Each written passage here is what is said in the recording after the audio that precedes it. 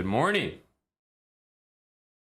It feels good to be here with my Europeans, the good people from EU. You may recognize them as the people that can never participate in HelloFresh or Green Chef promotions. That's right, it's them, EU. Hello to Valentinian. Wow, fresh up in the morning. Val, I fell asleep watching your chess last night. That's not something I can say for most people.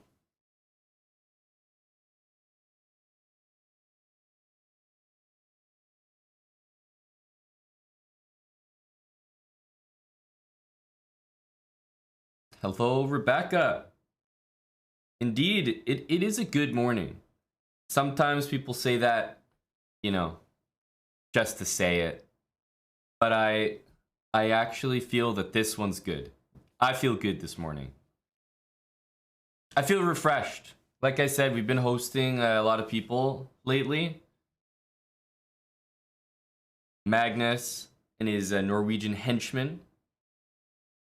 And while we'd host Magnus, as long as he wanted to stay, it's also nice to have your own space again. Not gonna lie.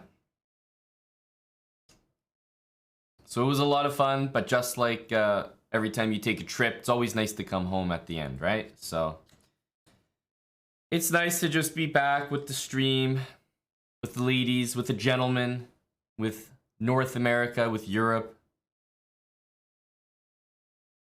with my tea. Good morning, Benja the Min, the Blender. What's up, Ambit Gambit?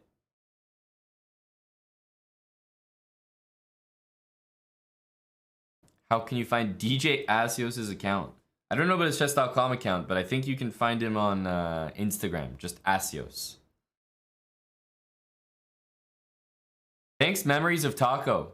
By the way, 5 gifted subs when we were only just starting out. Thank you, thank you.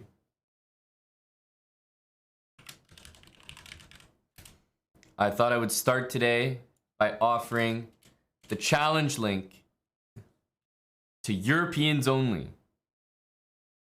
while we warm up and sip our tea. A special EU promotion. Hey, Luther. Yeah, that's right. Canty's in the building. I don't know about the building. If the building was Toronto, then he's in the building. Zephyr 1999, thanks for the 9 months. Welcome, Zephyr.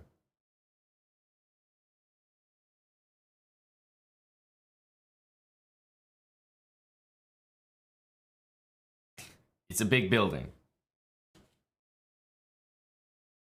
So I'm gonna sip my tea, start with maybe some games if anyone EU-based wants to send a challenge in.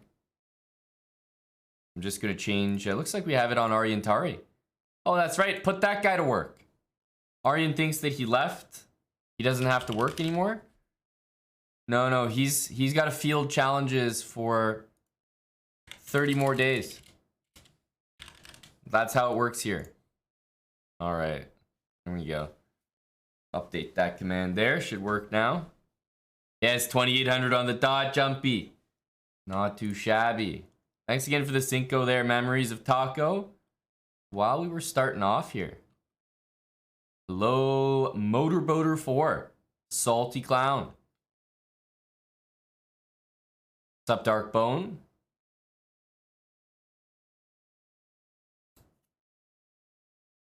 TH Toaster, what's on the agenda? Well, like I said, I thought I would extend an olive branch to our dear Europeans here.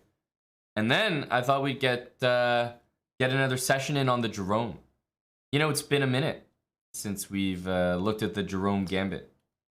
I feel that while it is indeed a free win, people might be wondering about some of the lines we haven't covered.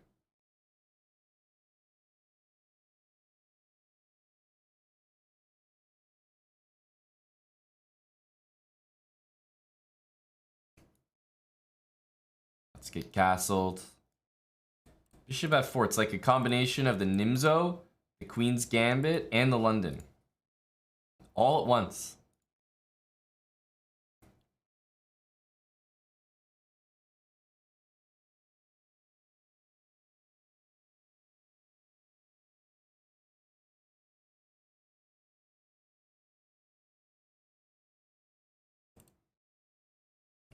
How's e5 here? It's a little suspicious.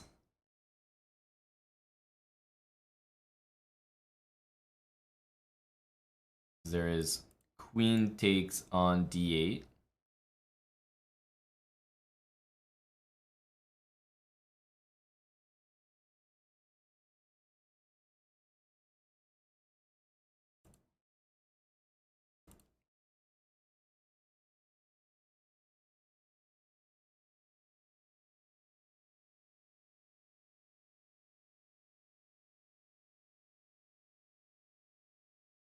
Do I worry about stream sniping? Oh, all the time, buddy. All the time. It's the #1 concern.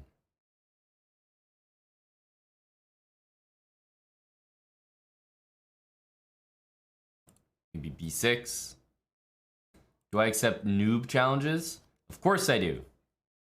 That's why I'm extending the open invitation to everyone from EU.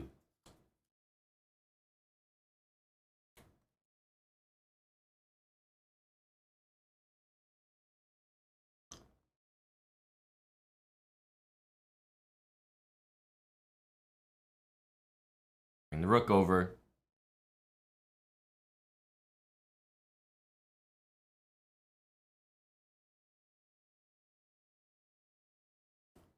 Looking at a move like e4 as well.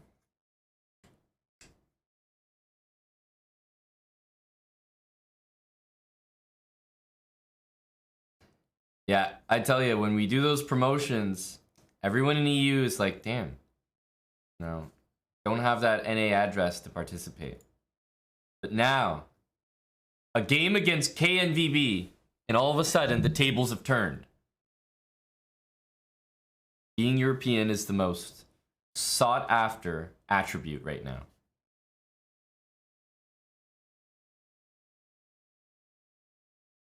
Hey, what's up, Marshmallow Fury?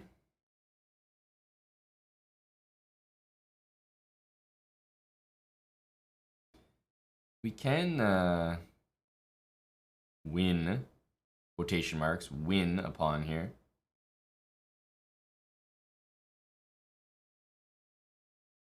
I don't think we want to go there.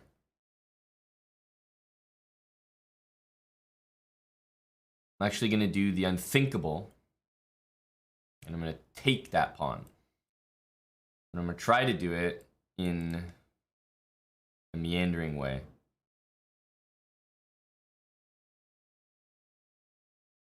Oh, bishop b5, interesting. Interesting.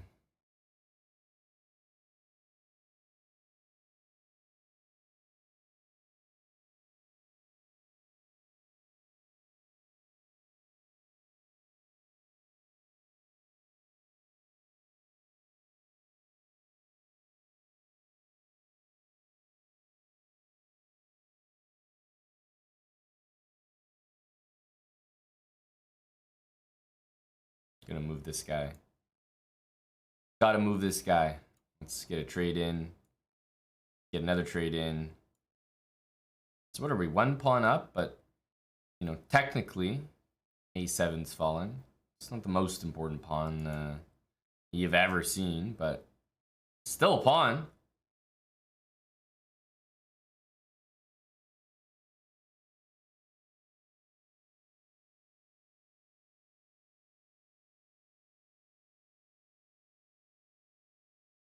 I suppose we can go here.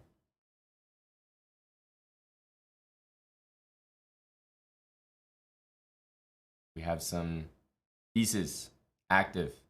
The bishop's really bad on h2. That's about all I've got. Bishop's bad on h2. That's about it. That's all I can give you.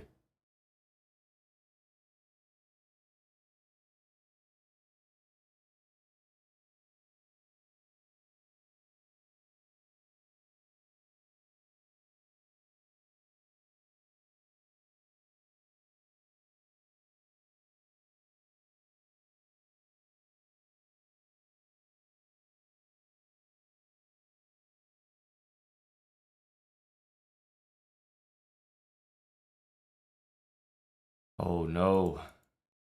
Can't be true.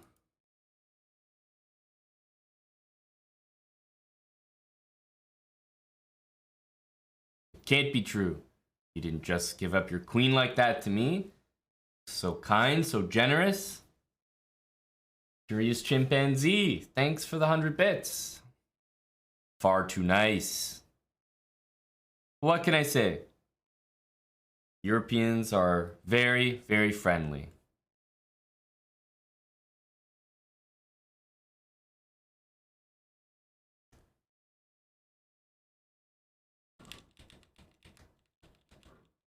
If you ever wondered where this guy got his inspiration for his username,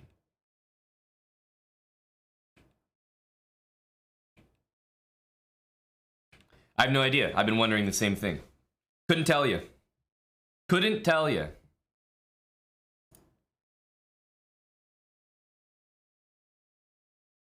All right, double reverse. A shrewd German adversary. Good luck. The name checks out.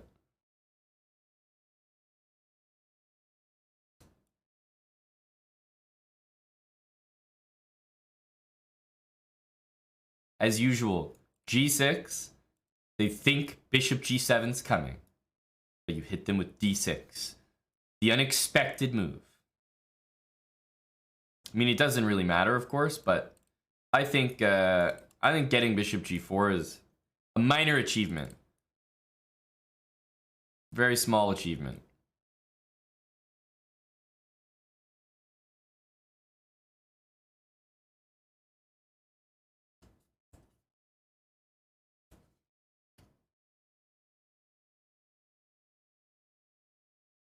This move isn't really it's never a consideration until I'm castled, because white always has bishop b5. And even now, like, I'm not necessarily sure taking that bishop is my highest priority.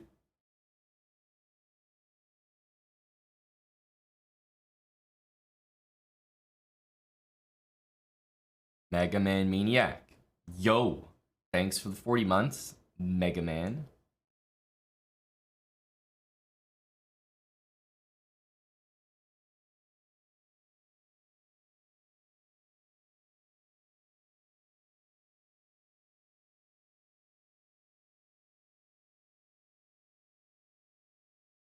All right, maybe knight c4, but definitely queen c7.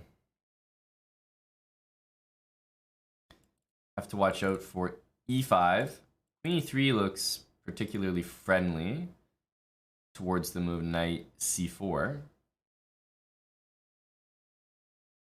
So we'll go ahead and get that move in.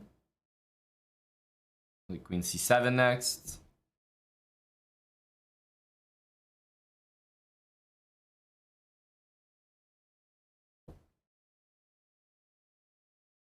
Okay. b5 or no b5?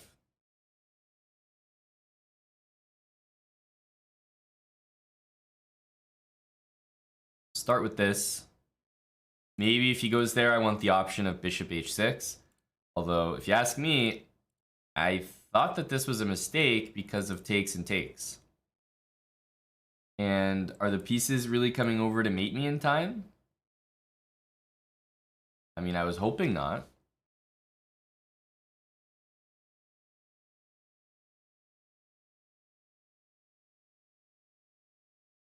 Well, let's say if we get mated, we get mated.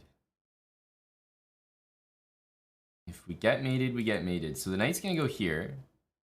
But then he still has the task of actually getting rid of this knight, which I don't think is so easy.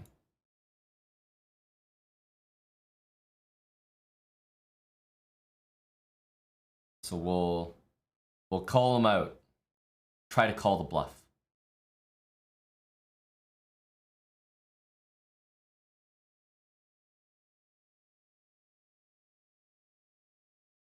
Bishop here.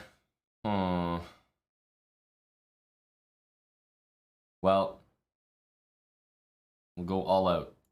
Knight takes e4, stopping knight g5. Bishop takes here. We have queen g7, amongst maybe other moves. I want to play this move next anyway. And if rook d4, which hits the knight and stops queen g7, I have queen c1 check. Eh, eh, eh, eh.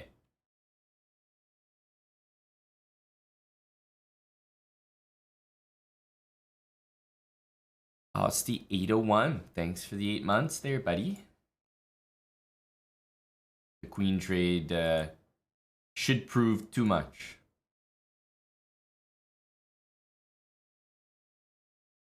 Get a sacrifice in. I'd love to play this move. Yeah, this just... I think this just makes my life a lot easier. The bishop is just very bad on that square. And, well, hey, rook f4 is a big help, isn't it? Isn't it? Double reverse, GG. Carpocrat, thanks for the 16 months. Like I said, Mega Man Maniac, thanks for the 40. And Austy 801 for 8 months. Yeah, so far we have not played a European who kept their queen on the board. Did not hang it. I don't know what it is. Is it the... I was going to say it's early, but it's not early. You guys have no excuses.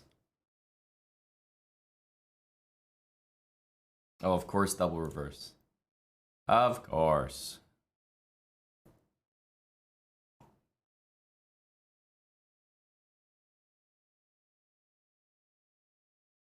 All right, Sleazy. He's looking for bullet. Trying to catch me off guard.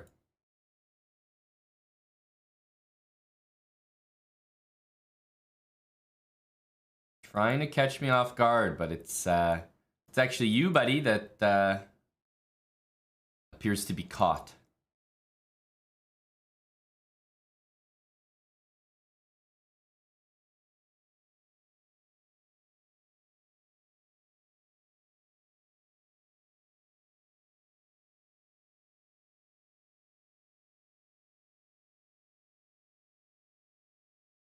Go Sleazy.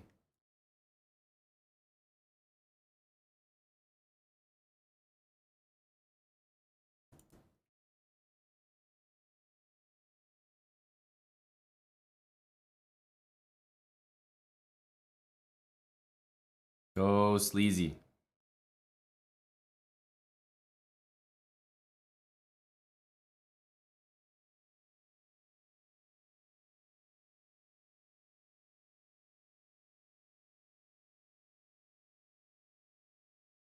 A little bit of pressure. A little bit of pawns.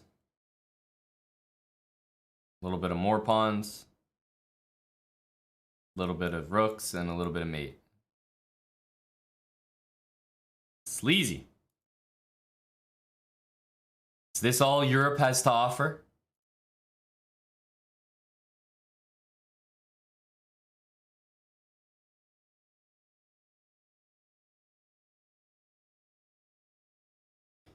Is this all you guys have to offer?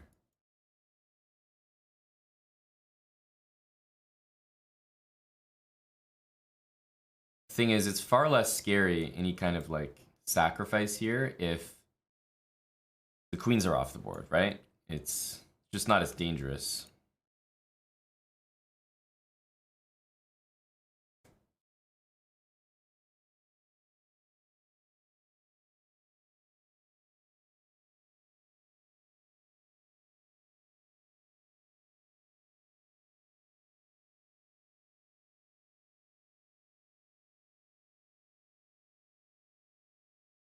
Now, there might be many ways to do things here, but we should really look to punch something through.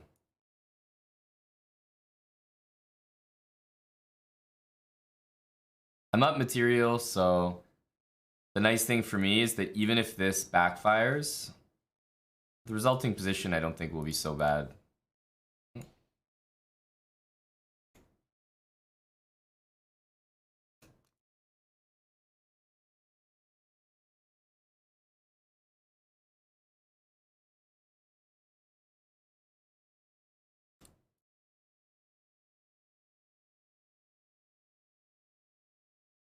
All right, Sleazy. GG's.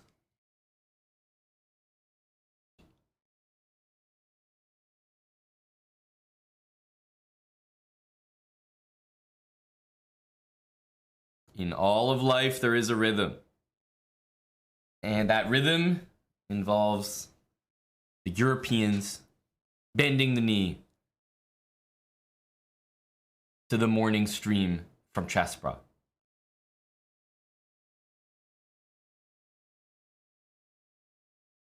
GG Sleazy, putting on for EU there.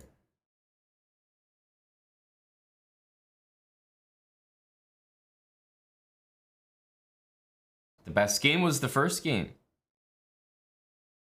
All right, Laptop Pro, 2100. From Bosnia and Herzegovina.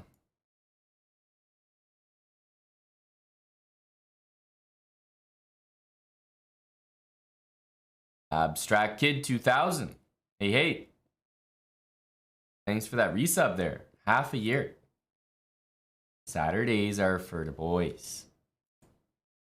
Let's get a bishop out to b7.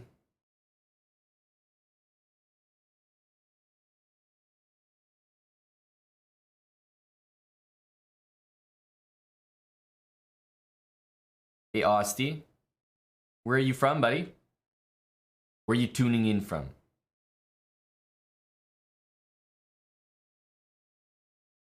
Put that bishop on e4. Depends if he goes for g4.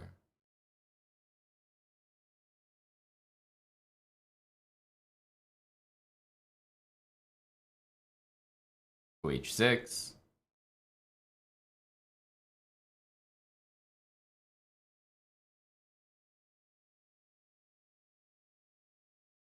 Hope I got good sleep. Look at you, looking out for me. So this, I would say, is a bit of a mistake because now the rook is in the line of fire. So we can play moves like this. Takes, and he has to recapture, which is no good for him. It's going to be a little bit worse.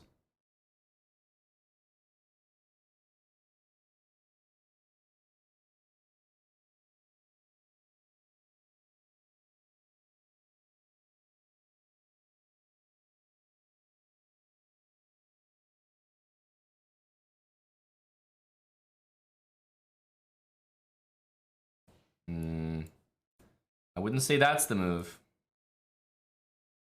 Now you're probably not going to lose the bishop there, but you're going to have to give up even more to save it. Like, for example, this.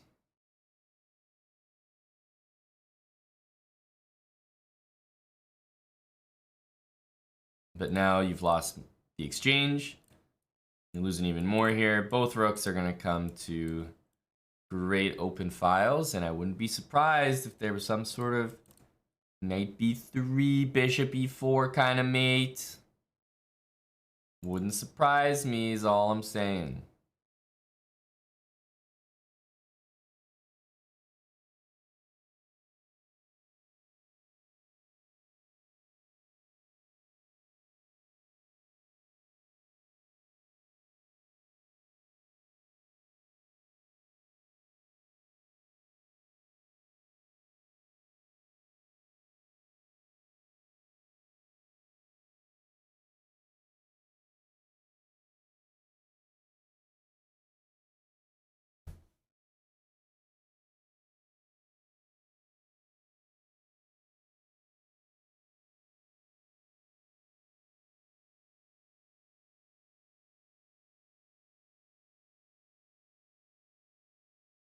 This looks very rough. f6 e5 is going to happen to control that square.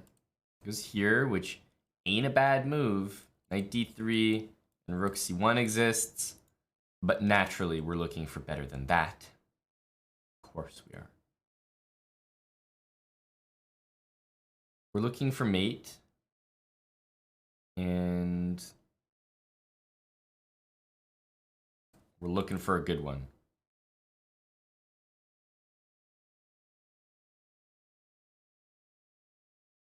Even if bishop here.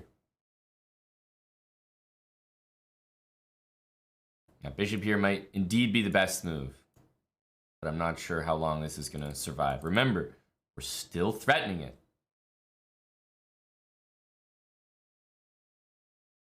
It's just brutal here.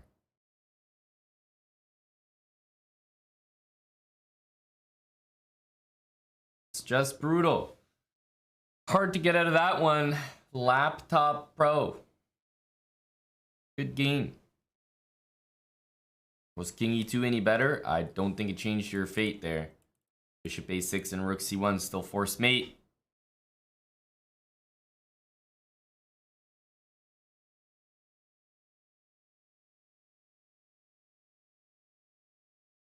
Hello, Lolly.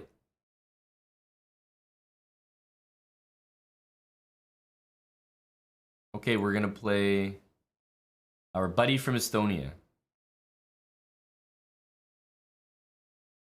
Bishop D4 still wouldn't have helped. Still Rook C1, Bishop A6 mate. You know, even though my opponent lost the game, you have to give him credit. He didn't get mated, and it was actually tough to not get mated there. There were a lot of threats. Good morning from California. Hello to the West Coast. Beginning to rise. Hello, Eddie. What, are you gonna be dishing that out, buddy? Or do you know someone that can?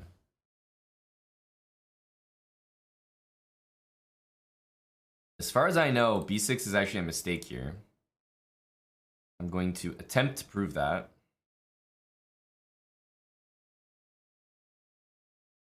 But I don't think this is, I don't think this is a setup.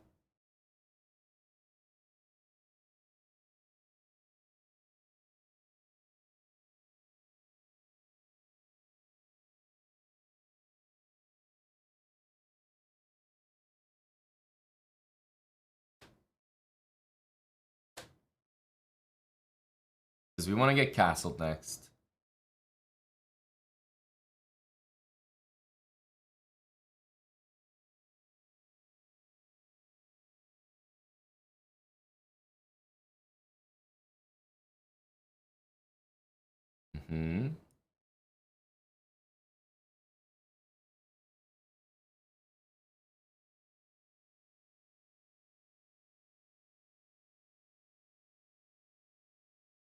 Knight takes e4 is such a big threat here.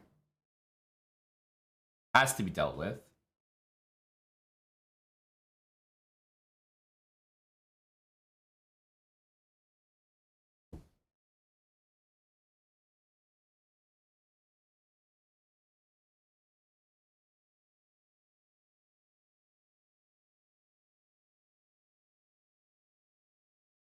Okay, so he has given me a juicy looking pawn here on h7 with check, I might add. He's ultra generous. The question is just, do we want to throw this in?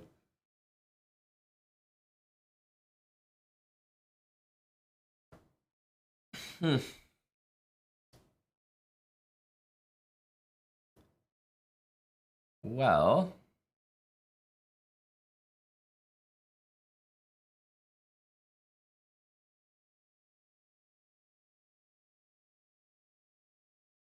it's kind of a close call because here, if I don't want to get my bishop trapped, which I don't even think is that good for black, but let's say I don't want to do it, then I would need to bring it back and then takes.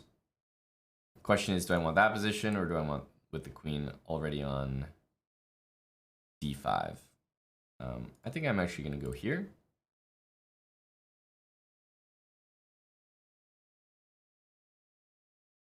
Wow. That is surprising. I mean, takes. Really? The thing is, after you get the queen there, king goes over, knight g5 threatens mate, has to be captured, bishop takes, then the bishop comes to f6. I mean, I guess we're gonna do this, but Always repeat, yes.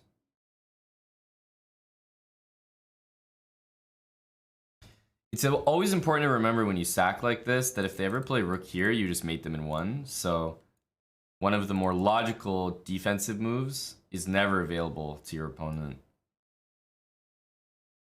which is pleasant.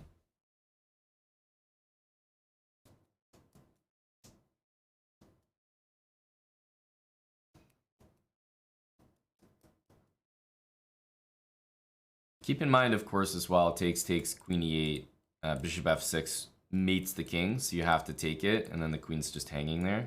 So it looks like queen e8 is a good defensive resource, but it may indeed lose on the spot. Here, probably start with the check. Pawn takes?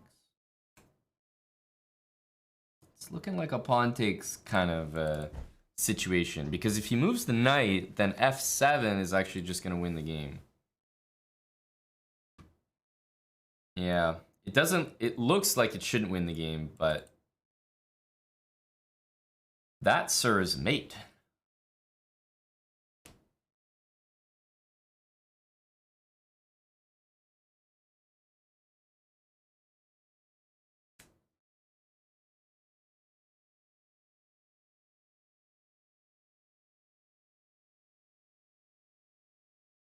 GG Manga Spry. GG Manga Spry. GG Estoni Play. And thank you for the prime sub, Manga Spry.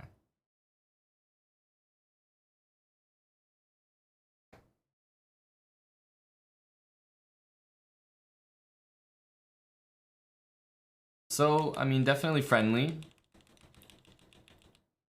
From my understanding, b6 here is like just a mistake. There are many opening moves that you can play after knight f3.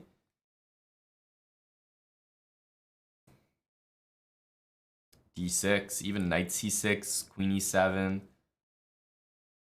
There's really so many moves, but funny enough, b6 is actually not one of them. Because it lets me get the whole center here.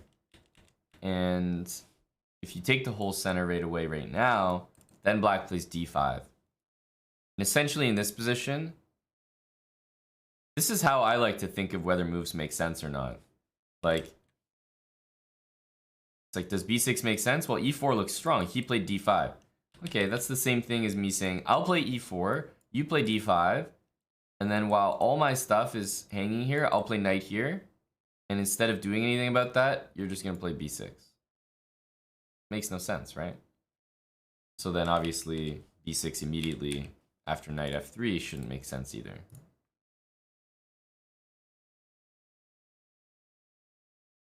It's been played by Leiko. That's when Leiko was 1200. Yeah, b6 is definitely not a good move. I wonder what the engine says about b6. Must be a very decent evaluation already.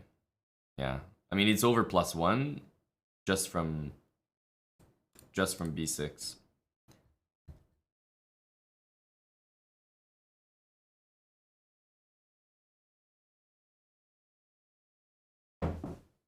Not a good look. Not a good look.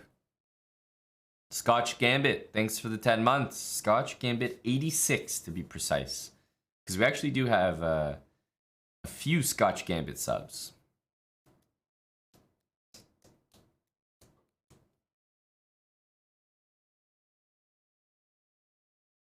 What's going on, Buddy Badkins? Let's get a few more games and then look at the Jerome.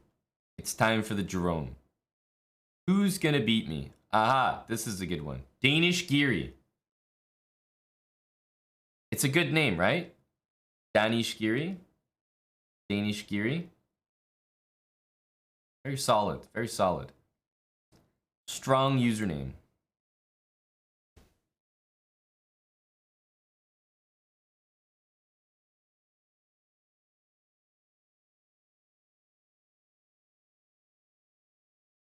All right, A3, I presume. Danish Giri. He's the last guy I want to face.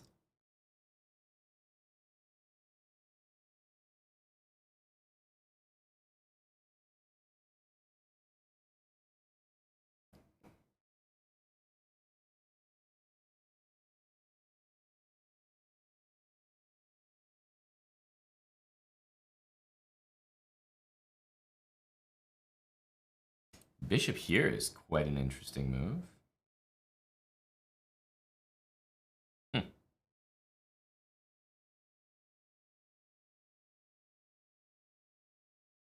That is equally surprising.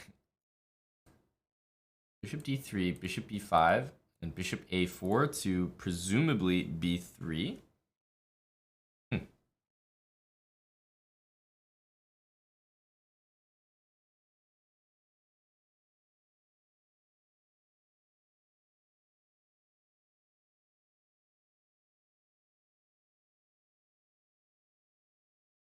Taking makes no sense from what I can see.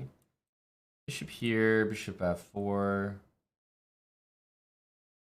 Yeah, we should probably keep the bishop. This didn't look super appealing. Trapped bishop? No, it takes a lot to trap these. I mean, 1, 2, 3 moves. 2 telegraphed. This is the French exchange.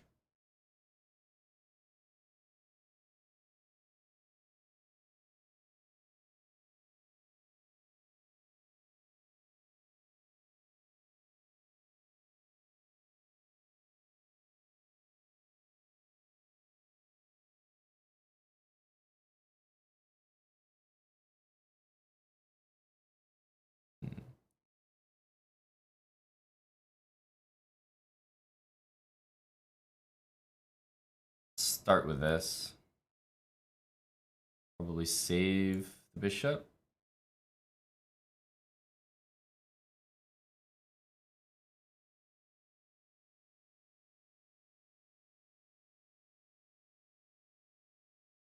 Bishop looks a little odd, I would say, on a4.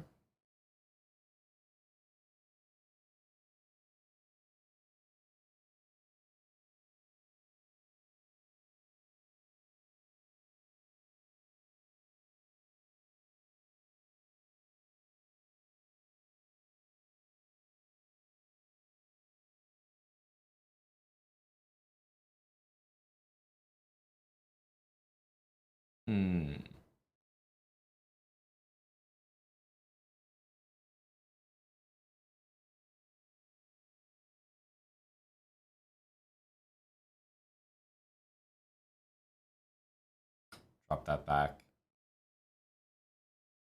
Maybe time to move this knight. Perhaps into there.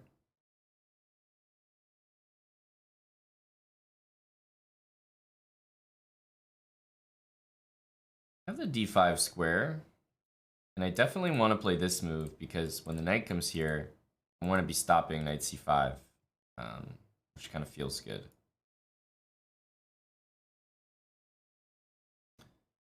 You want to put a knight on d5.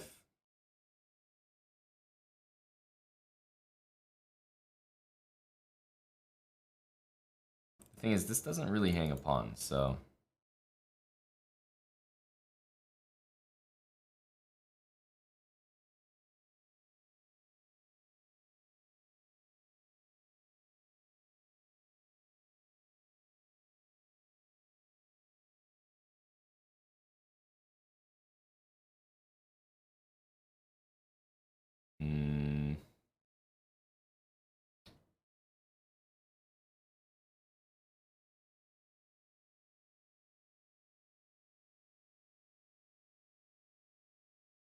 We'll start with this move.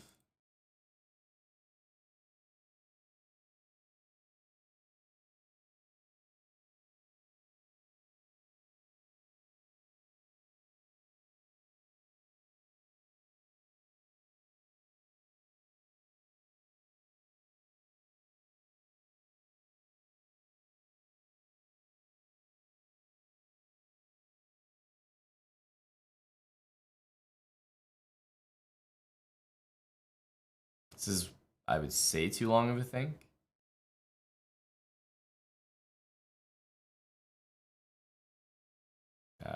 Now it's definitely too long of a think. Now it's probably not a think. Now he's disconnected. Okay, now I'm disconnected.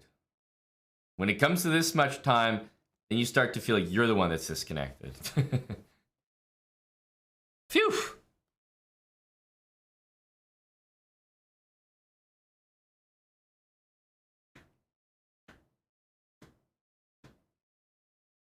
Danish Giri. With some rough internet, unfortunately. We didn't get a conclusion to our game. Black has to stand a bit better just because bishop d3, b5, a4 is too many moves, but not by much, I would say. Not by much. Why not take the queen? This may come as a surprise to you, but it was not my turn.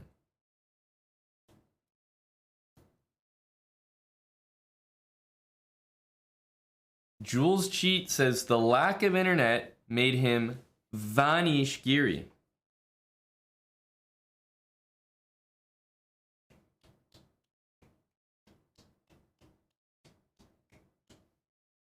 Okay, Jules. You can have a golf clap for that one. Not bad, not bad.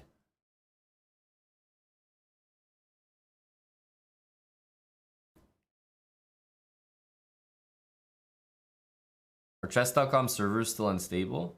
I'd be curious to know what you guys think. We have a good sample size of chess.com users probably in the chat right now. Personally, I haven't had an issue in weeks. That's what I'm going to say. Like the entire time Magnus was here, we didn't have any issues, which has been roughly a 2-week period. So it's been a lot better lately.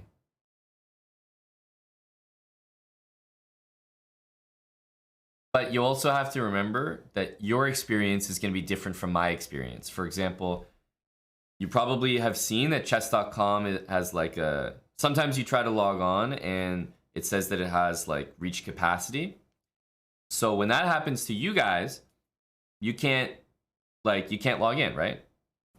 When that happens to me, they kick one of you off so that I can step in. And when Magnus wants to log on, they kick me off so that he can... It's all about elitism.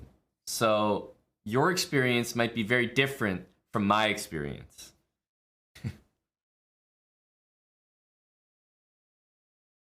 So when you see maximum capacity, that's probably because old Hambo just logged on. Get out of here, pleb. Get gone.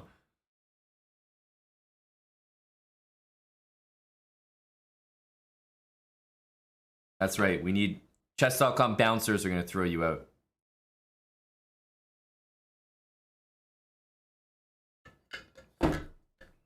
But in all seriousness, I think the servers have been significantly more stable. There was a point where, I mean, it was like damn near unusable more than 2 weeks ago. It's been a lot better now. That's my experience.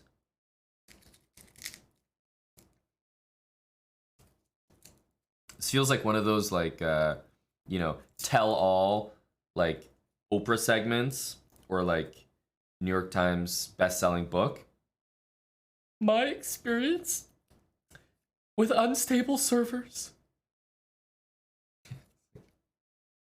I woke up one Monday and tried to log on to chess.com. I wasn't allowed in.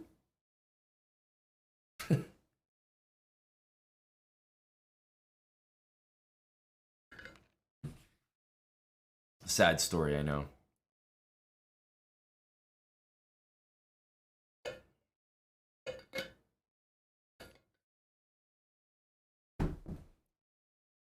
All right, this was a little anticlimactic, I think.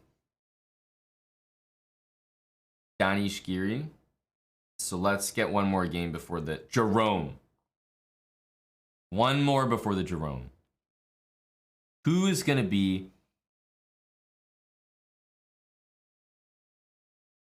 the most dangerous European opponent we've ever seen. I think it's this guy. And I think it's obvious why. Hot dog flavored water.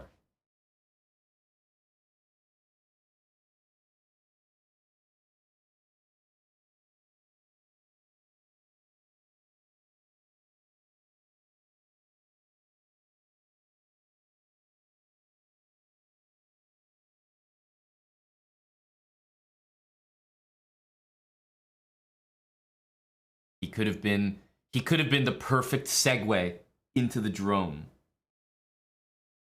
But instead, he's a knight f6 guy. Ooh, this man. Ooh.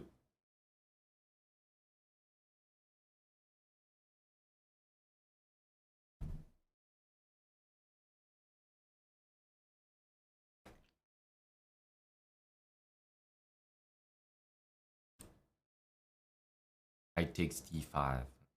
All right, I think it's time to castle. Rook e1. Wow, energetic. Is this move gonna scare him? No. Wow, he castles. Smart guy.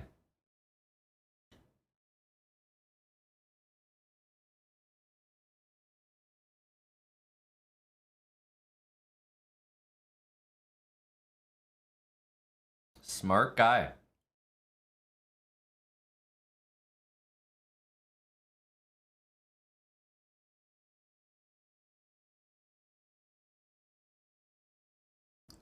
Display your class here. Yes, don't just give me the bishop. Display some class.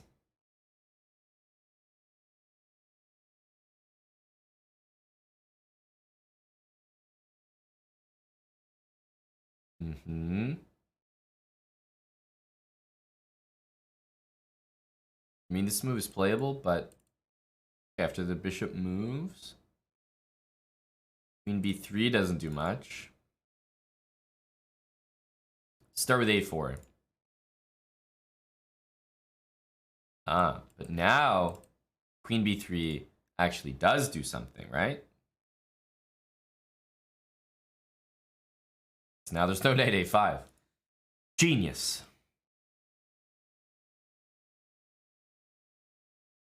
h3 habits, what can I say? You know, we might not have had Europeans here last night when I was mentioning this, but there are a few things upcoming to note in your calendars. Bishop back. Let's go follow up with this. First of all, I've been told that COE GM Canty might be around this evening. That's right. The big fella himself. So, do with that information what you will. I've also got to remind you guys that our next PCL match is going to be this trapped queen right here. Our next PCL match is going to be Tuesday. And it's going to be at 10:30 a.m. Eastern time. All right? Tuesday. So I'll be right here on the Chessbrot channel, giving commentary, making sure we can all follow. So that's Tuesday. Next PCL match, it's against the India Yogis. So very strong team, as you can imagine, of mostly Indian players. So all super strong. We have the lineup for the next match, Benjamin, but I actually don't think I'm supposed to say it because there's like a specific day when teams lock in their rosters, and if you know ahead of time who's going to be playing, it can definitely influence things.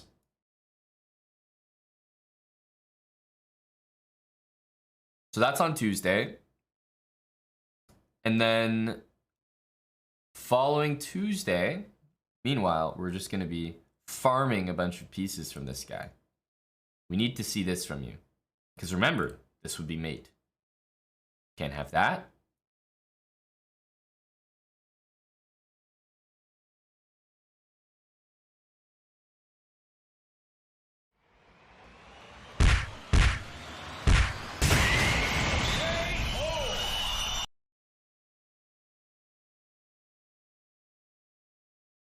Ouch. Ouch. Hot dog flavored water. Has never tasted so good. Little smothered mate modification here. Oh, that should wake some people up. That's for sure, Ambit Gambit. No one should be sleeping after that.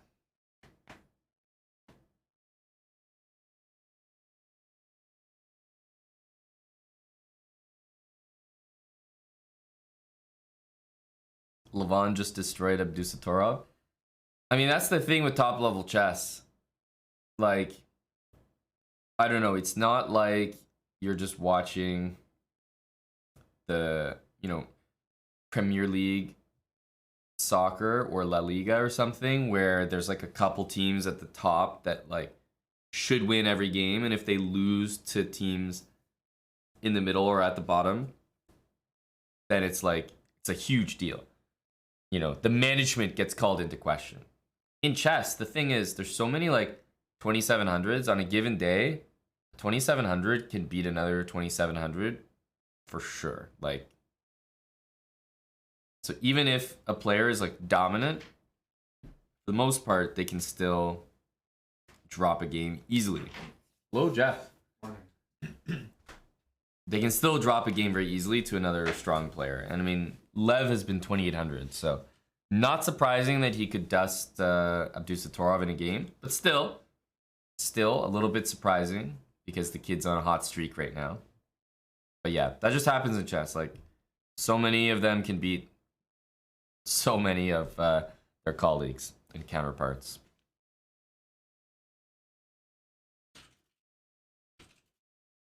Yes, good morning to Jeff.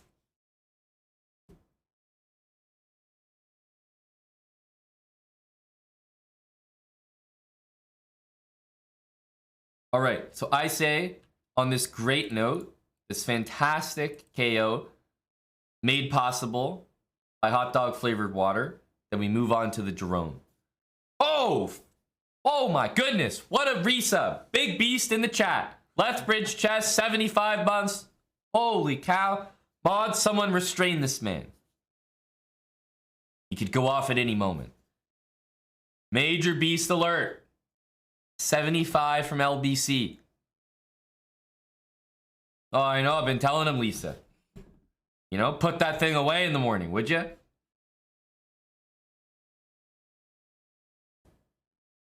Salty, where are you pulling these stats from? You have a 2% draw rate over 75,000 games? That's insane.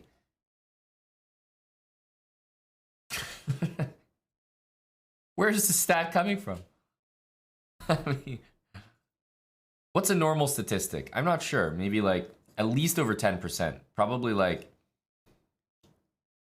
40, 40, 20 or something. Or maybe 45, 45, 10 if you're aggro. 2% draw rate is insane.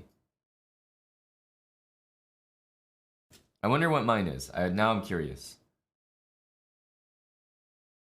You've piqued my curiosity, Salty. Full stats here. All time.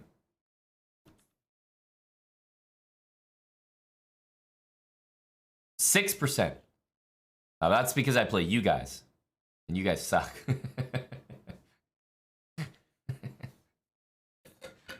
I forgot about that.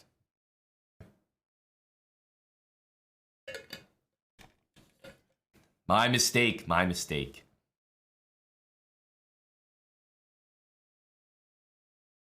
%6, eh? Huh. 5%? Man, is there a new era of chess? Bad chess, good vibes. Fret, 5% apiece. You guys are serious. You don't have time for that draw. No shenanigans, just business. Win or L.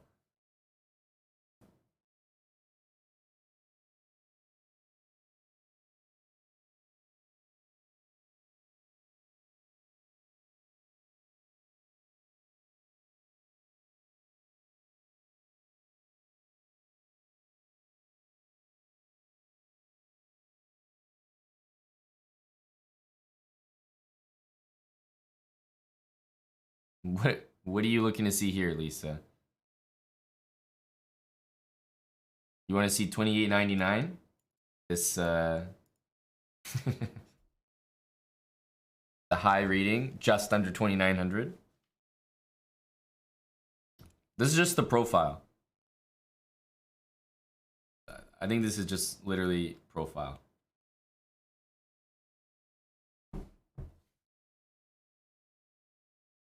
Java Bandit, 2.5% draw over 10K games. 3%? 4%? 3%? I mean, you guys are insane, actually. Nobody's making draws anymore. What the hell?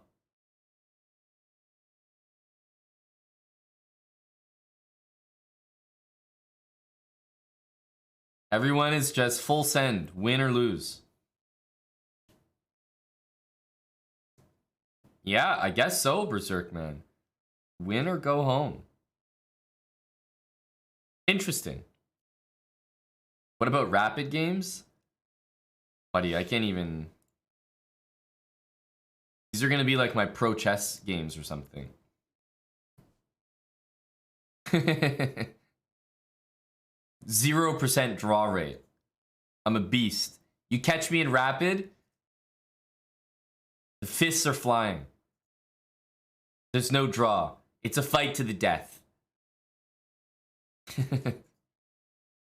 0% draw rate.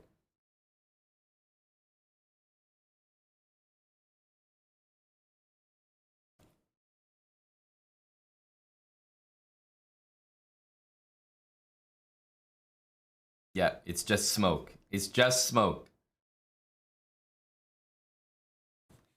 All right. Would you say we are properly warmed up thanks to hot dog flavored water and that great checkmate? Because I think it's time for the Jerome. It's been a while since we've added to it. Do you guys even remember where we left off?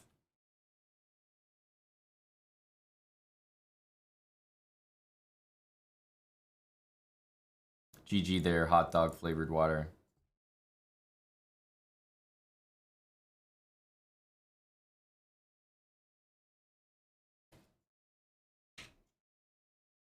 Jerome or go home? All right, so we're gonna check out the Jerome. I have my trusty analysis here.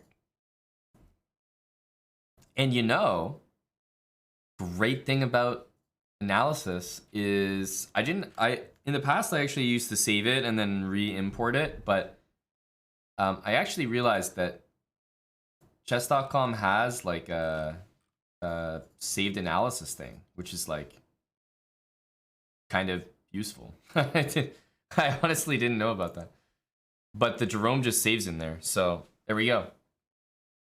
King f6, don't be like McNull. Remember, don't be like McNull. Most important thing in the Jerome. Yeah, Z-Pharaoh. It has a whole library of your saved analysis.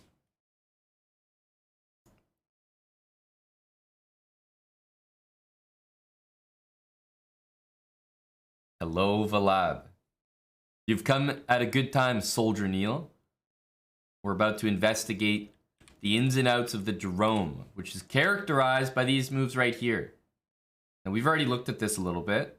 We've made a foolproof winning file in the Jerome, but we've only looked at a few moves. We haven't looked at all the lines.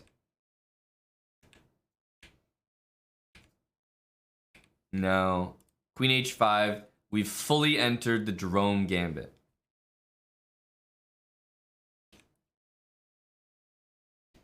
So after this move, there's a few options. We looked at king f6, question mark. We looked at king e7, question mark. And we looked at king e6. And within king e6, we looked at a lot of different moves here. Queen f5, and of course, we looked at king e7. I mean, all of these moves are completely losing, just dropping both of your pieces. But king d6, which we can now promote. We looked at queen f6 here.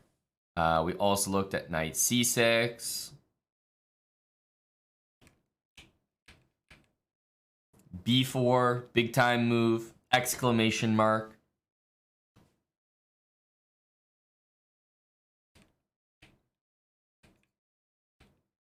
You know, one sample variation. Remember, when you're making a file or analyzing an opening, always make sure to include a ton of completely winning variations. And the stuff that you don't really have an answer to, or it's kind of losing for you, just include it as like a footnote. You don't need to spend too much time on those. Focus on what really matters here.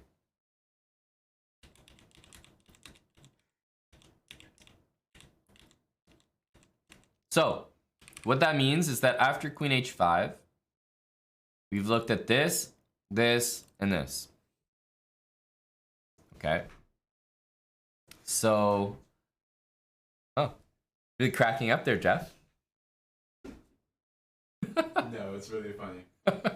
Asios is asking for something drinkable, like anything, just give me something. Oh, I know exactly what he said after that. And then Meg just said, give him something drinkable, and Aryan something cankable.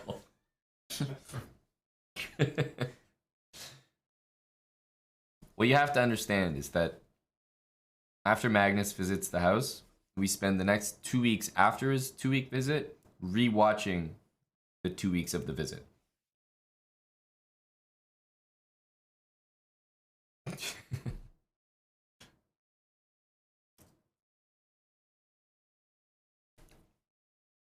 And that's only half ironic.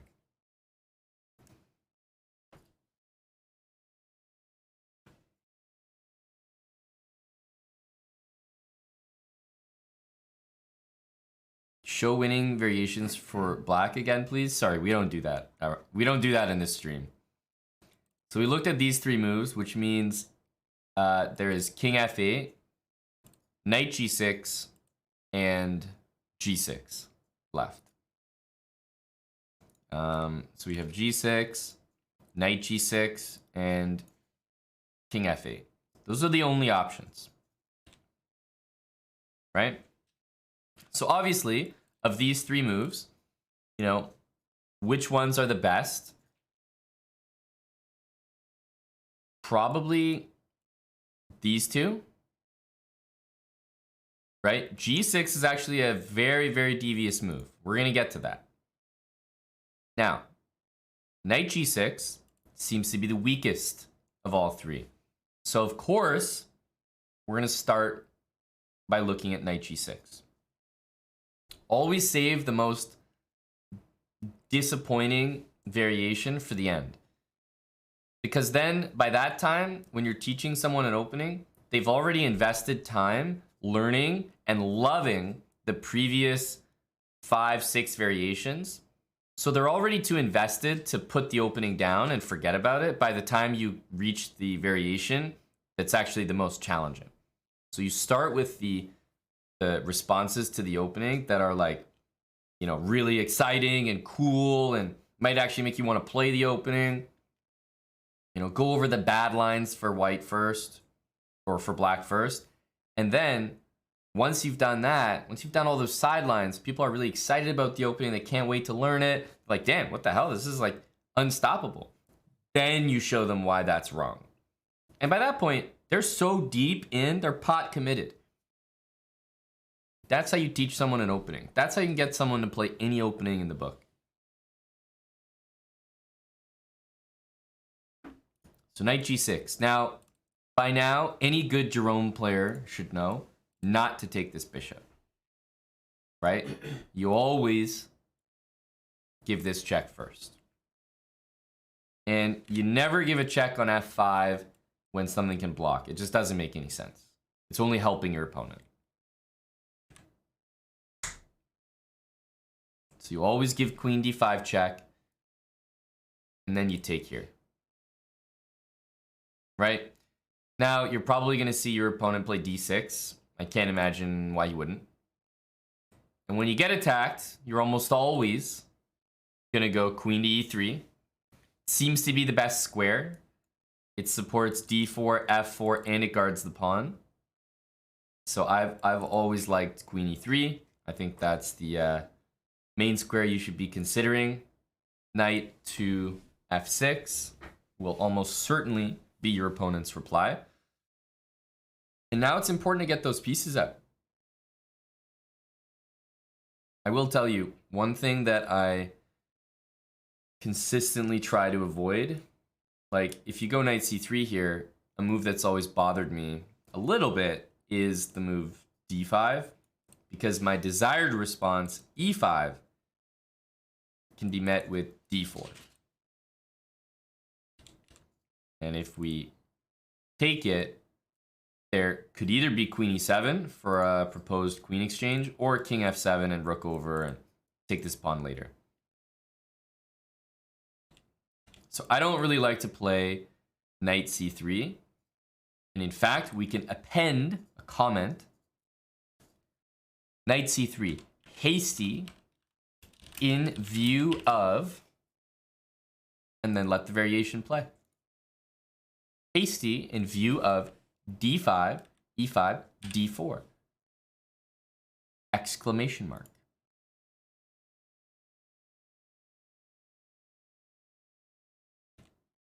Here we go. Nice little note there to guide us later. So knight here comes, and I think we should be starting with these moves, right?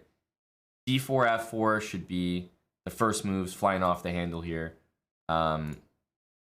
One thing to mention is that if you go f4 and your opponent goes like, I don't know, king f7 or something, knight takes e4 is a threat with rook e8, so you do want to castle straight away. And the same thing goes with d4.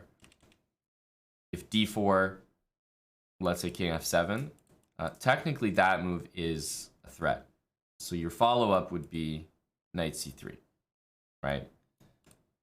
The rook swings over, and you go from there, right? And usually f3 is a decent way to start if you're going with d4, because if you go with f4, then there's always this to watch out for, bishop f5, d5. So you want a position where it's either like this or it's like this. And there's a reason for that, right? You need to have one pawn supporting the center, whether it's the f or the d pawn. And then if he goes d5, you want to be ready to push e5, because you're not going to be able to handle d5 pretty much any other way.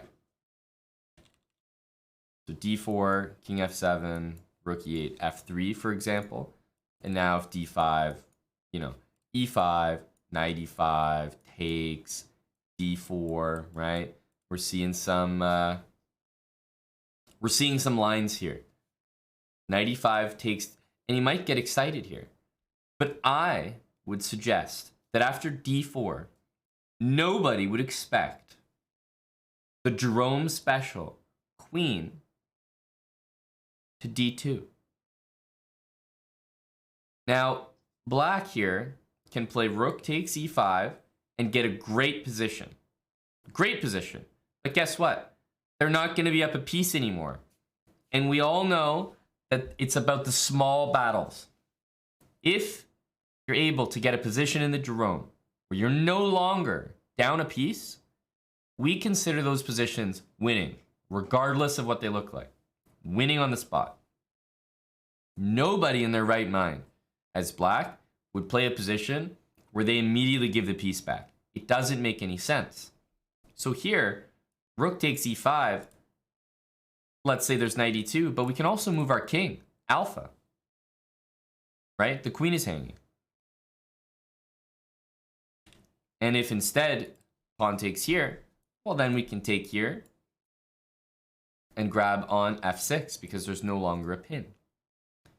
And because this line gives a very, very decent evaluation, we're going to make sure to promote it to one of the main lines.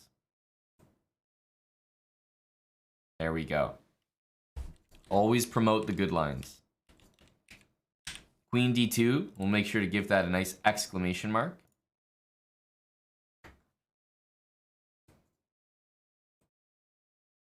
And we will append a comment. And white maintains the material balance, effectively winning. There we go.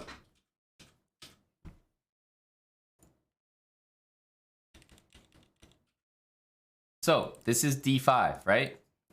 d5, e5 already sets nice little little trap there, right? So if you wanna get your opponent slipping, already a great opportunity right there. Why is it winning if they stay even on material? Buddy, the start of this opening is me giving up 2 pieces. If I'm getting even on material, I'm completely winning. Period. Period. This shouldn't even be a discussion.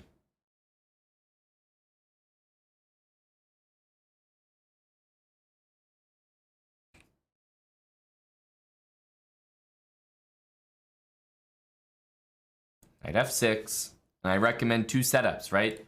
Either d4 f3 or f4 d3. So here, let's say you played d3, right? King f7, and let's say you played knight c3, right? This is exactly where you get this other setup of long castling from. And I like this one as long as we can get it to work. Sometimes it's a bit annoying because your queen on g3 gets harassed by the knight on h5. Right, the queen can find itself short on squares. So like d5, for example, threatens d4, queen here, takes, and you can see what I mean. Knight h5 business. But if we're able to get bishop d2 in long castle, position always goes well. Like let's say rook e8, right? f3, queen e7, I don't know, bishop d2. I mean, even bishop d3 or bishop e3 is fine. King g8 long castle. I always enjoy positions like this. Now we can start to get the pawns rolling. This is like what I would call mainline, you know? This is as good as it's going to get. Most people are going to get a position against the Jerome that looks like this. That's just how it is. Right? I've seen the opening enough. Positions like this are very common because most people just want to castle. They don't want to mess around with tactics in the middle of the board. They think, oh, I've won a piece. Oh, I'm just going to get castled, right?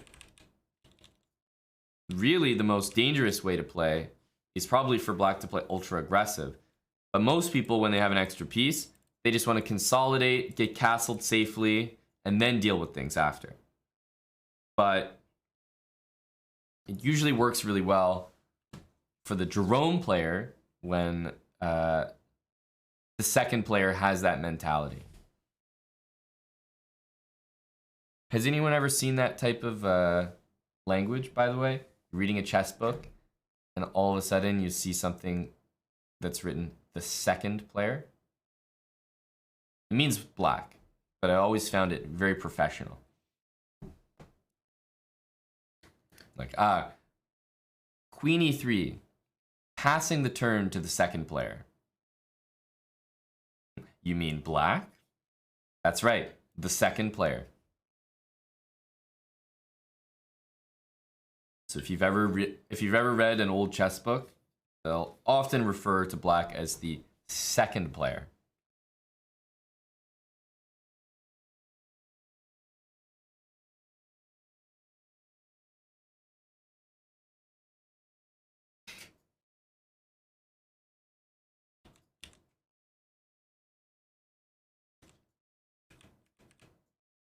So 2 setups. D4, F3, and F4, D3.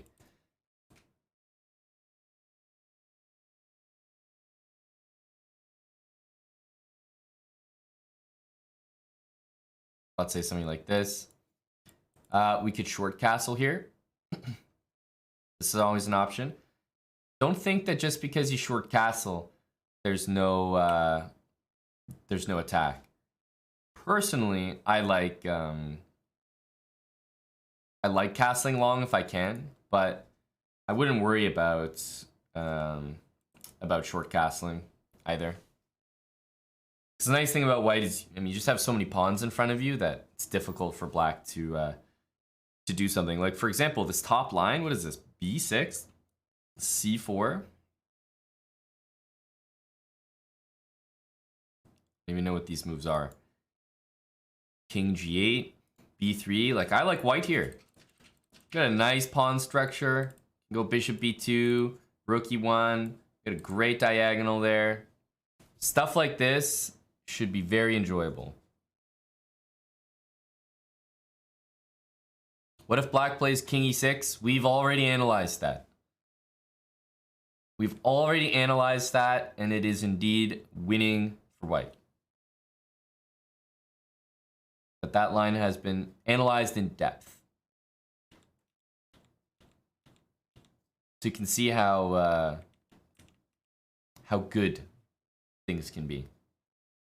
This is knight G6, and actually, a lot of times with knight G6, you'll get positions that look like that. I will say, for the most part, and I'll just write after knight G6. White always has good chances after winning the DSB, dark squared bishop. Like, if white wins this bishop, what's remaining in the position is opposite bishops. And there's a very important principle about opposite bishops, which I wonder if anyone can produce for me. I mean, we all know that opposite bishops give good drawing chances, but what else is true about opposite colored bishops? Because it's exactly why white maintains great chances in this line. Professor Cause, thanks for the prime sub there.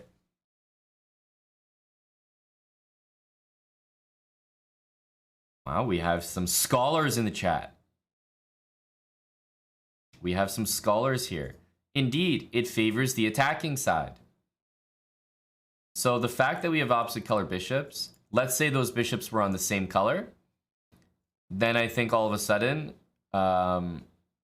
black is doing much better than if it was like this. So taking this bishop means, yeah, I've got 2 pawns for the knight. Black has no castling privileges, and we've got opposite bishops, which really favors me because I'm able to attack things with this bishop that bishop can't defend. And so if I'm able to dictate the pace, attack on the dark squares, that bishop is not going to be extremely useful when defending. So if there are opposite bishops and there are queens on the board, it usually favors the attacker. If there's opposite bishops and there's no queens on the board, it usually means it's more drawish.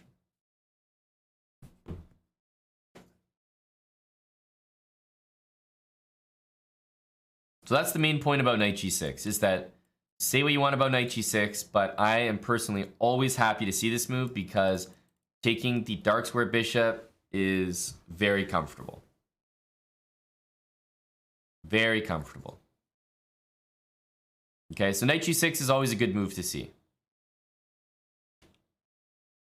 Which means King F8 and G6, undoubtedly, are, you know, some of the better moves because they're definitely going to keep that bishop. That's the idea.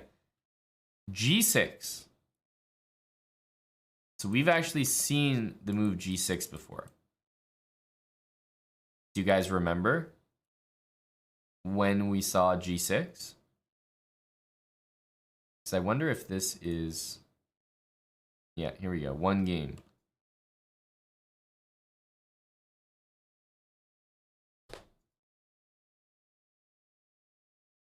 Blessed be America.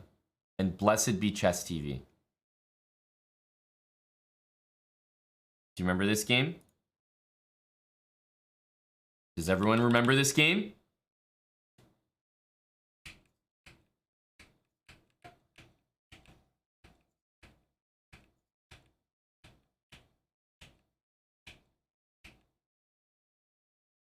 Uh-oh.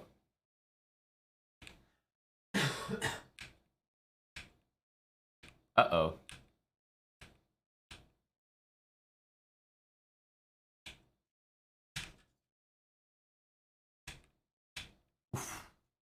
Nasty.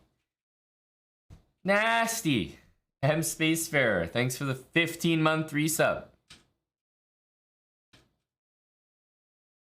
NN means no name.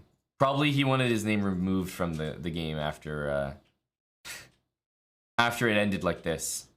I mean, this is a dirty KO.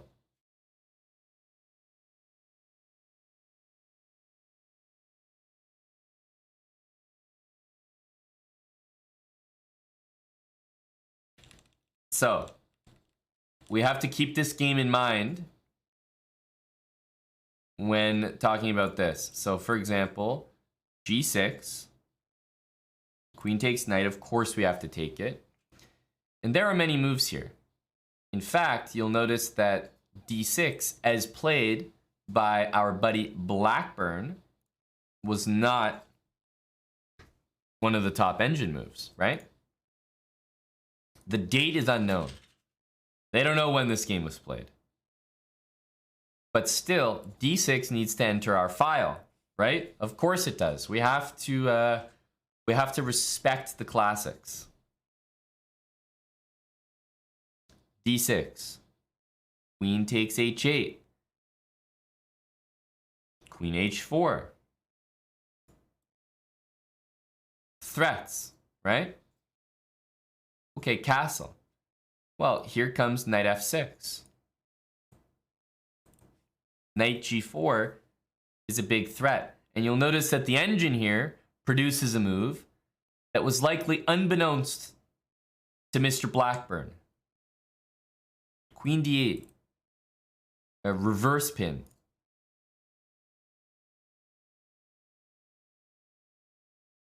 Did Blackburn miss this resource?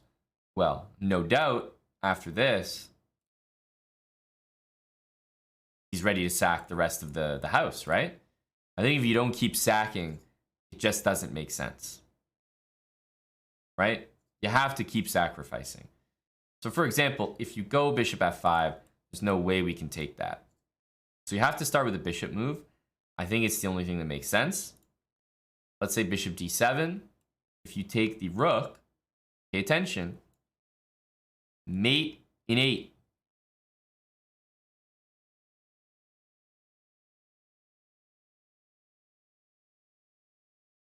Mate and mate.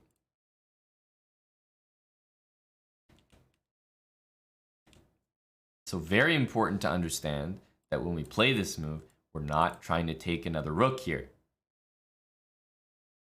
It doesn't matter where the bishop goes. Could be here. Queen takes c7. Right? And knight g4, there is queen takes d7. So for example, knight here, queen d7. Let's say king, I guess g8 seems to be the best move. We play h3. Bishop f2 to play the exact same way. Notice that our trusty queen is here to thwart off the danger. Knight takes f2 still needs consideration, and I'm definitely going to include the engine refutation here. Queen e6. Come on, engine. Start working. Start working, engine. Doesn't this look like a great, fun position to play? Who wouldn't enjoy playing this for white? It's a forced win. All you have to do is remember 20 moves in a row. And not get mated in the process. Hit cloud analysis? Oh no. Cloud analysis is far too deep for the Jerome. The Jerome is a surface level opening based on instincts. You have to be careful not to overanalyze. King h2, rook f8. Another devilish move. The reward outweighs the risk. Well, I tell you, I'm looking at simple moves like knight c3, d3. Let's see, after d3, why are there no threats in this position? Absolutely nothing. Knight here, we just take it. Knight here, we just take it as well. Well, I suppose knight there, we can take the rook. There's not a ton of moves. Here, g3, and this is defended. Queen h5, knight c3. And look at the finesse. Takes, queen e2. You think that it might be winning. But look, white has only one move on the board. Unbelievable. King to g1. And it holds because knight takes h3 to deliver mate. The queen comes back and covers. And it's all planned. It's all part of why the Jerome is hyper successful. A lot of only moves for the Jerome player.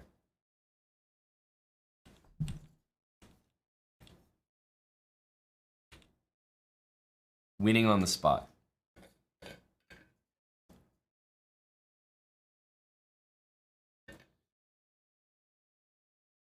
Exactly, Green Jaguar. Haters would call the first player lucky. But we can see there are numerous forced lines available. So after queen here, let's say black goes king e7, right? He wants to defend the bishop to play knight g4. It is mandatory to play the move d4 so that knight here can be met safely by h3. Bishop takes on d4.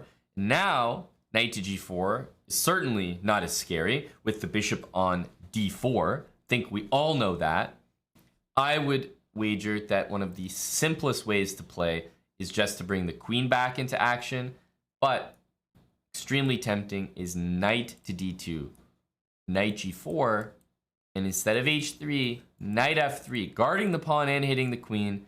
And although bishop takes f2 is a move, it doesn't go past that. Now white is bringing the bishop to g5, and we see this is a completely winning position. Knight d2 and knight f3 is nice and easy.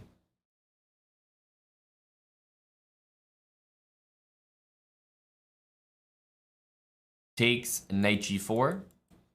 Oh, just the casual, calm g3. Followed by knight f3, and again, we'll be up a lot of material. Knight f3 also brings in bishop g5 with check, so very useful.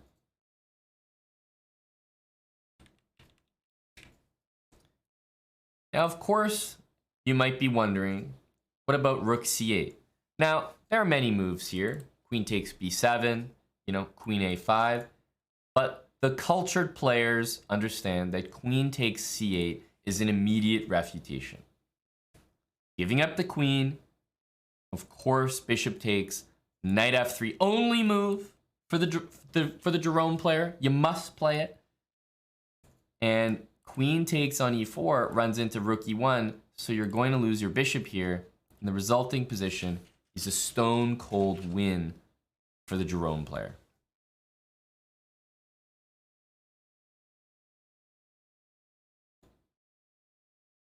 And just bishop d2, bishop g5. These moves are all completely winning.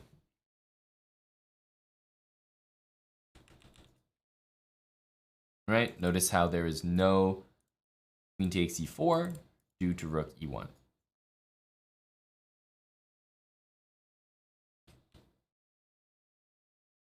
So again, another completely winning line, but it all starts with the forced sequence queen d8. You could play the move d4 to start off, but okay. d4, for those uninitiated, you'll notice that there's a little bit of an issue with d4, is you're going to let your opponent style on you. Do you really want that? Do Do you really want to let your opponent find bishop h3? This is another Blackburn classic that he didn't get to play. Another no-name didn't step up to the plate. Bishop h3, queen takes a8, queen g4. I mean, at this point, it's just disgusting. It's deplorable. How could you allow this?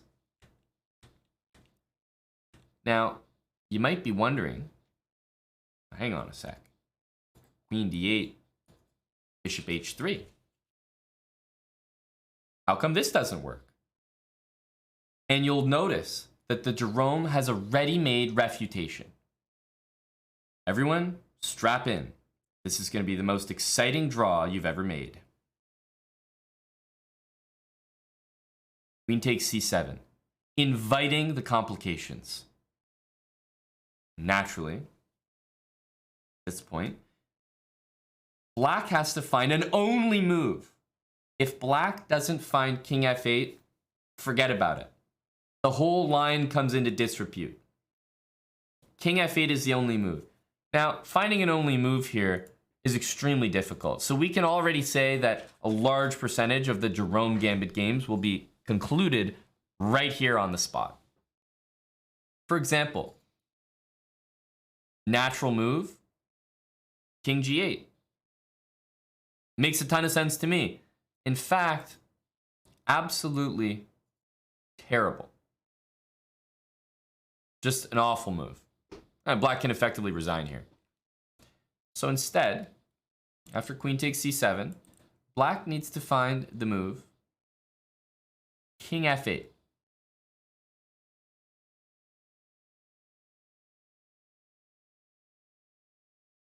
The likelihood of that, next to none. We're going to make sure to append that as well. Black will almost certainly never find this move.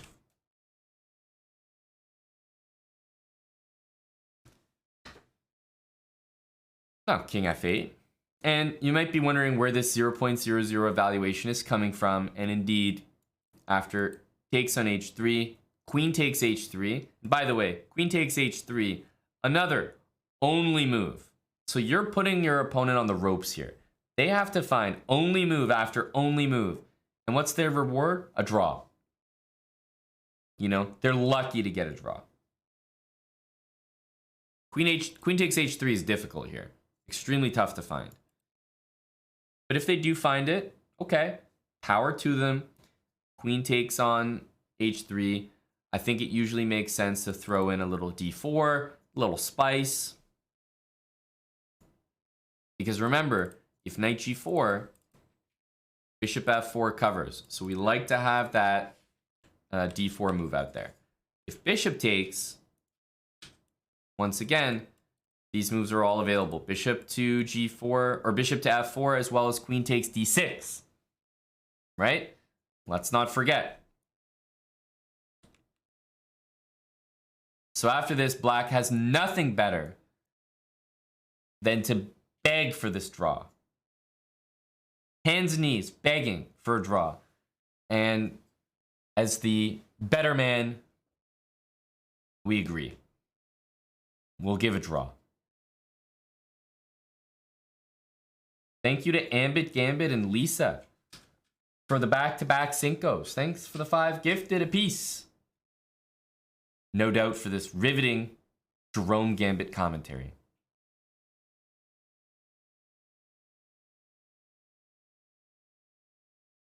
Thank you, Ambit, Lisa, Jobby had 3 months with Prime, Alekine47, gift in the rolled SIGs.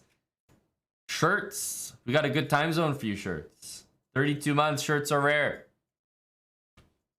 Now, appreciate it, Ambit Gambit. Best case scenario for Black, they get a draw. That's what I'm saying. Worst case, they lose. Very easy to do so. Very easy to do so. So it's important to keep in mind that Black is begging for this draw. Fine, you know, we'll give you a draw.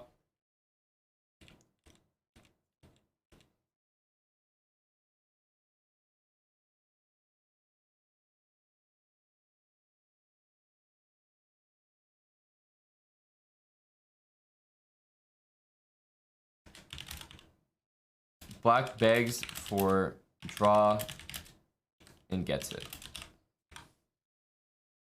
There we go. Flexo, of course it is. Of course it is, buddy. If no queen takes h3, what happens? Completely lost. Completely dead lost. And queen takes h3 is ridiculously difficult to find, as we know.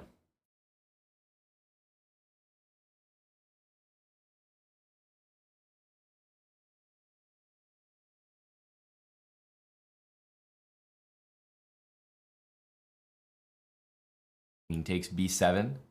Bishop takes g2. Another narrow path to a draw that you can force your opponent to saunter into. Bishop takes g2. Of course, we'll take the material. Knight e8. Again, only move on the board. Only move. If the king steps up, you immediately walk in to queen b7, queen b3, and queen g3. An easy mistake to make. Knight e8, only move. Truly the only move. And if you'd like to continue to play the game, you know, feel free. Feel free. What I recommend, although many options available, certainly king takes makes an immediate draw. But what I would always recommend is, instead of that, to go for d4. Now, here, once again, your opponent must find queen g4. Has to find it, or the game is over. The game is over.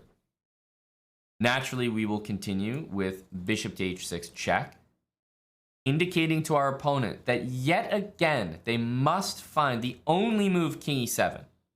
The only move. If king f7, you're walking into queen d5 check and queen g5, getting the queen from behind. We will include this variation to demonstrate. King e7, the absolute only move. Truly. Right?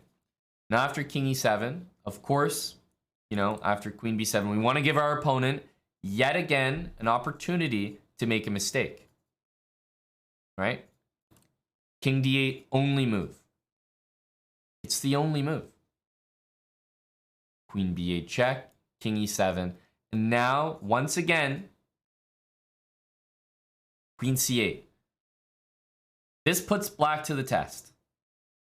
If they don't find queen takes c8 here, white is winning on the spot. Immediately, the game is over. You can resign. By consistently asking your opponent, move after move, to find the only move on the board, eventually they're going to mess up. Do you think they're going to make it to move 18, finding only moves for the last 10 moves? That's extremely difficult. Queen takes c8 is forced. But that's not the easiest move to find. And finally, after all that we've done here, we'll play king takes g2, queen g4, king h1, and we will deviously invite our opponents to play on. If they play on, there's no doubt they will go on to lose this game. It would be a horrible, horrible mistake to do that. For example, queen takes e4, f3, and white stands better. Now, if they don't make this draw, I think they're really risking it. Bishop takes d4, for example, knight d2, and let's remember, there's no draw anymore. Now it's all fair game. Now it's all fair game. And we all know this will be an easy win for white if the game continues.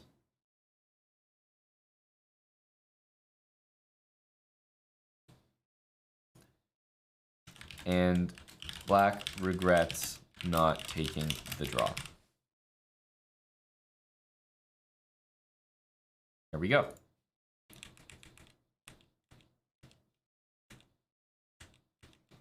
But this is a lot of moves for black to find, right? Tons and tons of moves. And let's not forget, you know, castling here is, you know, this is also a situation where if you castle, you're also sort of inviting things. Perhaps you'd be more interested in the move d4.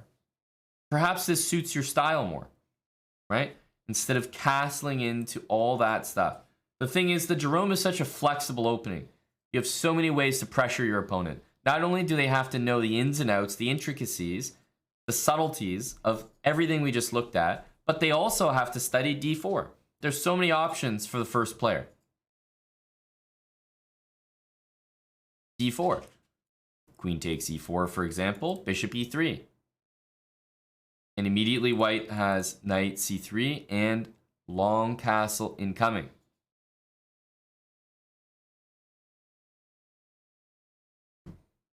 Queen takes h7, of course, is a threat. Let's say queen here to hit the rook. I mean, we could start with this check, sure, right? Rook f1, and then bishop h3, knight d2. Guarding the rook and preparing castling. And we're completely winning here. Completely winning. You notice the evaluation reflects that. Sidewinder 1911, thanks for 3 months. And Avenger Maximoff, brand new Prime. Thanks, Avenger. Now after d4, indeed, we may see the move knight to f6. You'd have to be a very cultured Jerome player in order to bust this one out. You'd have to have played against it before. No doubt. Right? Knight f6. Of course, we don't want to walk into the complications surrounding this.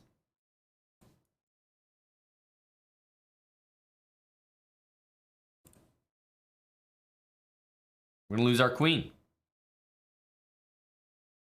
The queen is hanging, and so is the rook, which might lead to eventual mate. So, of course, we don't want to walk into that. After knight f6, the, well, in my opinion, extremely logical move, knight d2, can be played in response. Guarding the e4 pawn, forcing black to find the only move that even makes an attempt at the position, which is bishop takes d4.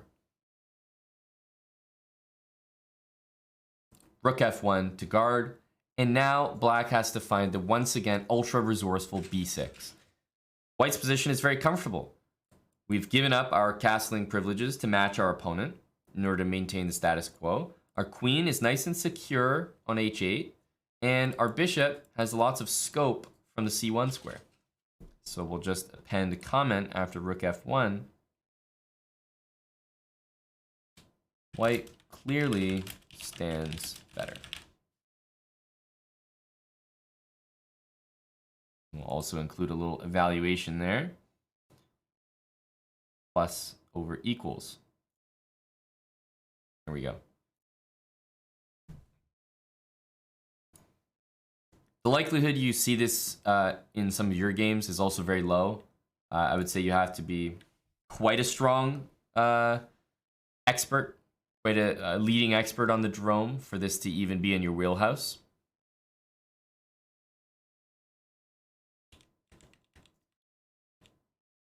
Okay, and this all stems from queen takes e5. Now, this is all d6, right? This is all d6. Now, what you'll notice is that there is a sideline here available, which we'll spend, you know, just a little bit of time on. Queen e7. The main line d6 we've analyzed in depth, but there is a sideline, queen e7. Now after queen e7, your first question is going to be the same as anyone else in the room, right? Look to your right, look to your left. They're all wondering the same thing. What about queen takes h8? Well, the thing is, after queen takes e4, certainly the king looks like it should go to f1, right? To guard the g2 pawn. You don't want to deal with queen takes. So you go king here. And after king f1, black can uncork once again strong move after strong move.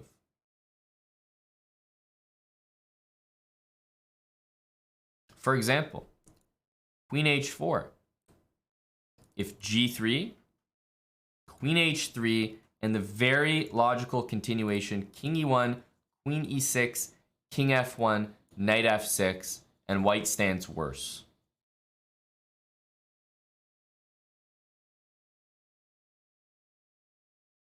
I'm sure this makes a lot of sense to you guys, so I'm not going to bore you with the details.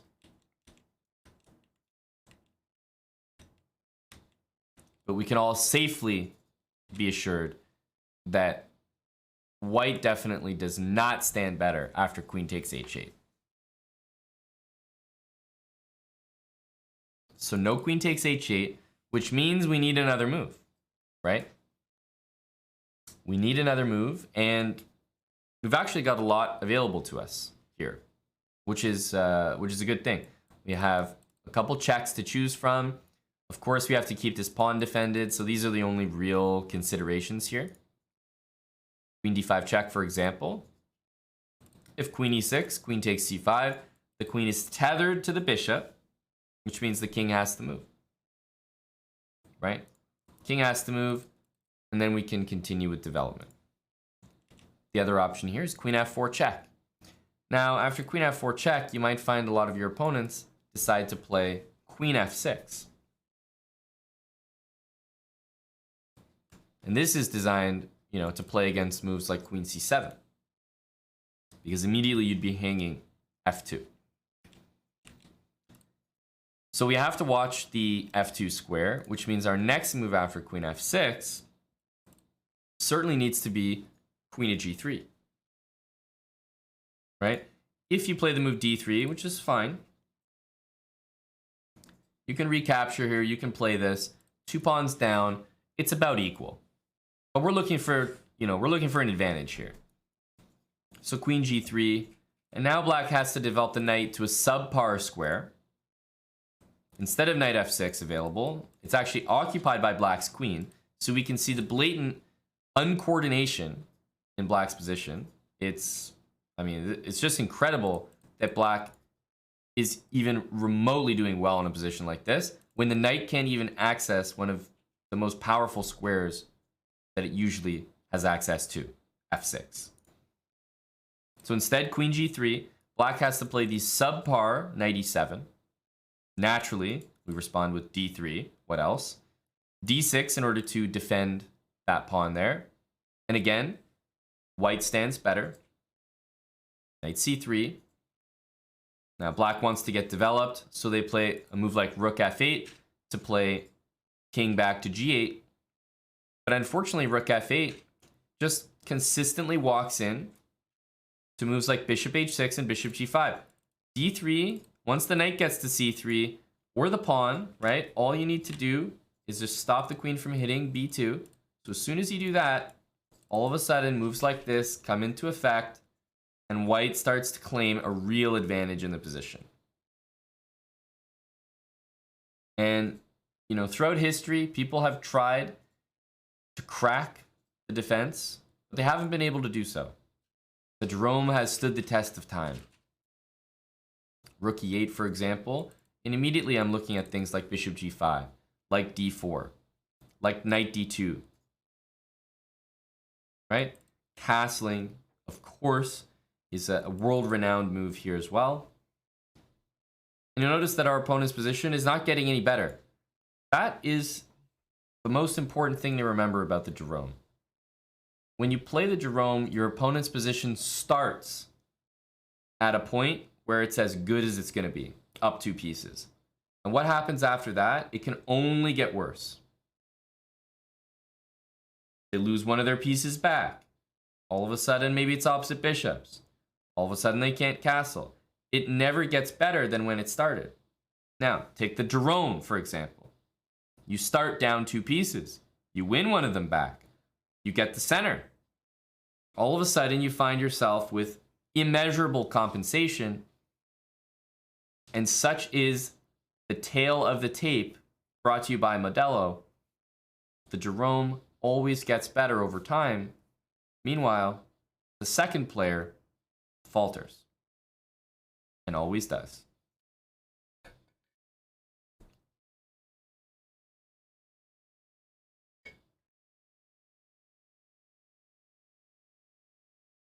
Buck81, thanks for the $20 dono there. Look at that. Buck81 hitting milestones. Could it be? Reached 1200 blitz for the first time. Thanks to Habits and the King's Indian speed run. Buck81, my congrats to you, buddy. Using Habits, King's Indian speed run. No doubt using the Jerome from time to time, sprinkling it in the repertoire as well. Congratulations. We love to hear about rating milestones in here. I'm happy for you, buddy. Sun and Leo 98, thanks for the 20 months. And Hyperion 19X, 6 months with Prime. Thanks, Hyperion. Oh my goodness. What an old name. An OG. FCST Fan 89. Been around since the 2016 days. FCST fan. 2015, 2016, brah. Thanks for the big resub there. 61 months. 5 years and change. But been around for a while. An old school name. What's up, FCST fan?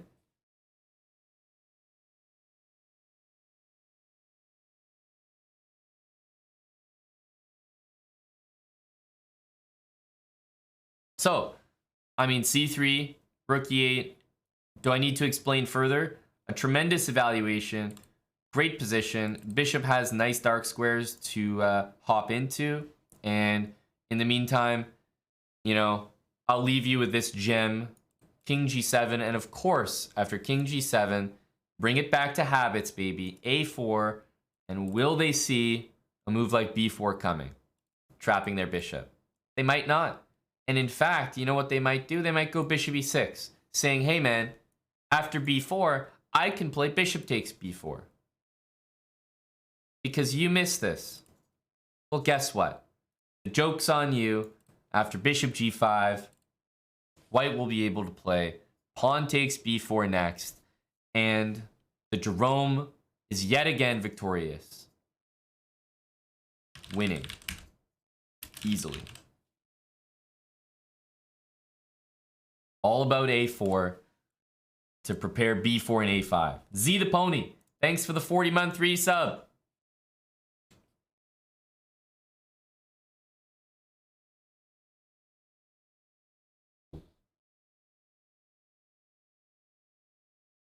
Question before I leave.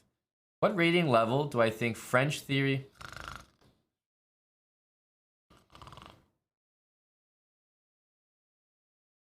All right. So that's G6. That's G6. We've talked about knight G6. We've talked about G6. And all of these moves have led to categoric good positions for white. We've seen that. We've seen that. All right. So far, our repertoire here, our file, is infallible.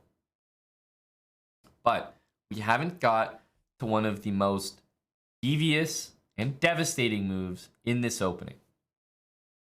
King to f8. Right? King to f8. I know. It's a shocking move, and boy is it scary to see. But after King f8, white stands decently. And we'll throw an unclear evaluation on that one. All right, well, that wraps up the Jerome.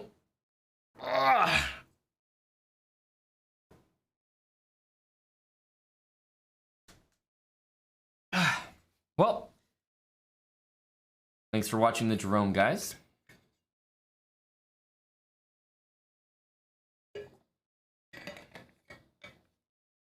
If you've ever seen a Chessable course, I challenge you to find it. I challenge you to find it.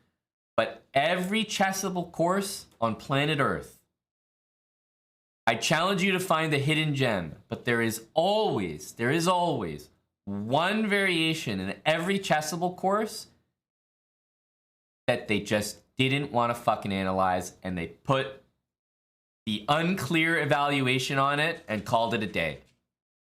Every single Chessable course out there. I challenge you to find the line. There's one goddamn unclear in every course where they're like, fuck this line, you figure it out. It's in every single course. It doesn't matter who is the author. It's there. I promise you.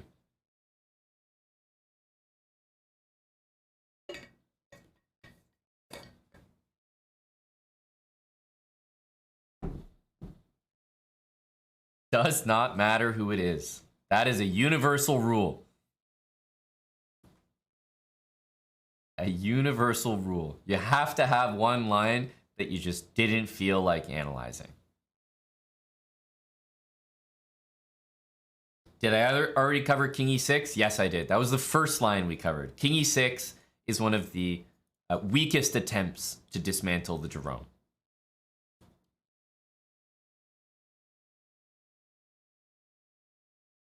Very good, Tomenheim.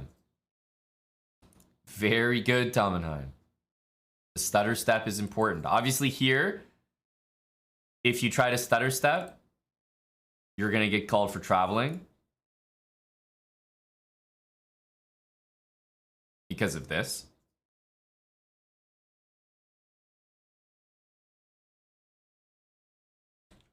So it's important that you only stutter step to take the bishop. After King F8, of course we take the knight. Of course we take the knight. Why aren't we analyzing this? Or why are we analyzing this? You have to remember, I'm like Penn and Teller. I'll tell you how the magic trick is done, but then I'll still do it. And you'll still be impressed. So I'll tell you that people put the unclear evaluation on something and they don't feel like analyzing it. But then I'll still analyze it. Giving you the tricks to the trade.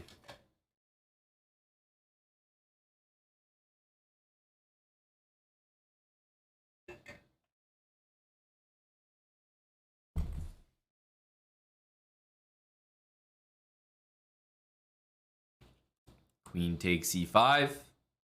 Right? We have to take the knight. There's no queen f5 check. And now there is, I mean, basically if you play queen e7, do you guys remember in the previous variation that there was g6 and king f7? Right? Queen h5 check, king was on f7, black played g6, and then queen e7. Do we all remember that? Here, it's the same thing, except the king is on f8 and the pawn is on g7. Are you joking me? Of course. The same position with 2 less moves is going to be twice as bad. Makes no sense. So queen e7 is actually a mistake because of the previous line we've already analyzed. Let's make sure to add a comment here. Down to Tempe on a main line.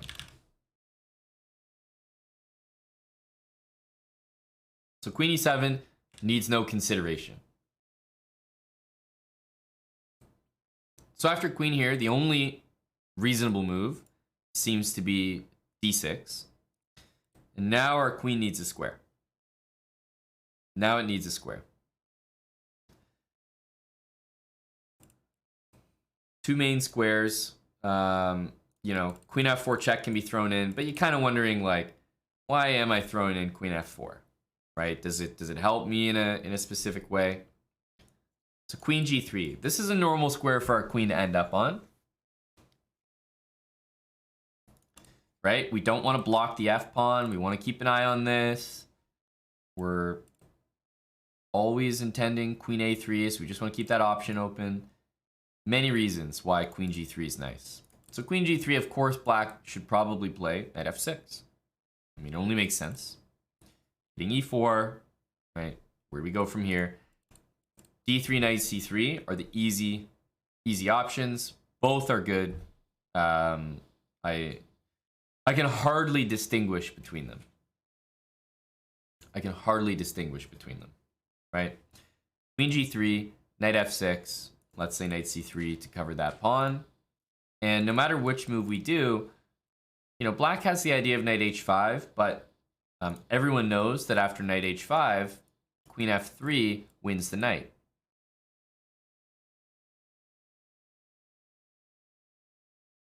So no one's going to play knight h5 because they see this variation and they stop calculating right here. So knight h5 is not a concern. Now, moving on. Black will very likely play the move king f7 because guess what? They want a castle. That's the whole point of the Jerome. They've been trying to castle the entire game. Ever since bishop takes f7, they've been thinking about it. It's been on their mind. It's been annoying them, frustrating them. King f7 will absolutely be played.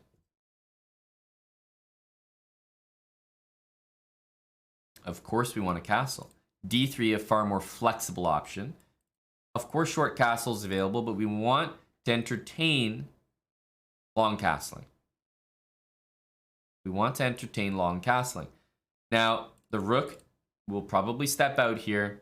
You know, rook f8 seems like the most natural move to be on the open file. Some people might go rook e8, but I think it's fair to say that rook f8, eyeballing that f2 pawn, is exactly what we can expect here. Right? And if you play a move like bishop to d2, all of a sudden it gets very, very dicey on the f2 square. Right? So I think we need to either castle short or play bishop e3. And in my experience, bishop e3 is the easy decision.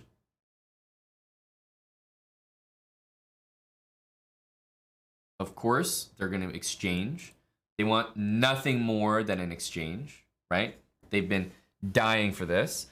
Personally, I find f takes e3 to be uninspiring, right? Although there's an open file, it's like the king's just going to go here, right? Here, king back. Immediately, we have long castle. I mean, the grass is just green. Look at this fantastic position. We'll just go ahead and put an unclear evaluation there. Chances for both sides. Chances for both sides. You know, white could win, black could win. It's unclear. There we go.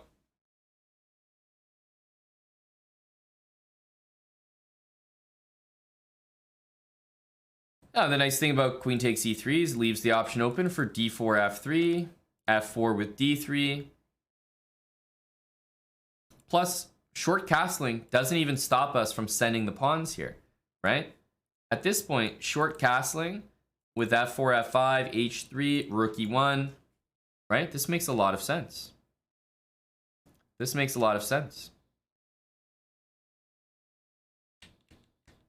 Okay. So there's that option, of course.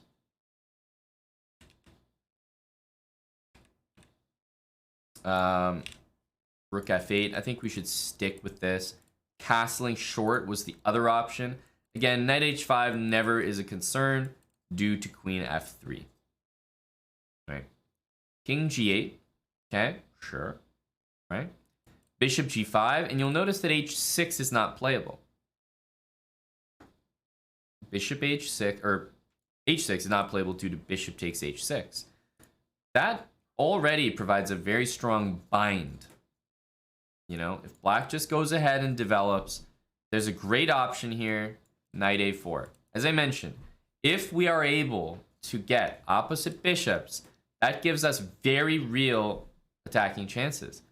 You know, bishop b6 back, takes, and already I like the idea of a bishop on c3, the f-pawn surging up the board. White stands well here. Because think about it this way. If I'm launching an attack against this king, let's say with the bishop here, I'm going to be attacking g7 and f6, right? Can this bishop defend those two squares? No. So this bishop can be completely ignored when I'm launching my attack. So in fact, the material is even. And with even material, I just have 2 extra pawns to attack with. It's like this bishop isn't even here. f5, reroute the bishop, play on the dark squares with great pressure.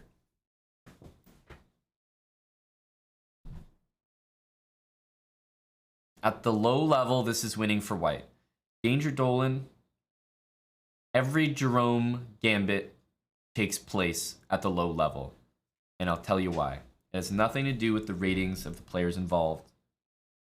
It has to do with the infancy of the genius that is the Jerome Gambit. This is a new opening. We're only just touching the tip of the iceberg when it comes to the Jerome. So every game is played at a low level because we haven't mastered it yet. We don't know what we don't know about the Jerome.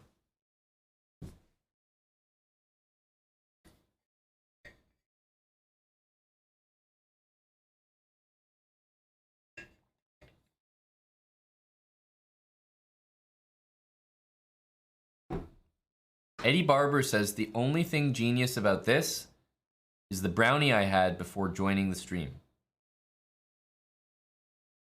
Wow. Eddie Barber with a strong comment.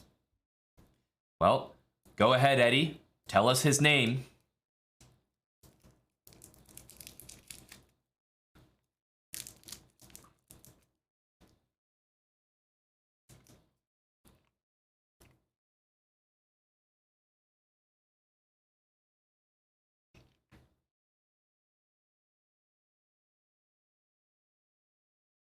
Tyler, how did you know? How did you know, Tyler? Tyler's that guy that reminds the teacher to collect the homework that she forgot about. Tyler Aaron writes, pay attention, guys. There's likely a Jerome tournament coming up.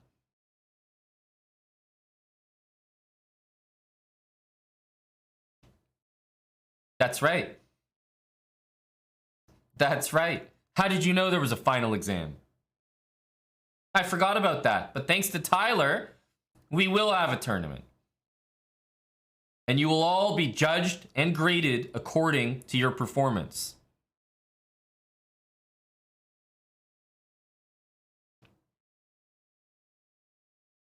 You can thank Tyler for that one. We will be playing the Jerome. We've done this before, but there's new material now. Tyler, thank you for the reminder. Guys, this has been the Jerome Gambit. We're going to keep our analysis saved, but we are going to run a tournament. And you will all be tested on the Jerome.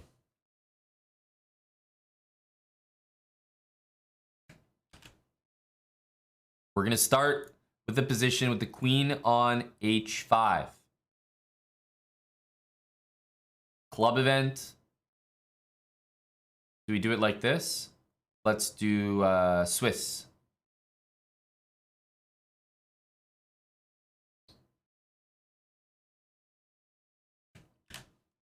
There we go. After the queen is on h5.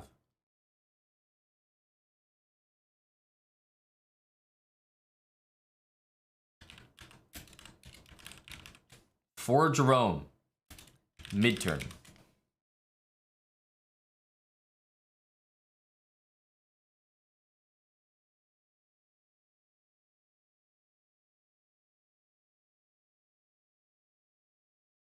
Let's go 3+2. We want some serious games here.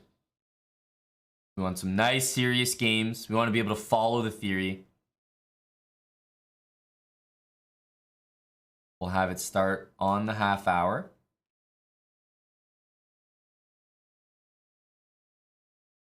We'll go a modest 6 rounds. I'm sorry, but you're going to have to be 100 to enter this event. And we are going to cap it at 2,500. We don't want any elite players in here.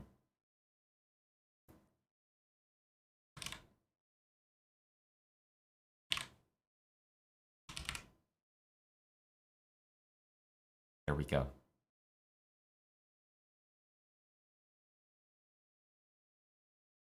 Okay. Tournament starts on the half hour.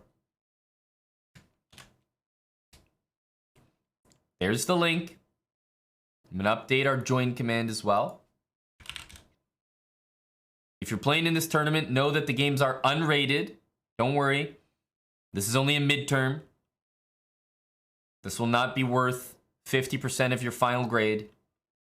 So it is not rated. So if you want to try the Jerome, unrated, this is the tournament for you. All games will start with the queen on h5. So it will start with black to move in every position.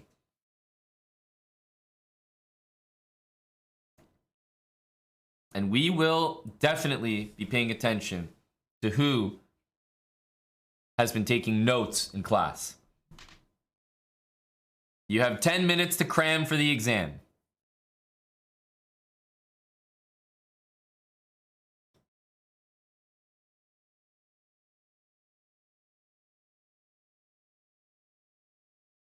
No, Lisa, it's going to start in this position.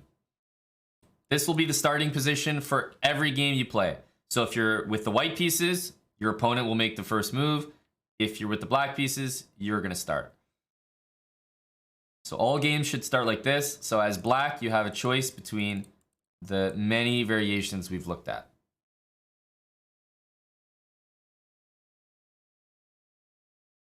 Can you join even if you don't know Jerome? Yes. Yes, you can. That's what Jerome would have wanted. And you do have to be in our club to join this event. You have to be in the Chessbrah Club on chess.com.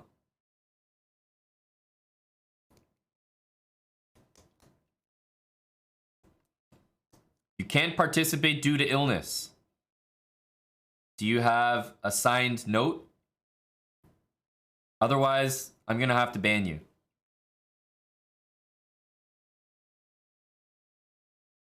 If you can't produce a signed note, this is an unexcused absence.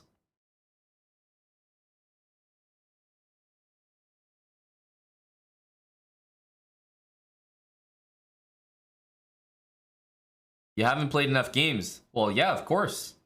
Lisa, if you haven't played 25 Blitz games on your account, you shouldn't be participating in anything we do here. Go play some chess. This is a chess stream after all.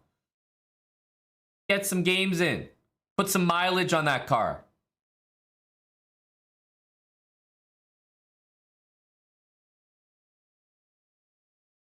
$25 games is a bare minimum to get a rating that reflects your level. Everybody should have an account with 25 games on it. If not, go play some chess. These games are unrated.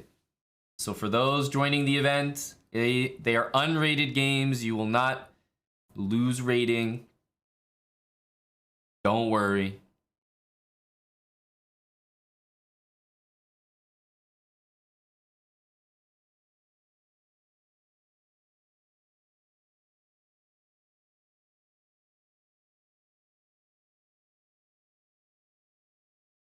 Should you play? Of course you should, Eddie. You had a brownie for this stream. You're ready for this. You are ready, Eddie.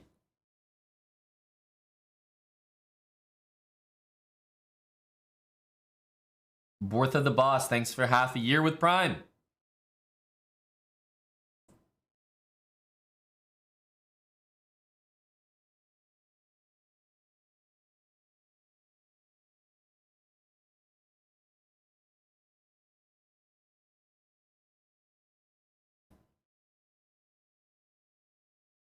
But just so everyone's clear, there are many things we do on this channel. Let's say sub battle. Let's say a tournament like this where you start from a certain position. Let's say Untitled Tuesday. In all of those cases, I'm only going to let you participate if you have at least 25 or 30 games, right? Do you think that I'm going to let you play in a sub battle when you only have 10 games on your account? Hell no. I don't have enough information about you. And if I'm against another streamer, they're not going to want your ass in that tournament. Could be any type of new account. So go play some games if you want to participate in these kind of events. It's not a lot. 25, 30 games is really not a lot. I think that's the bare minimum to show that you actually use your account.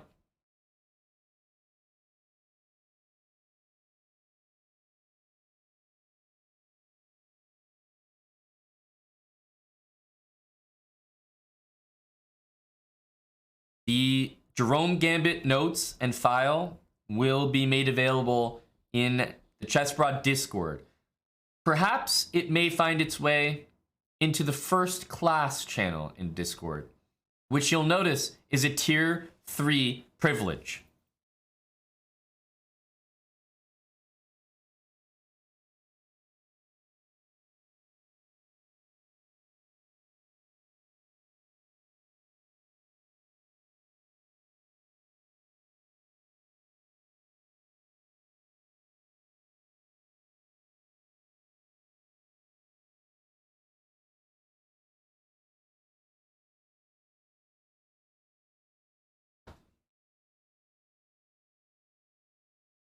The tournament starts in 4.5 minutes. Exclamation mark join. You got to be in our Chessbrad club. And then there's a direct link to the tournament there as well. It's the Jerome Gambit. So all games will start from the Jerome Gambit starting position after Queen H5 check.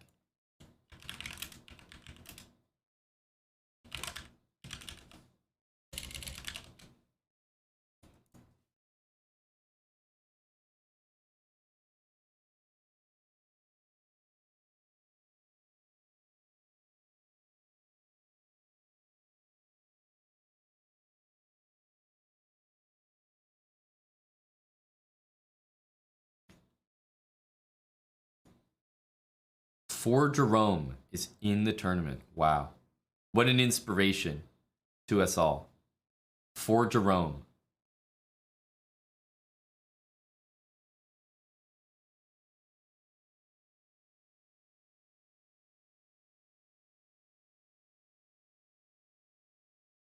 He only plays Bullet. When did he last play Blitz?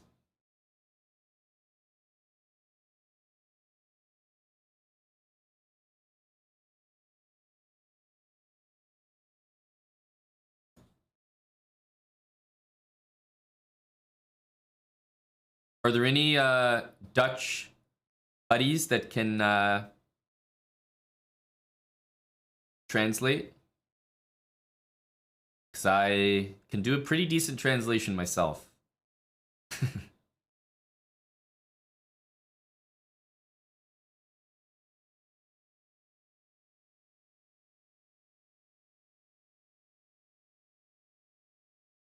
Hello, Zippy. No, 4 games this week, I think it was, Salty.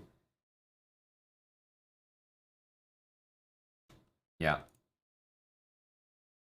For Jerome. Oh, there we go. There's some Blitz games.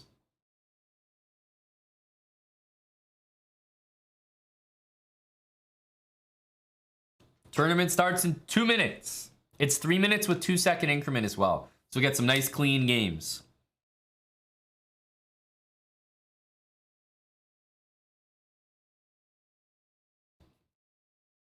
Can we get to 100 players? We're at 80 right now. Exclamation mark join. It's unrated, so you won't be risking any rating.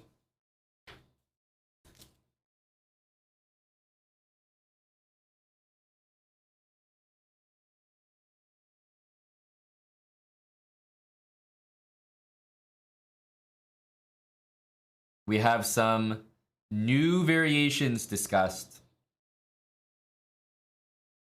which will definitely be on the midterm. Exclamation mark, join. Minute and a half. Get in here. Can we make it to 100? Got to be in our Chessbrah club on chess.com, which is free to join. It'll look something like this. There'll be a join button here. And look, you can even see the tournament right there. You could click that button and it would also join you right up.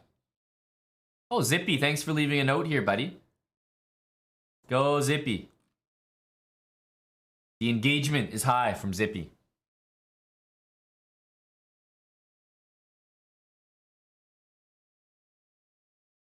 What do we have? 88 people? Surely we can get to 100. I know better of my chat.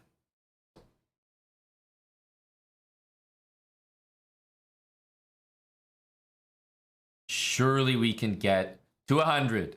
Exclamation mark, join. Direct link to the tournament. Go, Sleazy. I see Eddie is here as well. We got 95, 20 seconds. Last chance to get in. There's only 6 rounds. It's 3 plus 2. 99. We got 100. Great energy. 101 people. Good stuff. Good stuff.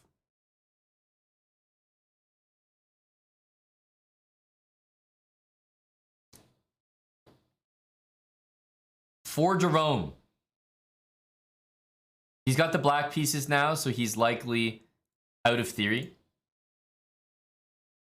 Let's take a look at Eddie the Endgame Magician. See if he's been paying attention.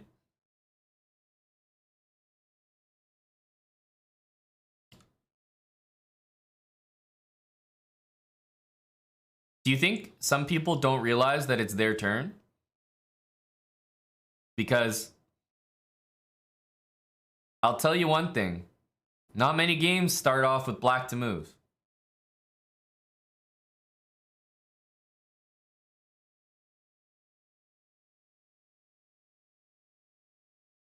Eddie off to a great start. Queen d5, queen c5. Displaying that he knows the ins and outs of the Jerome. Great start for Eddie.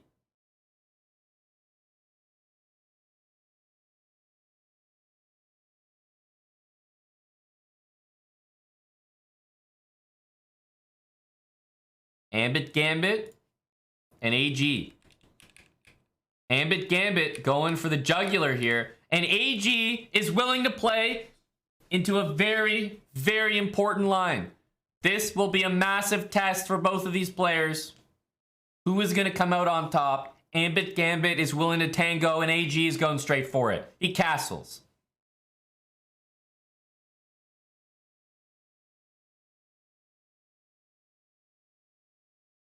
Who is going to remember the moves? My friend, that is not it. That is not it. Oh no, it's not.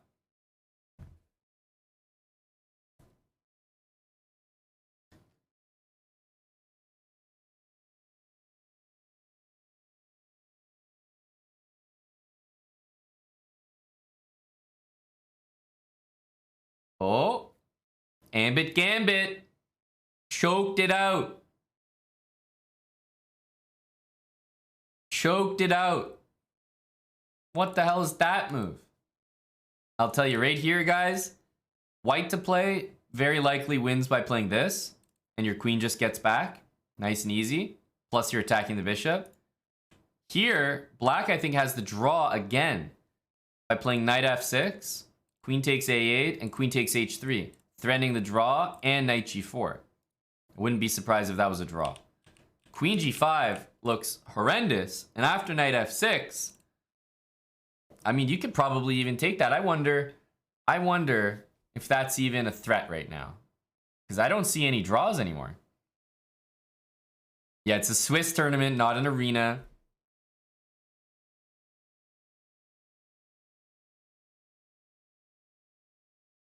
Eddie Barber got a quick win. Let's check out Eddie's handiwork here. Look at this domination by Eddie. Look at that. Bishop b5. The queen is swinging. Oh, Eddie's just winning pieces left, right, and center here. Eddie, an absolute crush. Meanwhile, for Jerome is having a tough time handling the Jerome. Go figure. And look at this. Opposite color bishops. What have I been saying? They give good attacking chances. Let's tune into this game. Thank you very much, Alessia. Thanks for the raid. We just spent a good, hour and change learning the Jerome Gambit together, going over the theory, and now I'm hosting a tournament, which is a thematic tournament, which means all games start with the Jerome, with the first moves of the Jerome. So it's actually kind of like a midterm.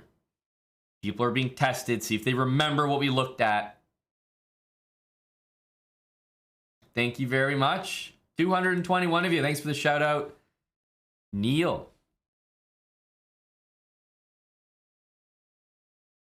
What was going on in the Alessia stream today? That's the thing. It's always an earlier stream. I'm not usually live at this time, Alessia. That's the thing. This is a very early stream for me. I'm trying to put some respect on my European viewers' names.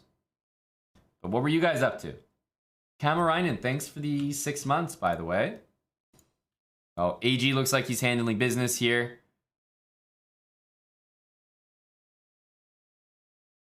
Let's keep looking here. Salty Clown. Oh, boy. Salty has increment as well. This is not going to go well for... it's not going to go well for Buddy.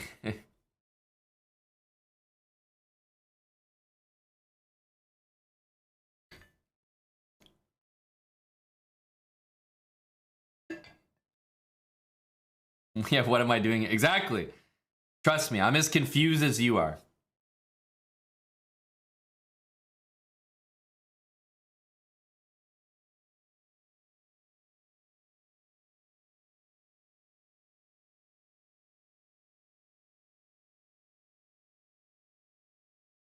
What is Salty gonna do this time? Oh, Salty.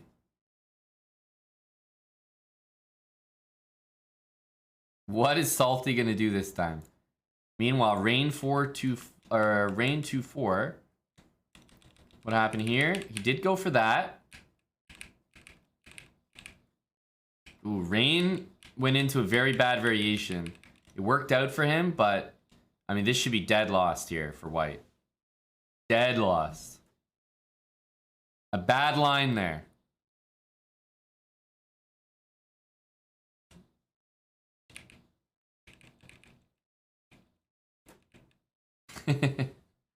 Okay, just checking in on Salty there. For Jerome, well, this is hilarious, actually. White has every single one of his pawns. How many times have you guys seen a game like this? This is like a fun game that you set up and play to see if like all the pawns can beat one rook or something. What the hell is this position? Hey, I say White plays for the win here. H4. There we go. This is great. King F4. Get him, buddy. Get him. Let's go. The pawns beat the pieces. Go, boys. Go, pawns. Look at those suckers go. I still think the king should stay in the center, but okay. King there. You got to be careful now. Oh, buddy. That's a basic blunder. Basic blunder. Oh, and then you're putting pawns on dark squares. Disgusting technique. I'm horrified. I don't even want to watch this anymore. Light square bishop. All your pawns should be on light squares. Oh, just this guy. I don't even want to look at this. I just lost my erection watching that game.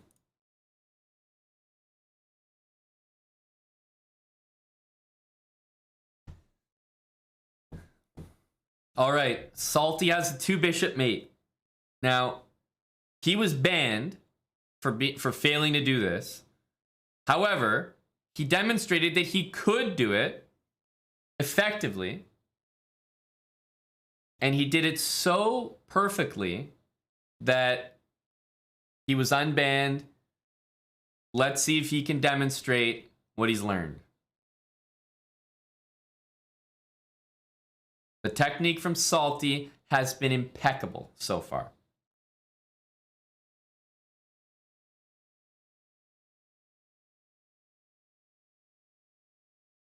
Look at that boy go.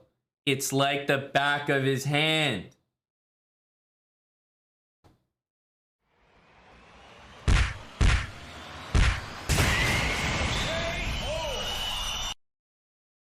It's like the back of his hand. I'm telling you. You get banned in the Chessbrot channel because you don't know how to do something.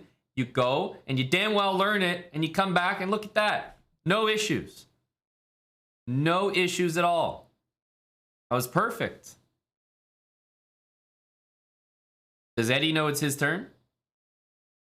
Has Eddie been paying attention in class? Or was he back under the bleachers smoking up?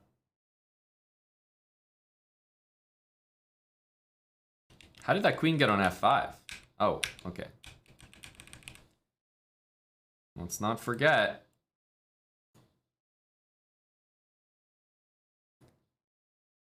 I think Eddie made a move. Yeah. King f8, d6, knight f6 by Eddie. Reasonable. Let's check out how some other people are handling the openings. C. Gillette and Zippy. Pretty good from both. Pretty good from both. I like what Gillette's doing, though.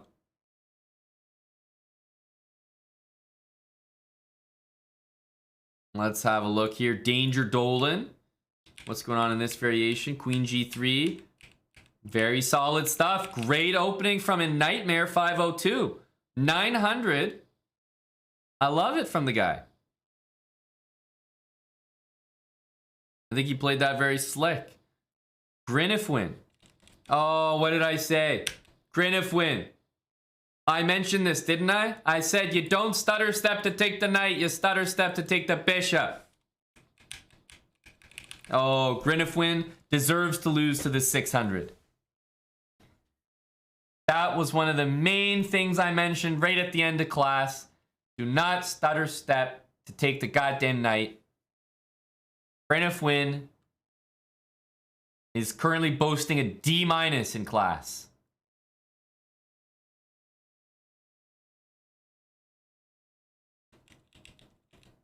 Look at this. Rook there, bishop h6 from Ubitsia. Great stuff. And now white's got a good position. 2 pawns and a rook for the bishop pair.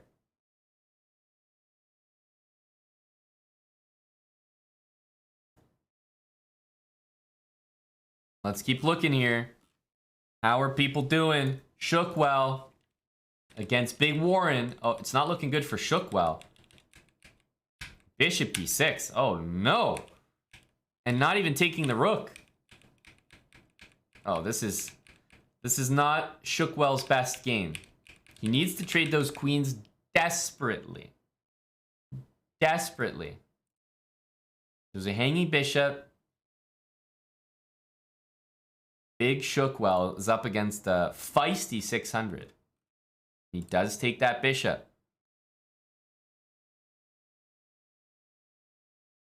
Oh my goodness. Tarani. He was dominating here.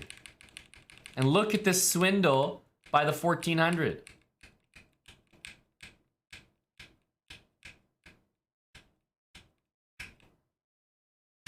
Mate in 1. Come on, buddy. Tarani. Falling for it. Not even the Jerome could bail you out. Nicola, thank you for 1,000 bits. Go, Nicola. Good to see you, Nicola. Our Norwegian guests have just departed. The house is finally back under Canadian rule. Let's check out for Jerome. He's finally got the Jerome, and I think he's going to be enjoying himself. Stutter step executed to perfection. Pawns rolling. Very clean, I have to say. Oh, queen e6. Oh. Nice game. I mean, I know it's a 600, but still. It's a nice, and you got to give credit. How's Eddie doing? That Jerome, I tell you, is tough to handle.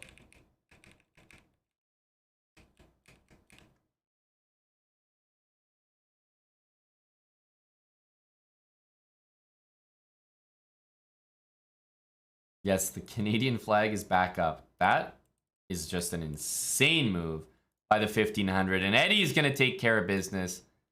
How is Zippy doing? Because I tell you, he's getting rolled by the Jerome right now. Oof. Oh, Zippy. C. Gillette's walking all over you right now. Walking all over you, bud. Meanwhile, a Nightmare. It's been a good start for a Nightmare, but ultimately, I think Danger Dolan has pulled it back. Now we might see every piece get traded off here. Bring the king into the middle. Endgame habits, right? I don't think this is completely dead yet.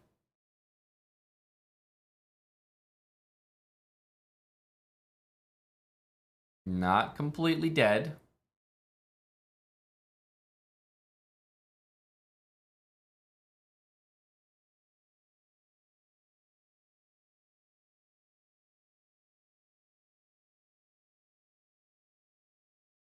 How's Ubitzia doing?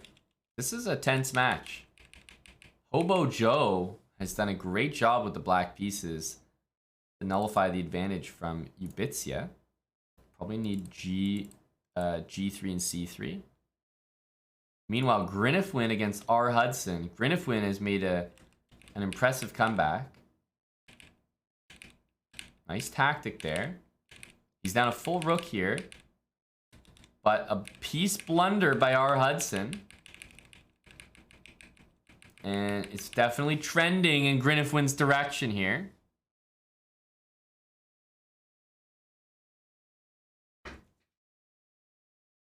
The beads are helping your chess. Eddie, that's the Jerome. The Jerome brings out the best in people.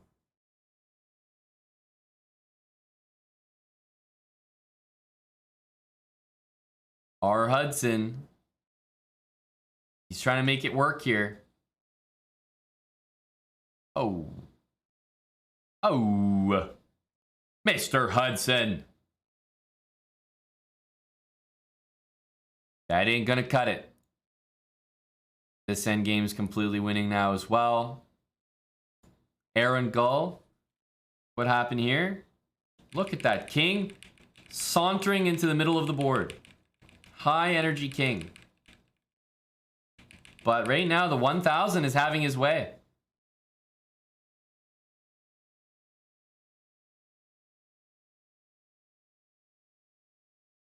The podiumer. Meanwhile, Salty is still playing. But that's because Salty is losing to the Jerome. Wait a minute, Salty's up a rook here. What the hell did Salty do? What? Oh, rook F. Oh, Salty. Oh my goodness. Nasty. Now let's see if he plays this. He plays this. Wow. What a great move by White.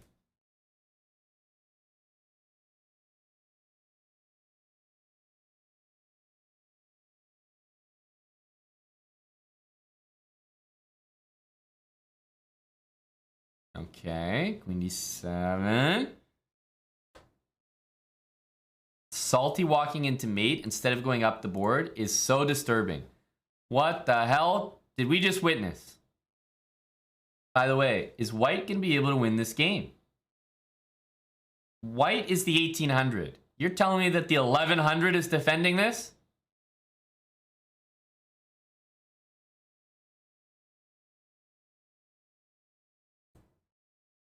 Oh my goodness. Look at this defense. So tenacious. So tenacious. Buddy, you just had to leave your bishop there.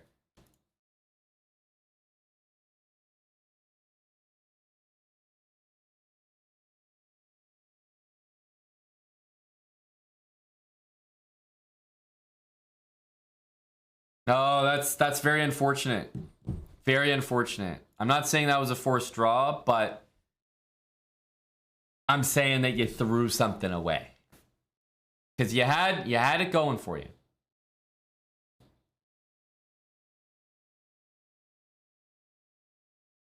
Let's check in with a few names here. We've seen some incredible stuff thus far. Let's check in with Toom and Uga. Queen F5. No, you don't do that, guys. Come on. You do not stutter step to take the damn knight. You take the knight. You guys got to stop making that mistake. Back to the books, all of you.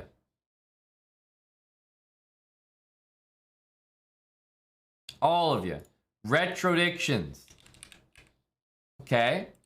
Reasonable, but that is indeed the move. That is indeed the move.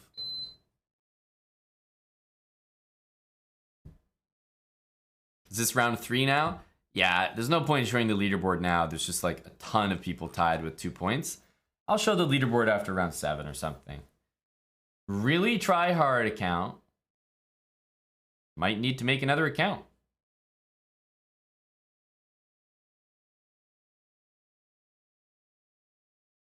Can you late join? Probably not now, because there's only 6 rounds. And right now we're on round 3, halfway through the tournament, so I would be extremely surprised if you can late join. Of course you can try, though. I doubt it would work.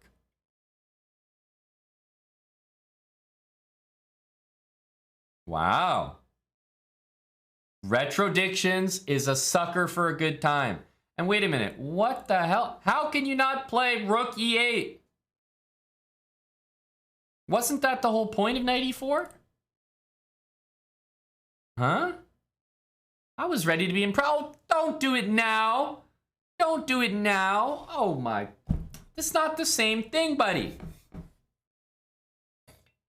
Can't believe this.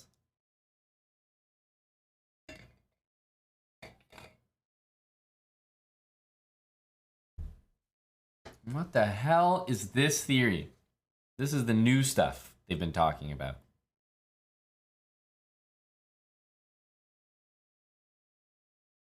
Do we think black wins this game?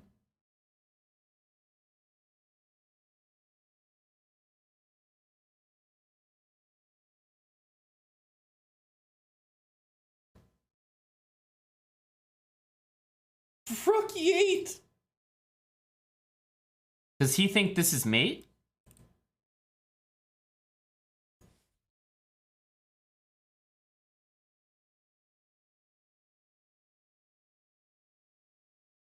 No, I guess not. I guess not.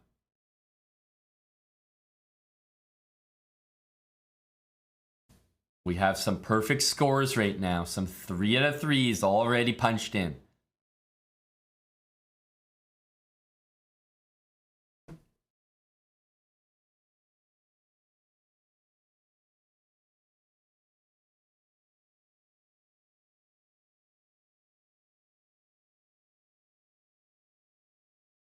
Okay, we have to watch out. That's probably a good move. But if this third rank gets controlled, I can see that king getting mated there.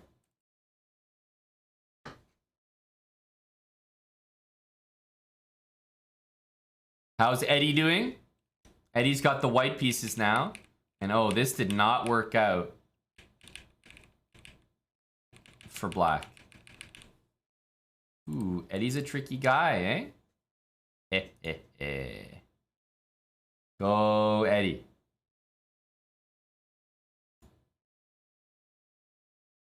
You should be 0 out of 3, Grinifwin. Oh, here's Lost Moose. He was playing for Valentinian the other night. Very solid stuff from Lost Moose. Against Danger Dolan. This is a big matchup here. Salty Clown. Yeah, this is working out for Salty. Nope. Not playing that. Okay, Salty. I see you, brah. Okay, mate in 2. And now he plays this. Go, Salty.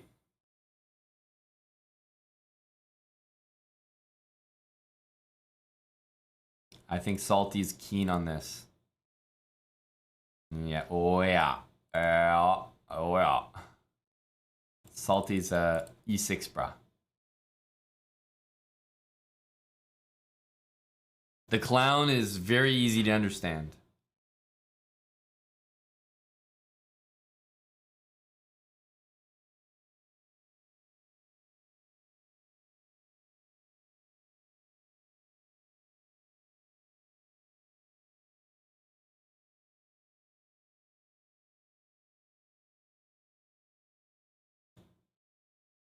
Wow. Lost Moose also won the game. A lot of games just finished all at once there. Retrodictions and Really Try Hard Account just had a draw. How many times do you see draws between 700s and 1000s? Just like this. That's hilarious. What the heck are you doing, Retrodictions? What? I mean, buddy, you've got so many moves here. There's no more checks after that move. Why aren't you going in the middle and taking that pawn? You're up 2 pieces. You're making a draw. What on earth?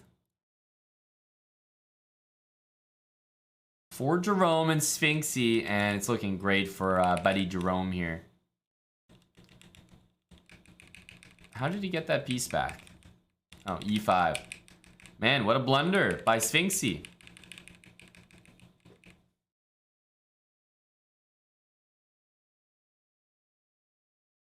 A name is lame, meanwhile.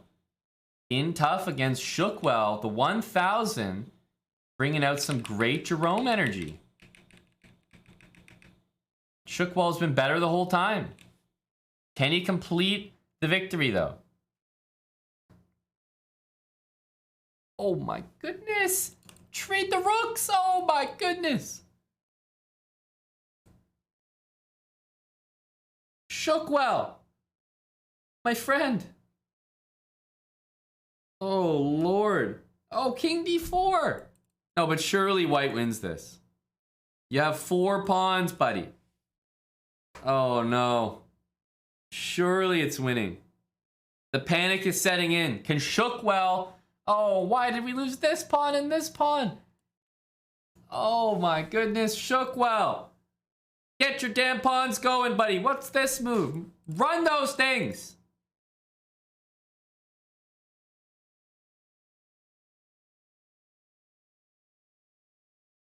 The pawns would like to say hi. Okay. Shookwell. Okay.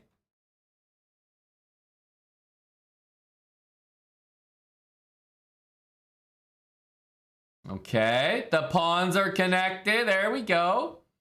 Finally, some signs of life.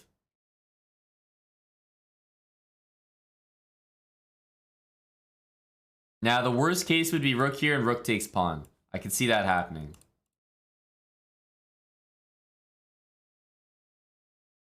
Does black know that they have a pawn? That's what I'm wondering. Black's pawn has been sitting there in h7 the entire game. Uh-oh, there's mate threatened. The name is lame. He's facing checkmate in a single move.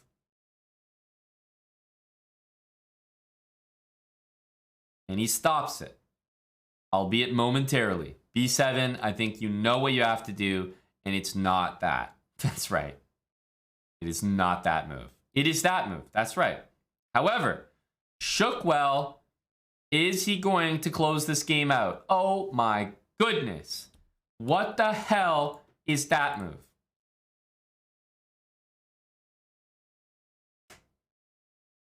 Oh my lord. If rook here, I was like, oh my goodness, shook well.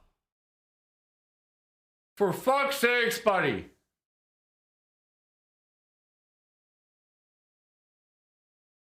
Well, play king here. You may as well do it. You may as well play this. That's your last chance.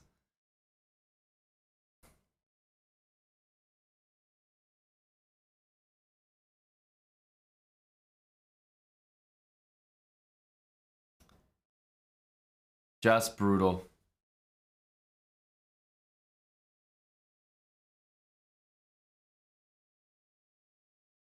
Con cheater worst. Thanks for the gifted sub. Nicola with 1,000 bits.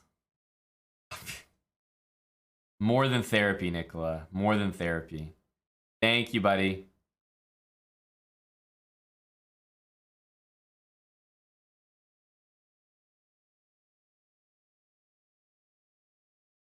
Yeah, Nicola is definitely enjoying that. That's great. Fantastic. I'll show you guys our standings. There's not that many people, but all the way down to lost moves, 11 people with 3 out of 3 right now.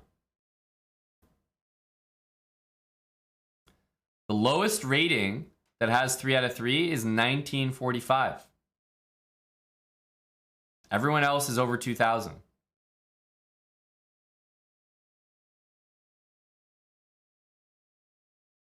Let's check some names we haven't seen thus far. I haven't seen Ambit Gambit since the beginning.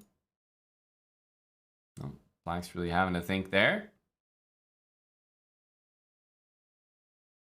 The Beto. Let's check some of these high rollers here. What the heck is this? Guys, we looked at this line and we concluded it was great for white. Such a great line, right? Such an amazing variation. I mean, this is rough. Ambit Gambit says, just ban me, don't even look.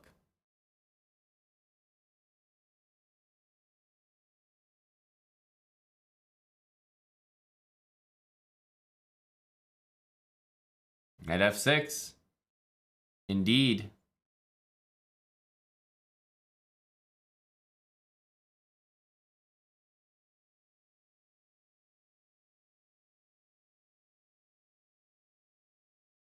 Let's check some of these heavy hitters, these high rollers. 94. Very strange move. Now you see what he wants to do. But the way I see it, 94 has some flaws here.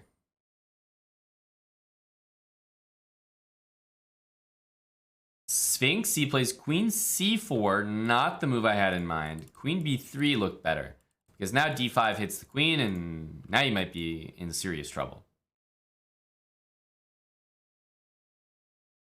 Someone tell me how Grinifwin has 2 points. The guy should have none.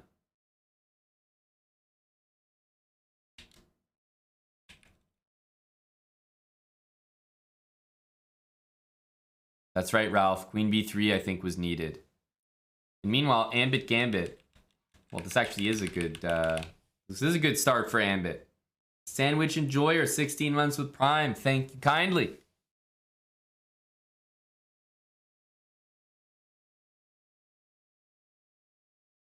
Go, Jerome.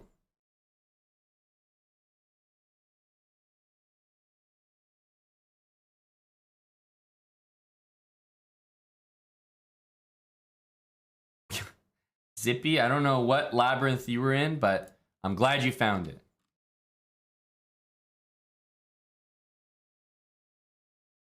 Let's see here. Stan227, the all-German matchup.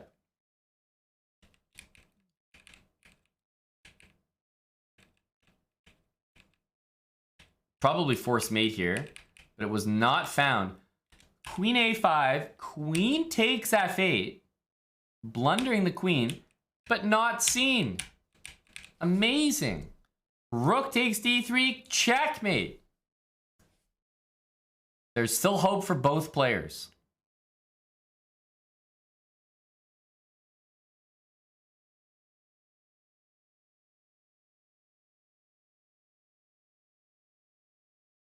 I can definitely see queen takes knight happening, and neither player noticing that.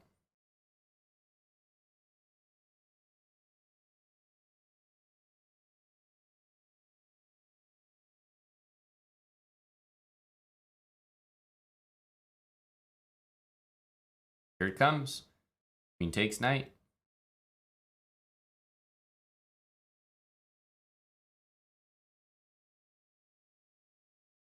That's impossible. The knight's hanging on c3 as far as I can see. Because that is as far as I can see. Like I said, the knight's hanging on c3. There's not a shot he sees that. Not a shot.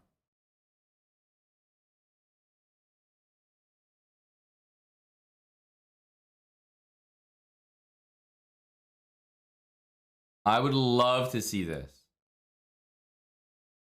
One time for the one times.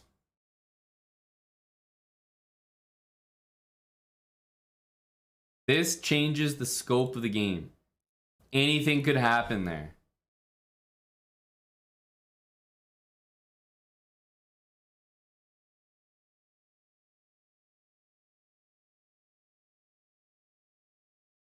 The all-German matchup is certainly... I mean, we got to get the doping bras in for this one. That knight's a goner, that's for sure.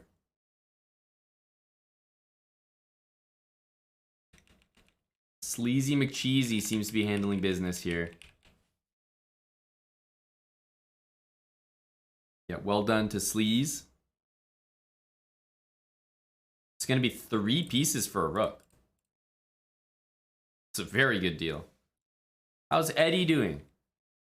He's up against the 2278. This has been a close game.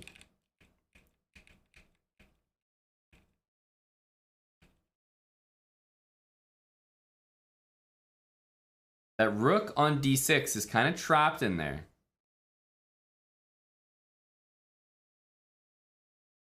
Hey, Kilimanjaro. Ooh, Eddie's going for the capture.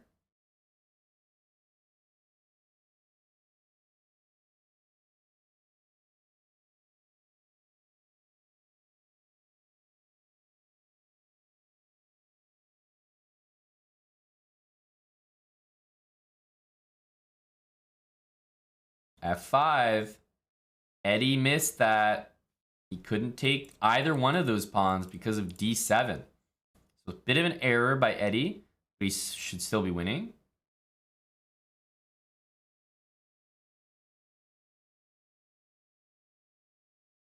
Let's see Eddie. Can he demonstrate the endgame magician?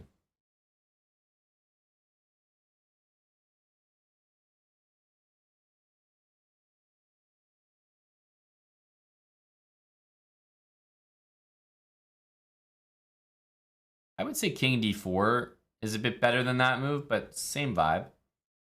Same vibe.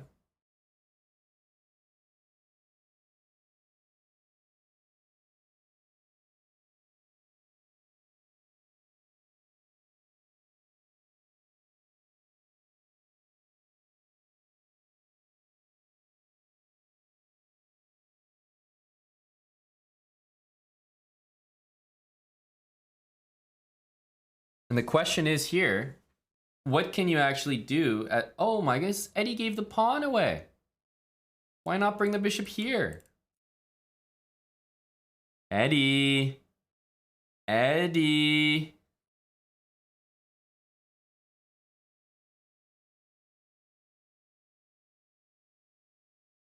And you can't go here because the pawns push.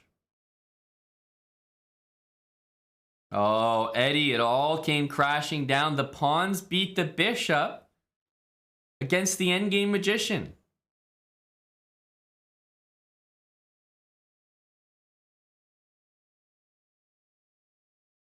Oh, thanks for saying so, West Star. Where is the magic, Mr. Magician? We all want to know. Ellie against Tricky Hickey. And then the last game, it looks like. Checkmate. There we go. To the next round, round 5.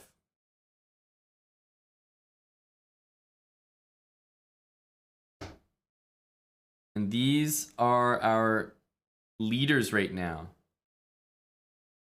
6 of them, to be exact. I wonder if by round 6 we'll even have one player standing above the rest.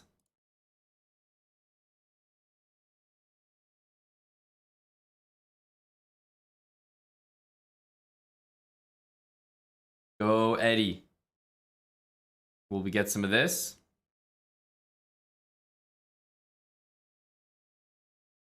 Jumpy gifting a sub to West Star. There you go. You got a sub gift right when you went to sub yourself. Well, that's because we got a pretty generous community over here. Jumpy, who gifted you that sub, is most certainly a part of it. Thanks, Jumpy. Giraffe. Thanks for the 2-month resub. That's an easy one.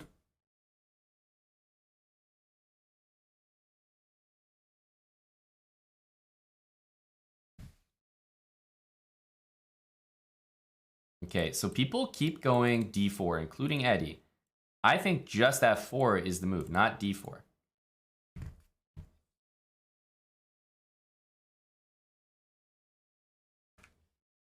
So we've looked at a few names in here. My question is for the chat. By the way, Salty, where's your goddamn queen?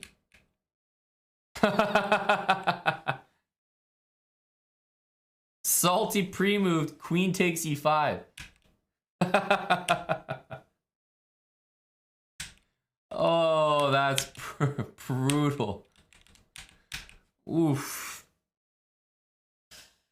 That's not what Jerome would have wanted.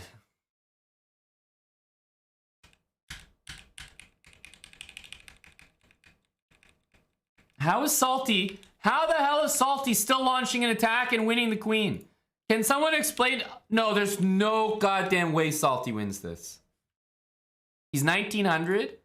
He's down a queen and 2 pieces? A queen and 2 pieces. There's no way he wins this. A queen and 2 pieces? That's easily the most significant odds ever offered. No, it can't possibly happen. It can't possibly happen.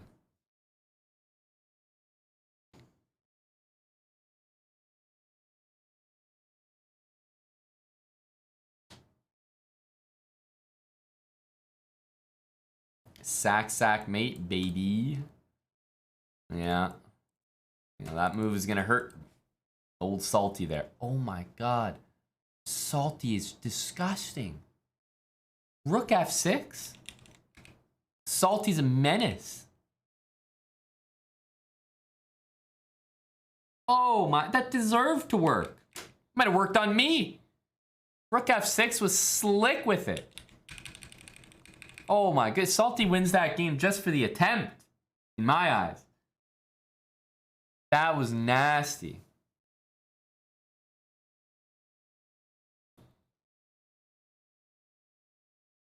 Man, Rook f6. Jesus.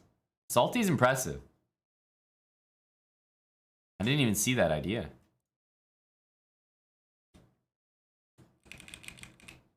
Oh, Eddie. Eddie's in a tough spot now, but oh, what a generous gift from MS197. He just walked right into it. Black was -8 here. -8. Oh, he just walks it. Oh, and he loses the rook too. Ridiculous. Eddie gets bailed out. Lost moves and Archbishop. Yeah, this looks pretty nice here for white. As I said, if white gets a setup where they just push the pawn to f5, this pawn structure is so nasty.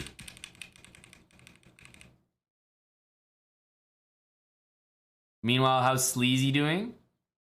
Looks rough for big Sleaze. Je ne mange pas des pions. Does anyone know what this means? Does anyone know what this username means? Savez-vous, Omid? Savez-vous? Je ne mange pas des pions. Savez-vous? Oh, this is too easy.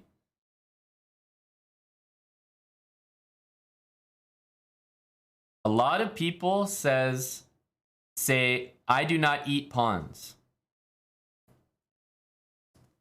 The actual translation is really, I don't take pawns. Like in French, mange is definitely to eat, but the literal translation might be, I don't eat pawns, but the actual translation is, I don't take pawns. When you speak about chess and you say mange, it actually means to take.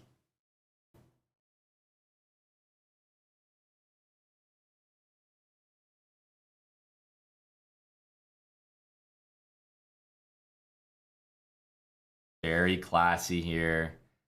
Oh, look at that conversion.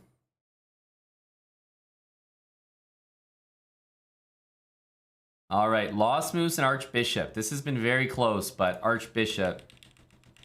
Where did he win the bishop there? Archbishop winning the bishop.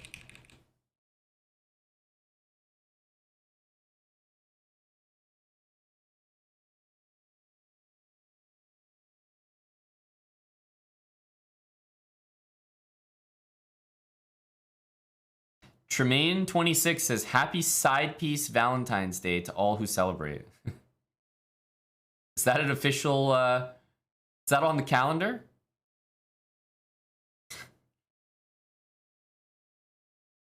I wasn't aware of that. Oh, Omid, you're aware, you're aware of that?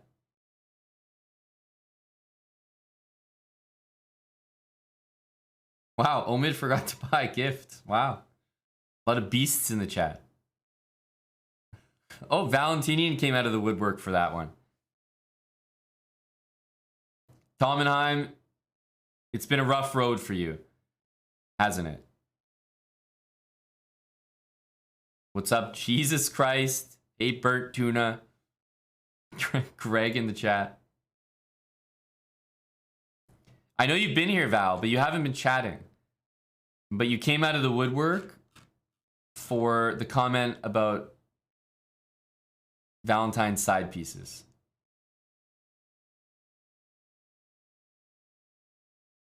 They are jumpy. They really are.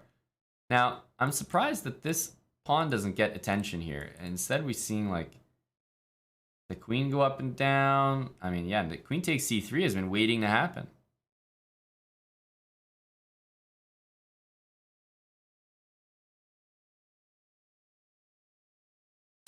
Side piece Valentinian. Uh-oh, we might see this. Ooh, big move, king g8. Huge move. Absolutely necessary. Lost Move's playing a great game right now, and he might take out a 2300. Up there at the top of the table would be a great result.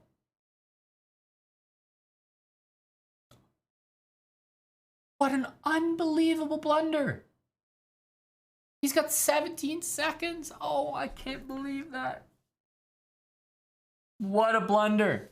Knight takes e4. Lost Moose goes from completely fine to dead lost. That's crazy. Are we going to see the conversion here? Ah, it's Sphinxy. He's got this. Step, step, step all the way down.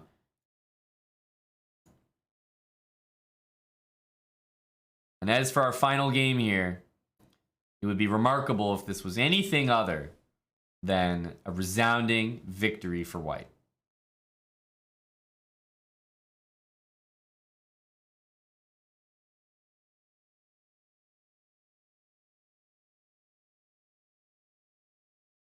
Gotta push your pawn. Good stuff.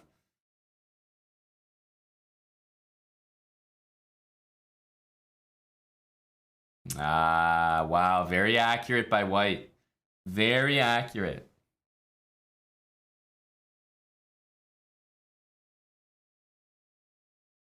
Hello to Hella. Guys, we're in the last round. I can let you know there's 3 people with 5 out of 5. Will we get a clear winner? Will we get one person who either has, one person who has 6 points? It's possible that all of them end up at 5.5, by the way. Archbishop, Je ne mange pas de pion, and C Broad Doggy. So obviously a huge matchup here. Should have been Lost Moose up there. But he choked that game out, and here we go. At 2200 here, and he's chosen King F8 and Queen E7.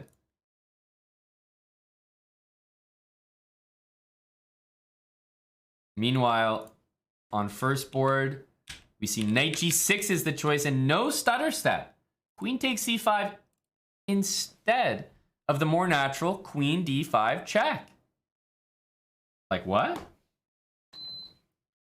Like what? Oh, for sure, Tim Cannon. Zebra Doggy means we're in the big leagues. You gotta go Queen D5, though. This is just unacceptable.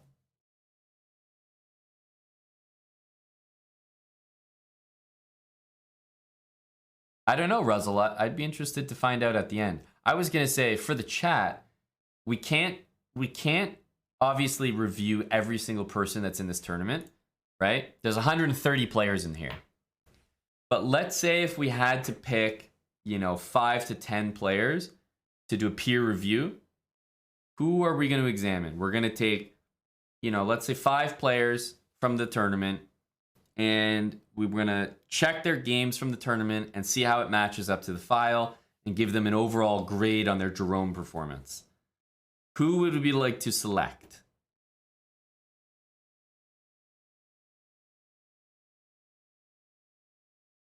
Because we can't pick everyone.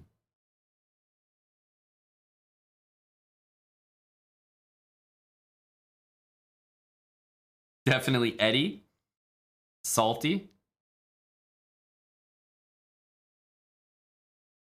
Salty, Eddie.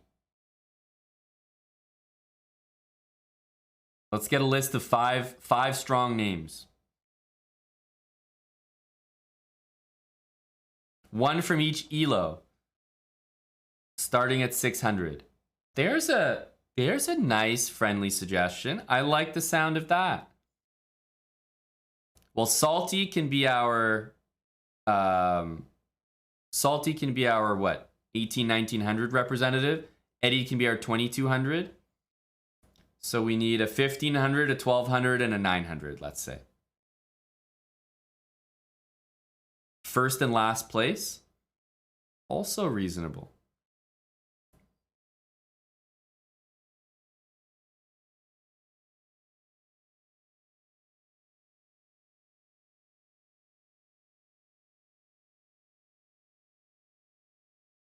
We'll wait and see the final results. So, C-Broad, Doggy, and Archbishop. I mean, Archbishop is crushing here. It's pretty much GG.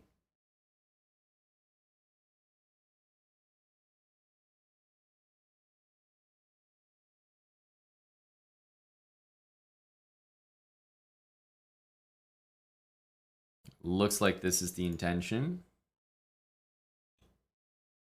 That's even nastier.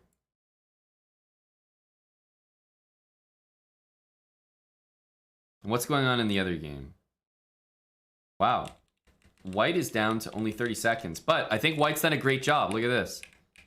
Knight a4, this idea of taking that bishop, that's been common. And look, opposite bishops, guys. I love White's chances here. I think this is a model Jerome game. Model Jerome game. And let's make sure we don't miss the conclusion here, in case there is one.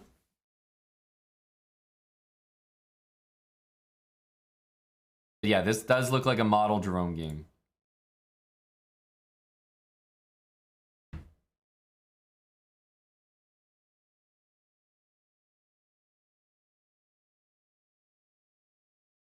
So, generally speaking, I'm not a fan of pushing pawns. Like, I know he's doing this for a different reason. He wants to open things up, but I don't like the pawns on dark squares. I like these pushes more. F5, G4. Because then your pawns are all on light squares, but your bishop is on dark squares. So, it feels like you control everything that way. Vitu301, thanks for 11 months with Prime, by the way. Vitu. So, instead he went E5, knight D5. With 13 seconds ticking down, is he going to find a move here? F5. Tricky, but probably not best. And Archbishop did win this game rather easily. Yeah. So Seabroad Doggo. So Archbishop is 6 points, which means it's a must-win game for White here, or else we have a clear winner in this tournament. And that clear winner will be someone who I think will have gotten away with one, right? That was the guy who was playing lost moves and should have lost. Let's wait and see. This is a crucial game for the standings. Remember, if this can be uncorked, there's a lot of good stuff for White coming.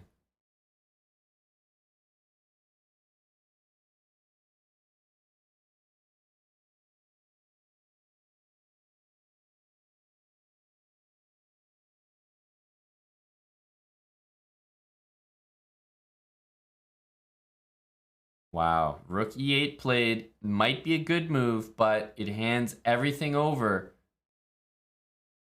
to Buddy with the white pieces. This looks like a great position. Got a pass pawn. We got the bishop lurking. Can he win this endgame, guys? Can he win it? I think it might be a draw objectively, but I think there are fantastic winning chances. I do.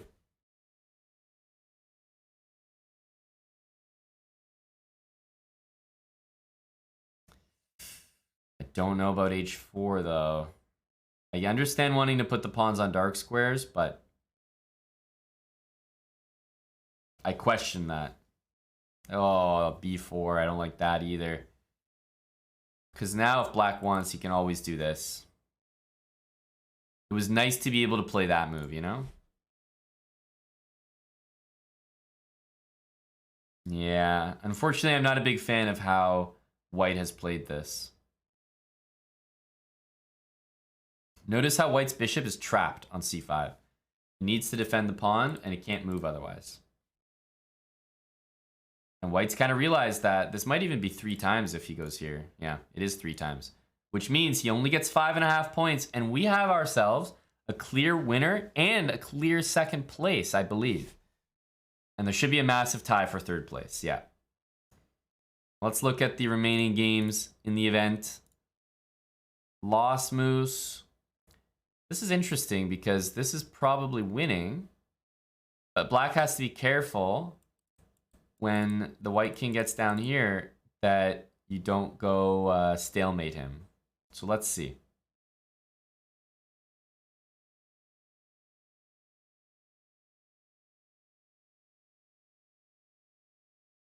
Yeah, so the king should hide out down here. This is a 2000 with the black pieces. Can he find a way to do this? What do you guys think?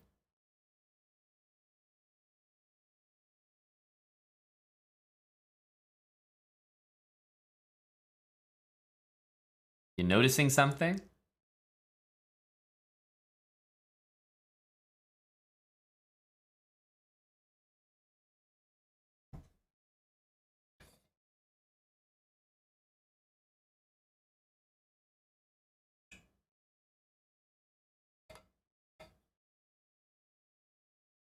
Are you noticing something?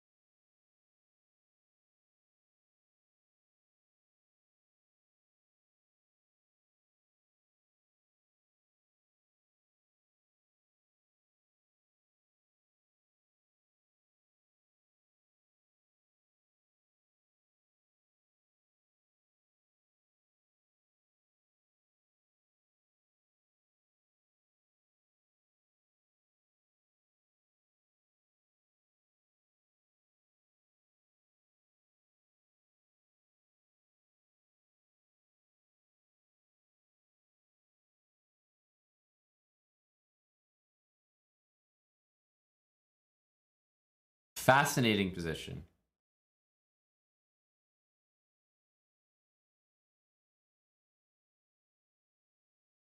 You don't see the win, you feel stupid?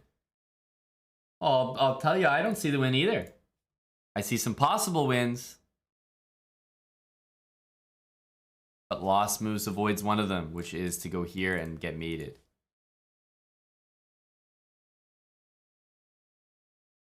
Guys, this position is, there's no progress to be made.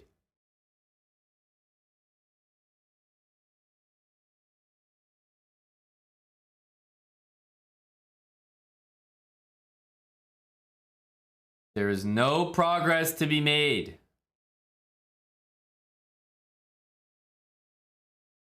A remarkable end to the Jerome-only tournament.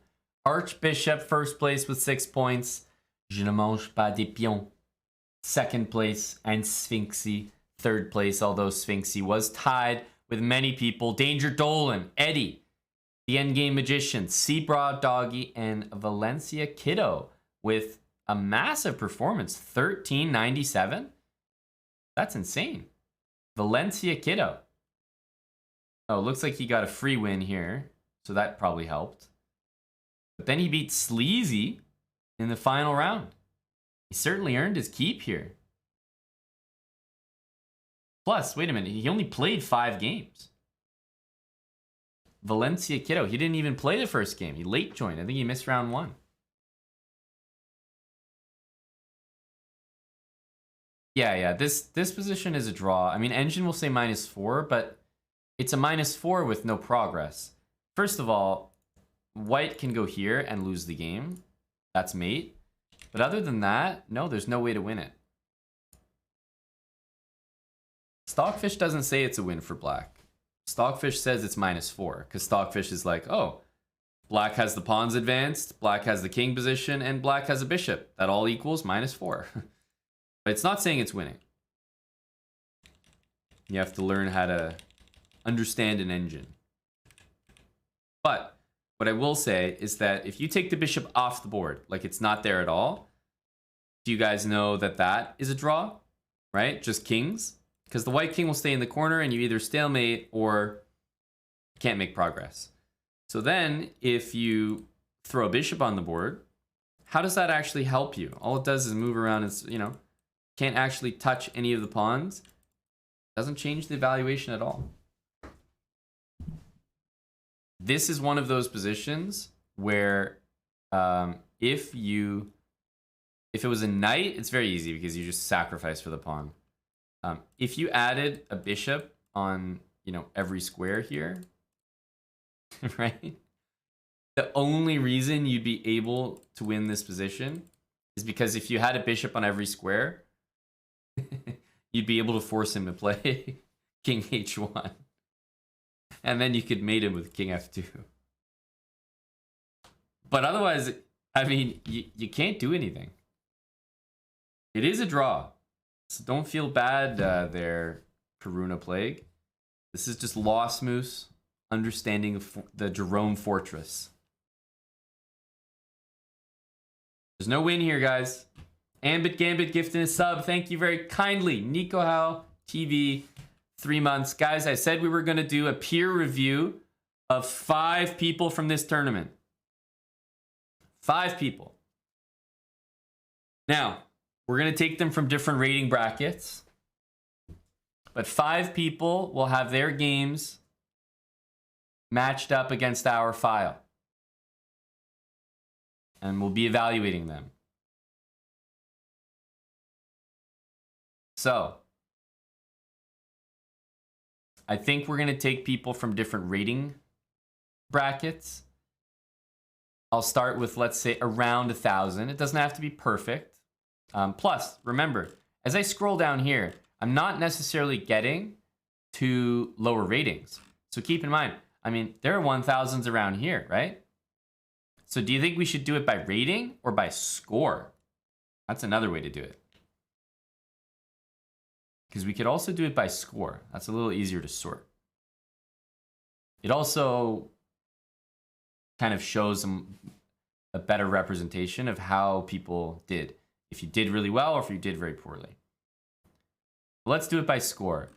Let's take someone who got, 5 or 6 points, like this bracket. Let's take someone here first. Who of the first 7 shall we audit? And do a peer review.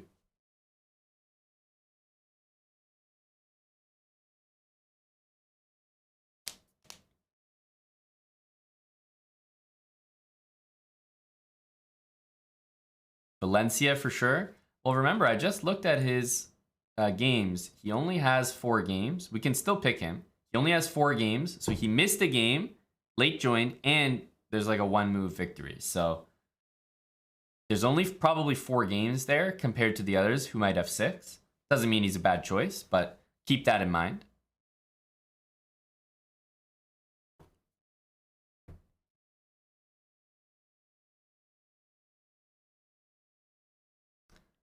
All right, we're going to do a poll. I can't include everyone's names. We're going to go with the winner. We're going to go and put Eddie's name there. Valencia's name there. Zebra Doggy.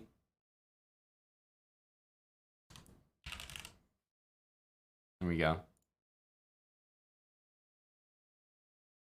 We're going to do a poll. And no worries, Peruna. Very interesting endgame. Just unlucky, honestly. Just so happened to be there for him to make a draw. So not your fault. Thanks for the 8 months, Peruna Plague. Scene Kerrigan, appreciate the 17 months. And Luther Bandos. Or Luther Bandos. The Bandos. Thanks for the 1,000 bits, buddy. Who do people want to go with? It looks like the winner, Archbishop. Okay, we'll pull up Archbishop. Jerome fan, look at that. Look at that. All right, let's move to the next bracket here.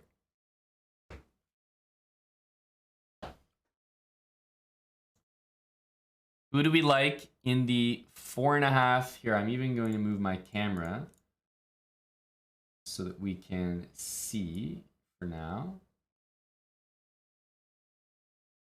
Who do we like here? 4.5 or 4 points. I might have to do... No, it's actually perfect. There's no scrolling needed. 4.5 or 4 points. Who are we going to audit? Sleazy seems like a crowd fave.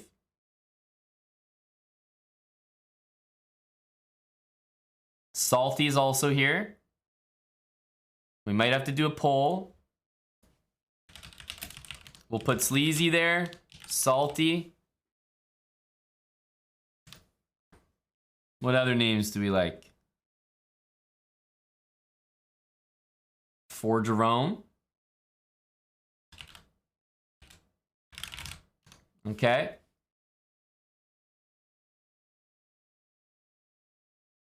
So we've got Sleazy, Salty, for Jerome. Any other nominations? It needs to have some votes. Santa. Okay, we'll put those 4. Who are we auditing from this category?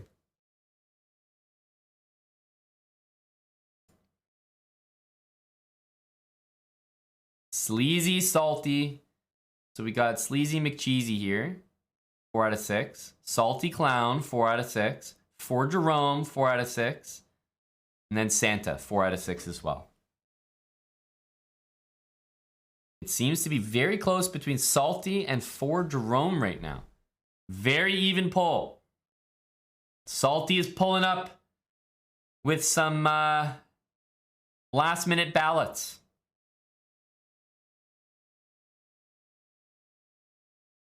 But For Jerome has the lead, and I think he will maintain the lead. It's looking like For Jerome, unless Salty gets some last minute influx, maybe all of Somalia. Oh my goodness! Salty and For Jerome are neck and neck, and For Jerome edges out with just 2 more votes. Amazing. For Jerome. Now 3.5 or 3 points. What a very, very close poll. I might have to do some scrolling here. Not much. So the names down here are Seamus, Mistman, and Salema wins. And otherwise you can see everyone else. Seamus from Ireland, Mistman from India, and Salema wins from Portugal. Who do we want to nominate here for peer review?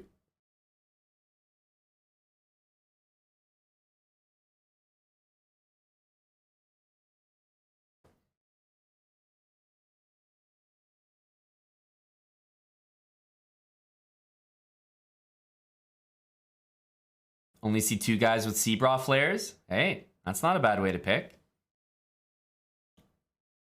A name is lame. Tricky Hickey. Okay, we'll go with a name is lame. Tricky Hickey. Who else? We'll take the flares. Keldan. And we'll take Nordic. Nordic is 960, so he's one of the lower ratings in this bracket. So that's a reasonable pick as well. All right, we're going to take these 4. Who do we like here? Name is lame, Tricky Hickey, Keldan, or Nordic.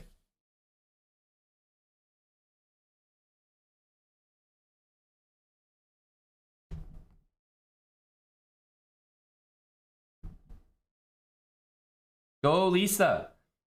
Olik, thanks for the 8 months, buddy. Welcome back. Thanks for the resub. It looks like Nordic and Tricky Hickey are the only people with a chance here.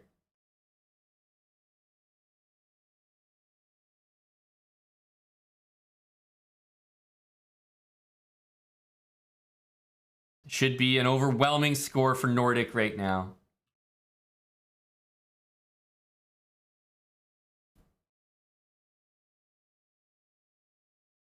Should be an overwhelming score.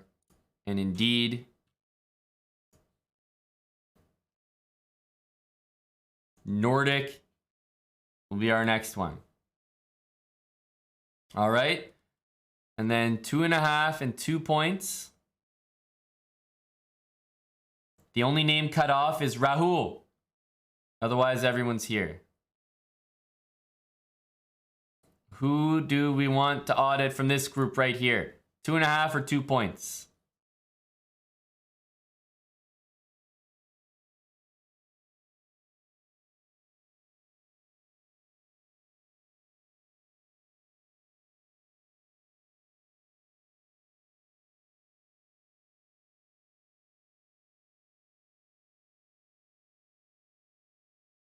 Jarumba. Jarumba. Loser.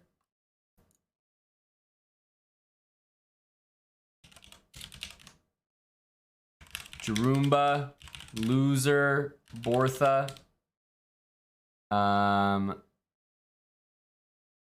Ambit. Gambit. And what else? Who else do we like here?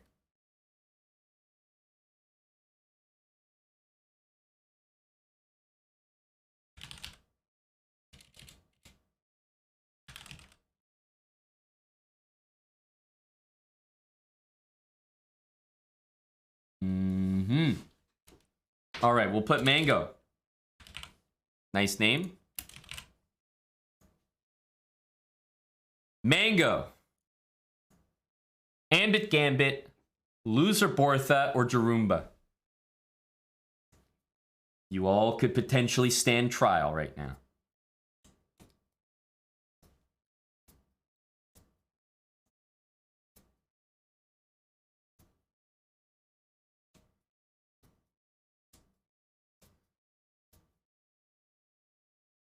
Right now, Ambit Gambit seems to be getting the votes. Mango is up and coming, though. Could still turn this election on its head. Giberna, 13 months with Prime. Oh, Mango is surging right now. Absolutely surging. Ambit Gambit trying to maintain that lead, trying to keep up, but Mango is coming around the right-hand side. There are some votes coming in from Michigan, and Mango takes this one.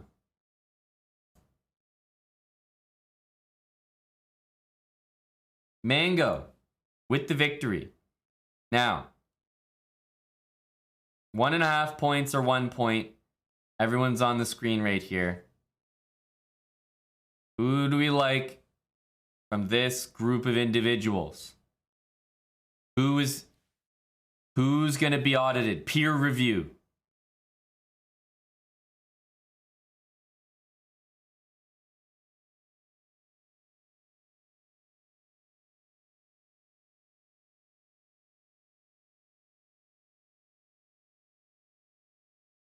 People like Java Bandit, Niku Toilet.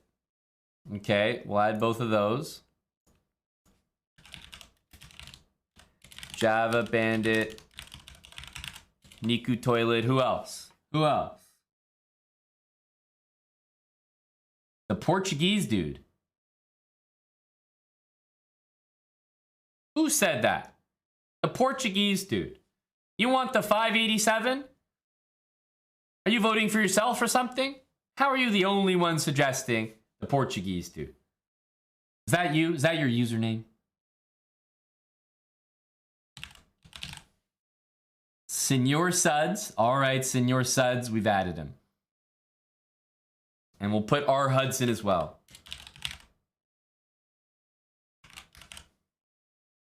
R. Hudson, the 600. All right, who's it going to be? Java Bandit, Niku Toilet, Senor Suds, or R. Hudson?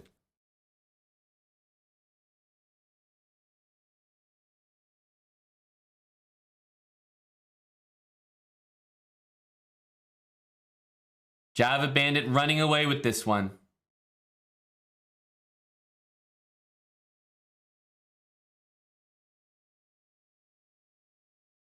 Goal 11, thanks for the 55-month resub with Prime. Thank you, Goal 11. The real Mr. D, thanks for the Prime. And again, Giberna, cheers, buddy. Java Bandit is just walking away with this one. It is going to be Java Bandit.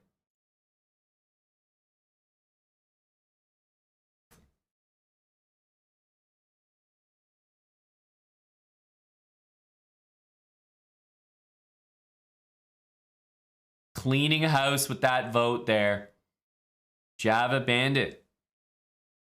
Look at that. Okay, we've got 5 usernames here. And we've also got our analysis file. Let me put my camera back on the other side there. And we're going to do some peer review. Now, would you guys like to start at the top or the bottom in terms of the usernames? Top or the bottom?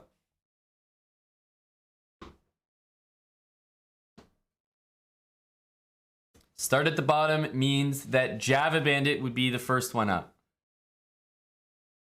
Oh, we might need another poll for this one.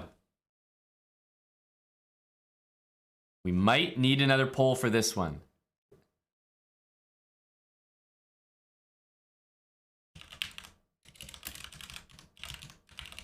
All right. Perfect. I'm going to run a poll. We'll make it a 3-minute poll while I take a 3-minute bathroom break. Come back. and we'll see what the results are. Start where? Top or the bottom? Leave the music on. I'll be right back. People will be graded by their peers, and we will see who impressed and who has failed class today. You can vote in chat. Start at the bottom or the top.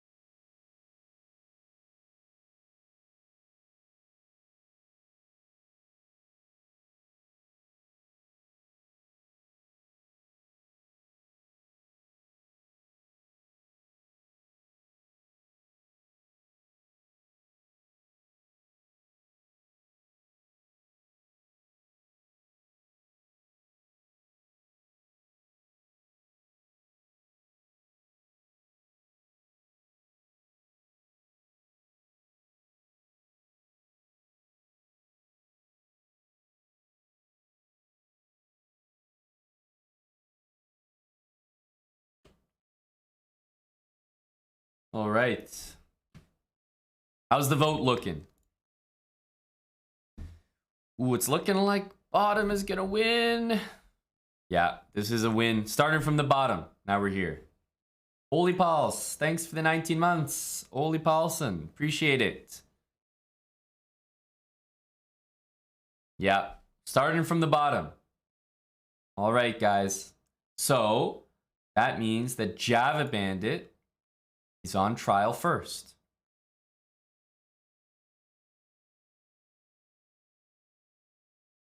One, two, three, four, five, six. That seems right.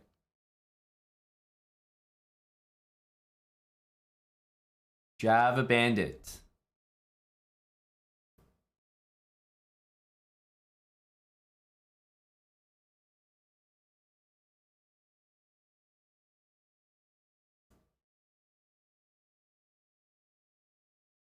Okay.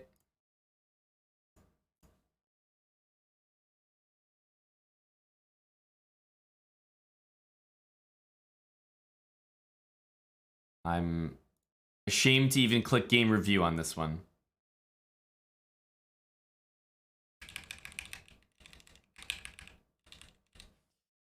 Jesus Christ.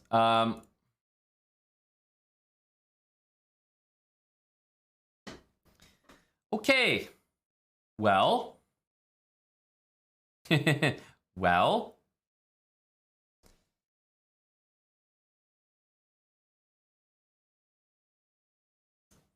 Held on.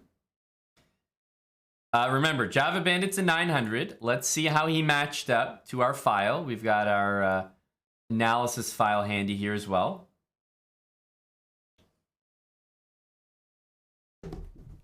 Let's see how he did. King f8 by his opponent. Queen takes e5. This is one of his first games. d6, queen f4, d3. Now we want to see queen g3 here, that's for sure. Okay, queen f4 is not the worst.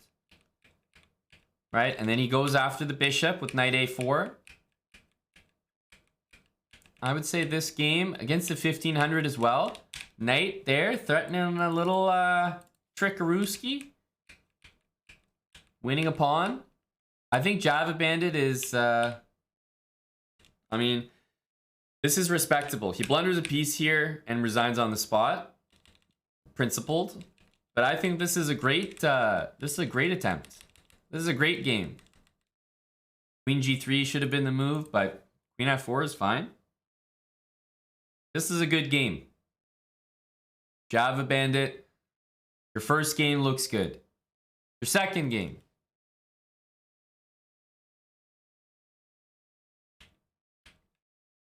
Takes, and he goes queen f4 again. Now, still I like queen g3, but he's stuck with his queen f4. Obviously, if he played it in one game, he's going to play it in another. So, knight c3, a3, castles. Queen f3 we don't like. If you want to move the queen, get the hell out of the f file. Even bishop exchange would be good. Yeah, so a bit too many queen moves there. But still, the pieces are coming out. Ooh, a hanging piece there. Oh, but the pawns get going. I gotta say, Java Bandit is respectable here. Now, what would I like? I would like the bishop to move and then f4, f5. King h1, f4, f5. Right? What do we want at the beginning? We want queen to g3. Right? If we look at our analysis, this seems to be a common one. Right? Queen g3 needed. We keep seeing queen f4, and it's not the best move. Queen g3. But then, if the stick stays on the ice, g4, f4, I mean, this is good. This is good stuff. Right? Java Bandit. Here, it's just getting messy. Rook f7. You're telling me Java Bandit with 30 seconds that you didn't take the goddamn rook? What the hell's going on here? Oh, queen g6. Oh, there's forced mate here.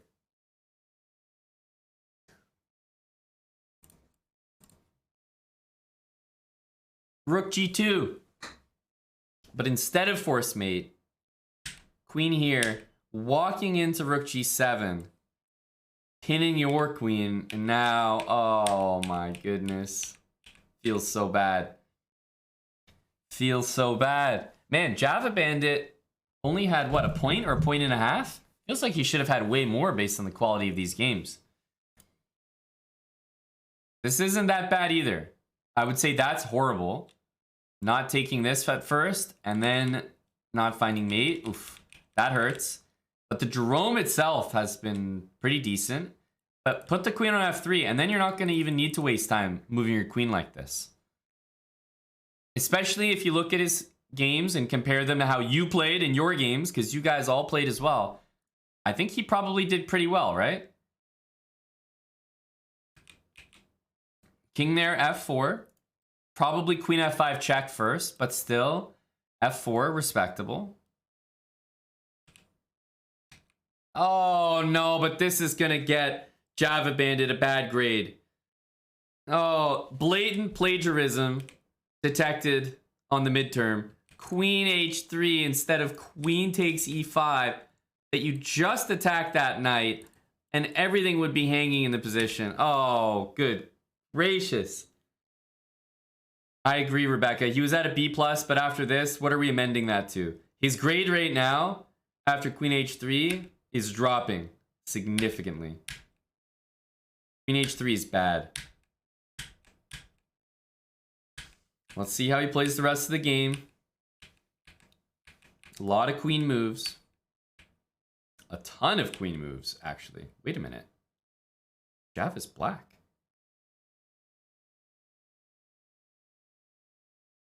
He's the second player here. It's an A+ performance. It's an A+. He's the second player.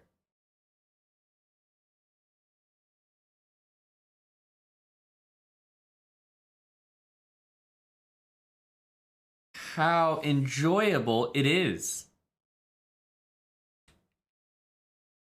How enjoyable it is. All right.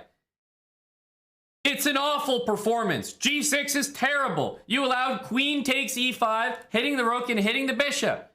It's awful. Horrible performance by Java Bandit. Like I was saying. Unacceptable by Java Bandit.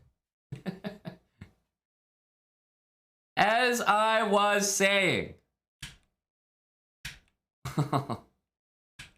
G6 was atrocious. However, G6 is really bad. It is truly as bad as Queen H3. Both moves to me are equally as bad. So I feel the exact same way, but Java Bandit then proceeded to play some pretty good moves. Knight G4, bishop back, bishop B4. Like, even that sacrifice, love the way he played after. I mean, this is fantastic stuff. This is a great, like, ever since G6, that's like a model game. Model game.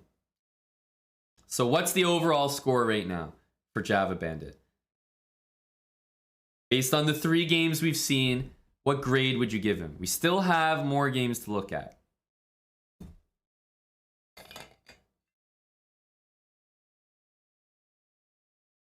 Keep in mind, he's 950. He's been playing pretty much higher rated opponents every game. I don't think I could give him anything with an A, but you know, it'd be hard pressed to find the guy at anything like C or D.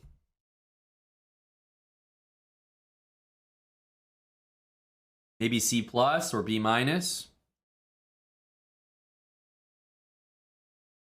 Low B, high C. Okay, so let's look at his next game. This is the next game by Java. He's with the black pieces, so let's flip the board this time.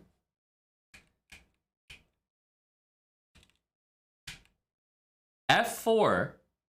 Java Bandit improves on his G6 move from previous and plays a double exclamation mark move. He's 950. He improved on his move in the exact same tournament and got a brilliancy. D6 from Java Bandit, revolutionizing theory. As we refer back to King E6, instead of Queen F5, F4. F4, we can actually include in our analysis as a blunder. Thanks to Java Bandit's work. And we will append a note. Awful move. Handing black an ego brilliancy with D6. There we go. But there's a reason why our move has been Queen F5 the whole time. We were well aware that F4 was not it. Not it. However, full credit to Java Bandit for this discovery. D6, double exclamation mark.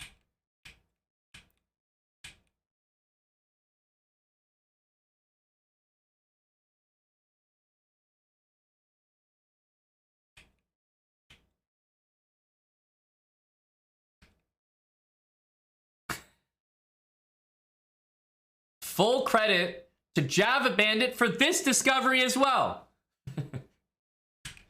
Full credit to him. Oh, the queens get traded and he's just gonna get ground down here. He's down 2 center pawns.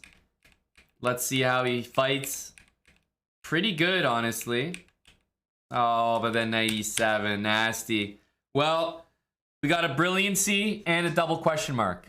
Admittedly, brilliancies are way harder to get. Way more rare than double question marks. But that's just because you guys aren't very good.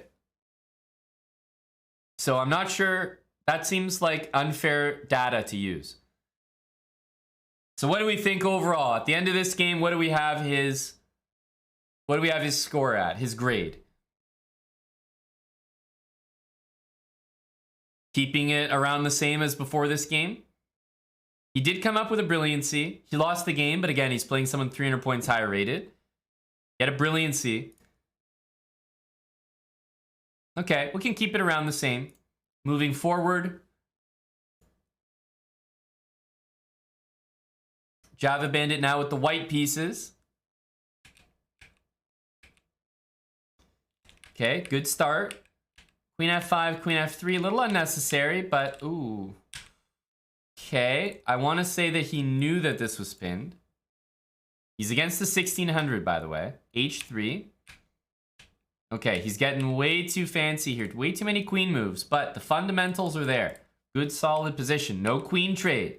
Very good as well. Knight d5 would have been nice here, but I love the long castle. Now he goes knight d5. Not as good.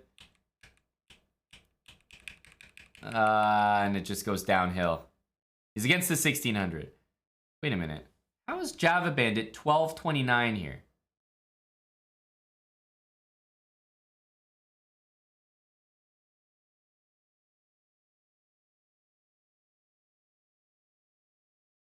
Why is his rapid rating showing up?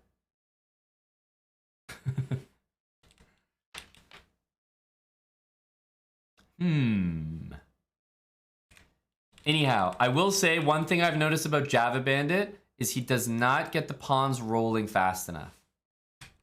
So here, for example, just f4, buddy. Like, there might be a pawn, but just send it. g4, g5, f4, e5, f4, f5. We need to see stuff like this from you. This is what, like, the Jerome is just going to be rolling once you get those pawns going. This is what's needed. f4. There's been a few games where I've noticed Java Bandit has a reluctance to push those pawns and get them going. I think f4, f5, g4, g5. We need this type of stuff from Java. The reluctance to do that means that he ends up playing with the pieces more, and yeah. By the way, on an unrelated note, is it just me, or should chess.com fucking relax with miss? I see chess.com putting miss for things way too often. Like, miss. Knight d5 check is a miss. What the fuck is this? Like, I don't know what this stuff means. To me, the addition of miss has been a miss. Thank you for coming to my TED Talk.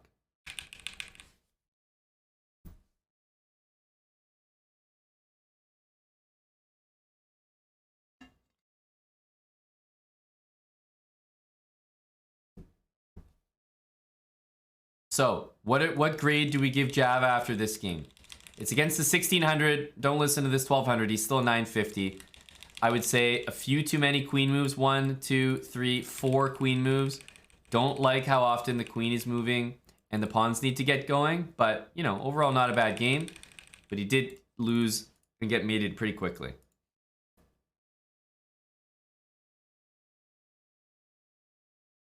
Okay, and remember, we have one more game from Java before we can vote on the final grade. So we're going to save the poll until after the last game. Here's the last game. Java with the white pieces. So here's the game. Java with the white pieces. And that's the game.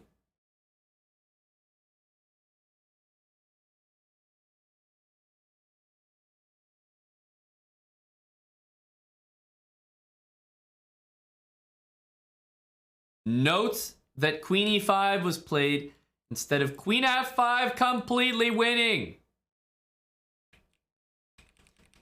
Now, having seen all the evidence from Java Bandit, having seen all the evidence, we are now going to vote on an overall grade.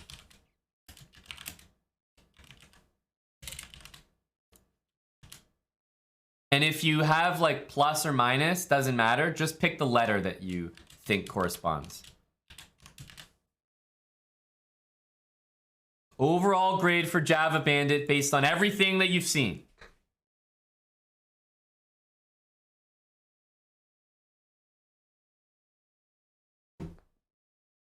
It could be minus, plus, but pick the letter that corresponds.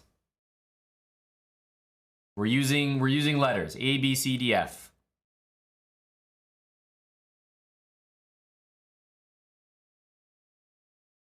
Keep in mind that his opponent here is rated 276. If he didn't resign this game, he could probably still win.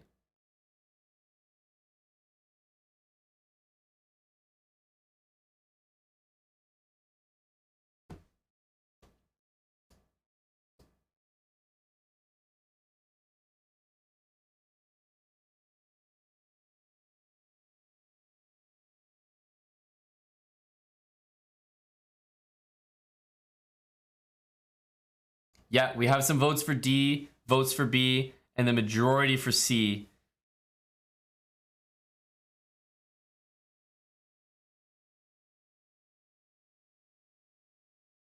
And he found a brilliancy for our notes. I think a C is a fair grade, more than a passing grade. I think Java Bandit has acquitted himself very, very nicely. I think a C is a fair grade. We're gonna give Java Bandit a C plus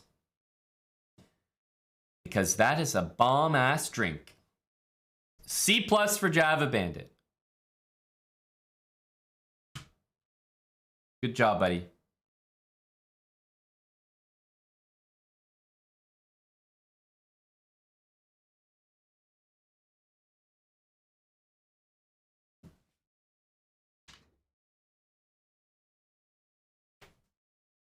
We didn't answer that question, Chess Ninja. We're saving it.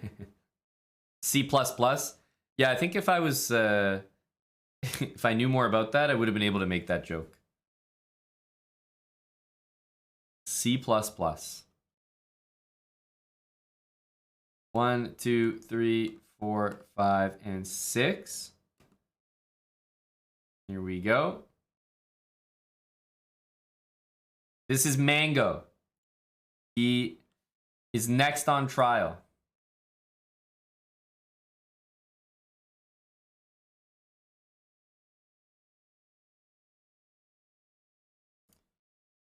All right. Mango is next on trial.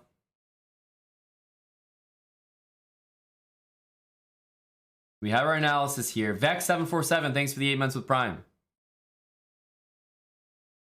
Java with a C.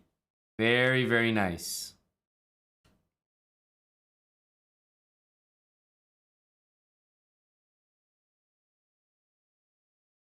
I think I did these in reverse order, so we're actually going to start over here. This should be round 1. Pretty sure.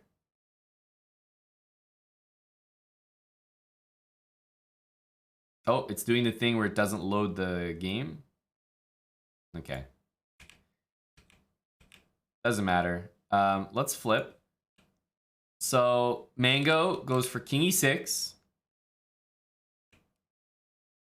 King D6, F4, Knight F7.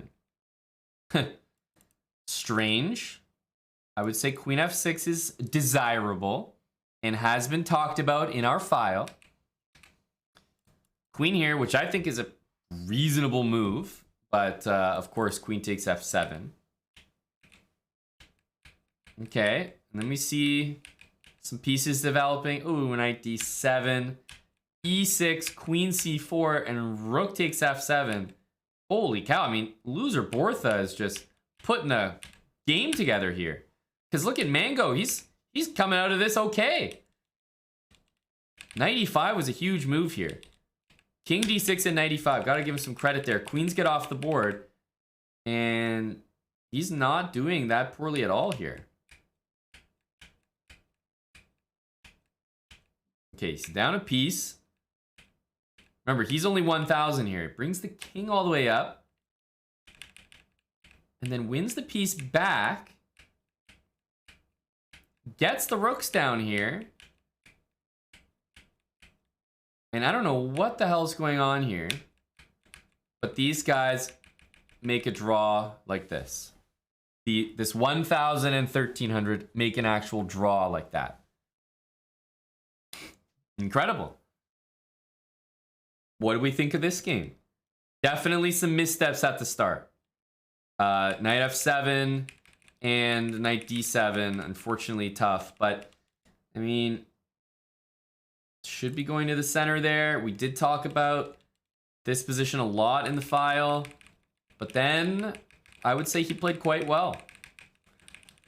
What do we think overall? He's 1,050.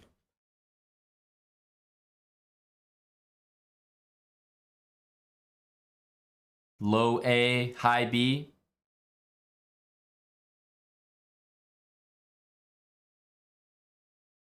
Knight f7 was bad. FK gone. I'm stricter, you know? You could say that he did well after, but I find knight f7 to be pretty bad. You wanna demonstrate your knowledge of the Jerome and the course. You gotta find a better move than knight f7. That's a bad look. Okay, let's take a look at his next game here. He's got the white pieces. King f8, d4.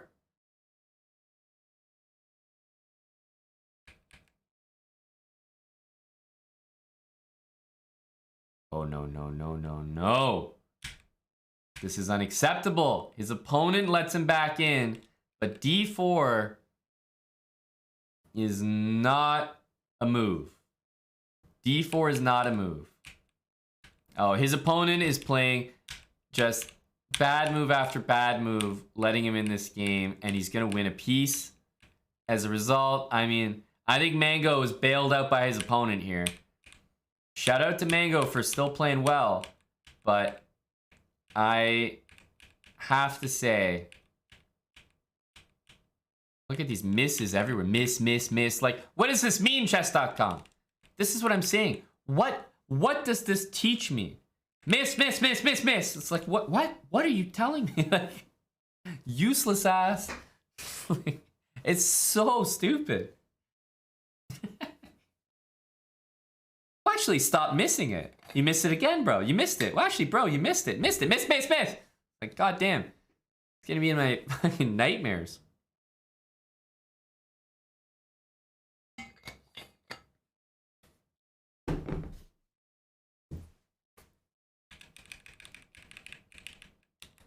Mango shuffled his knight literally like 1,000 times here, right? 1, 2, 3, 4, 5, 6, 7, 8, and then he hangs it, 9, and then he resigns. You're telling me he made 9 knight moves and can't even take a free piece to start the game? All right, what's the updated grade after seeing those 2 games so far? What's his grade after 2 games as we move on to game number 3, where he has the black pieces? Mango. D? Yeah, I think D is fair. He's around a D right now. That explains why he's sucking. Mango's with the black pieces here.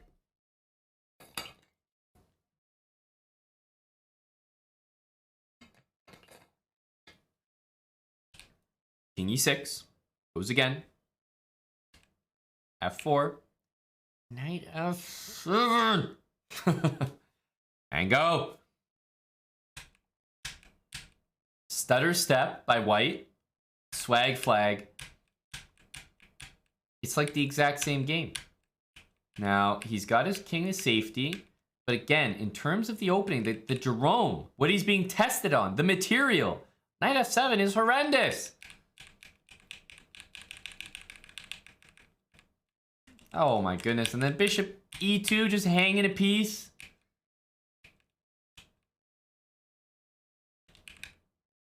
Everyone, look at this.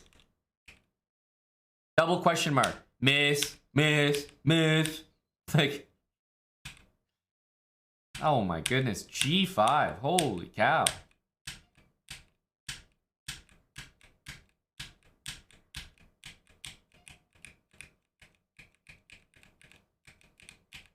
This is an insane game. Rook E1 brilliancy. Holy cow. Well, he is up against the 1500. Remember, this is just a chess.com bug. He's a 1000 Mango. But like, I don't know. Knight F7 is just, he's being tested on the Jerome here. This is the pretty much the first or second move in the Jerome, and it's already a howler.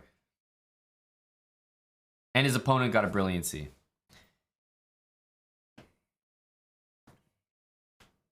All right, so what do we have him at right now? Remember, he's still got games to come. What is he at right now?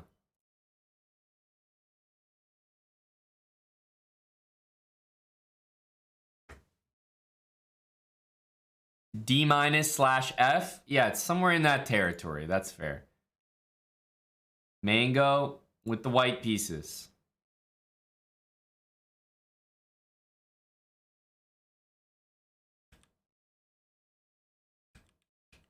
Okay, he decides to take.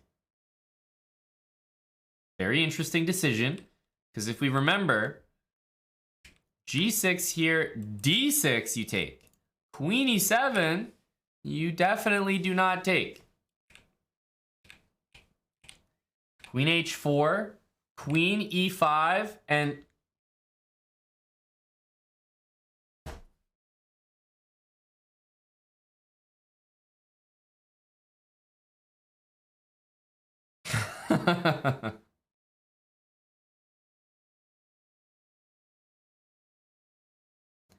all right, let's just say he's in summer school at the moment.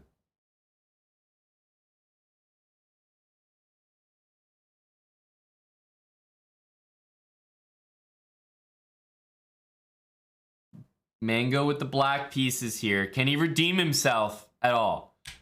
King E6, Queen F5, King D6, C3, Queen F6. There we go, buddy. There at Knight D3. And takes, and takes. And he's up a piece here. This is Mango's best game by far. Best game by far. Queen F6. Trades the queens, trades the pieces. He remains up a piece. What the flying hell are you doing there, bud? King C4, a little adventurous. Oh my goodness, don't tell me you get mated here. Oh my goodness. I thought you were gonna get mated. Rook takes D7 here would have hurt. Tell me you win this game, Mango. Very nice.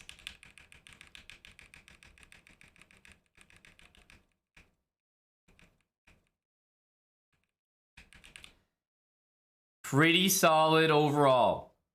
Now, let's not forget everything that's happened. However, after this game, what is the amended grade? Because this was definitely a good one.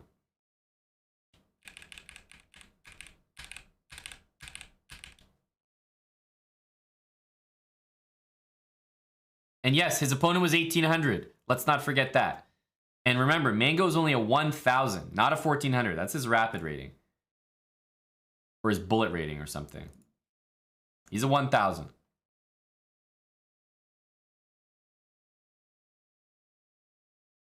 C or D, somewhere in there. Somewhere between D plus, C minus. I know they're in reverse order for Runa. I'm aware. All right, Mango with the black pieces.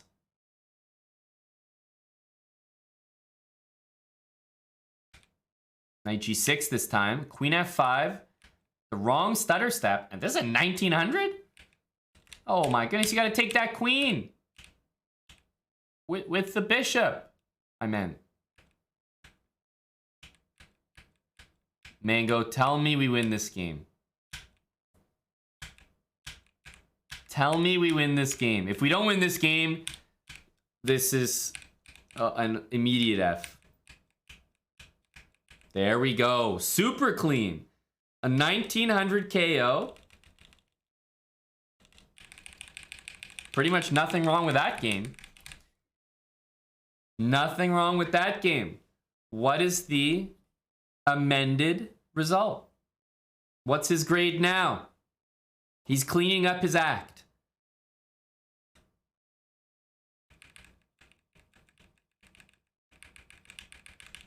That was a really shit 1900, I'm not gonna lie, yeah. Not good.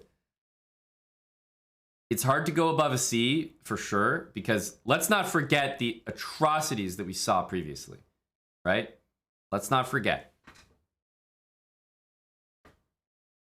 But I'll let you guys decide, because we saw a C. Remember, Java Bandit, you guys gave a C. And if I'm not mistaken, we were relatively impressed with Java Bandit. So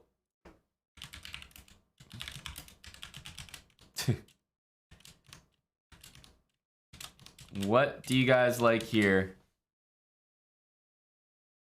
for Mango? What's his final grade? And we got Nordic up next.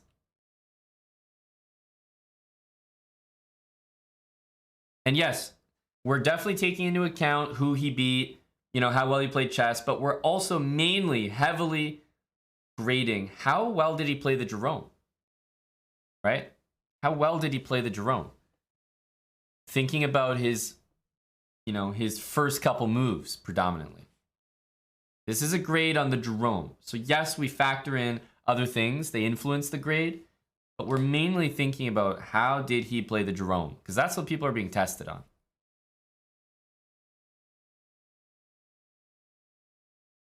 This is a strong D grade. Heavy on the D. Some votes for C, but not that many. And I think that's probably fair. I think objectively Java Bandit played the Jerome better than Mango. Tough crowd, Mango. Tough crowd, buddy. What can we say? He's got a big D. And everyone knows it. A D for Mango. Nordic up next.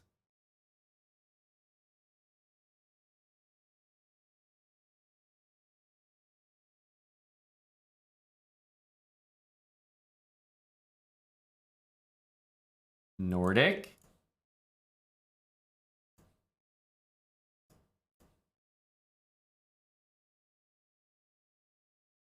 All right. Nordic with the black pieces. A 960. Is Mango in chat? He is. Mangoing P. Mangoing P. He's right there. Nordic. Knight f6. Okay. Usually you want to get that queen out with black. Mango is right on the cutoff, I would say. D. Mango's right on the cutoff of a ban. Worse than that would be clear. Better than that would be clear. He's right on the cutoff because he's probably scoring like a D plus. D plus. Like a barely passing grade. Knight e2, queen e7. Knight d3. Hey, a few people have gotten this to work. Oh, knight e4. Look at Nordic go. Holy smokes. Alpha. Oh my goodness. Queen e5 would have hurt here. Jesus, look at him go. Queen f8. Oh, and he takes the queen. Oh, knight f3. Oh, oh. Oh, he plunders his queen, but he's up so much material. It doesn't matter. Oh, rook g1 swag. Oh my goodness. Oh, he's sacking the rook. He let him queen. What am I looking at? You've got a minute and a half. He let him queen. He's got a minute and a half and the guy walked up the board. That's insane. What is this? And he's still better. He's still better.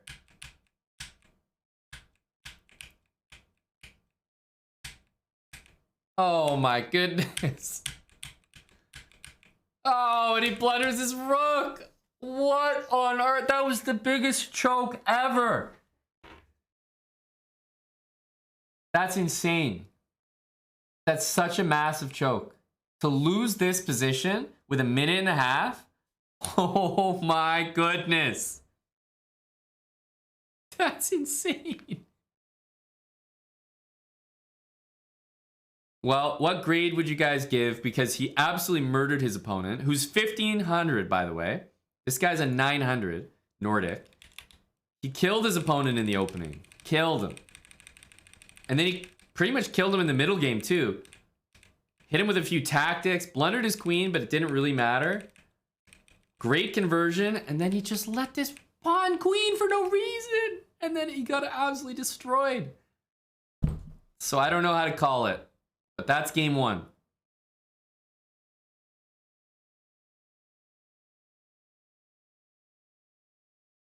That was an insane choke. It's hard to not have that sway your vote. Because remember, it's heavy focus on the opening here. We're grading people on how well they play the Jerome. Of course, other factors contribute. It's not like you can play the opening perfectly and then just give up all your pieces and get an A+.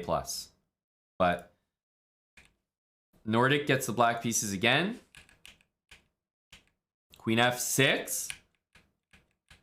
C3, bishop back. D5, knight f6. I mean, Nordic is killing the opening here.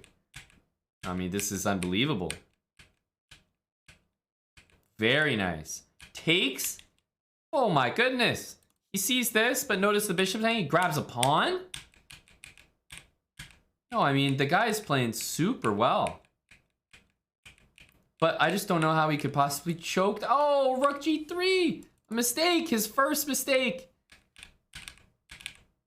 Oh, poor guys. Oh, and Nordic is going to lose again.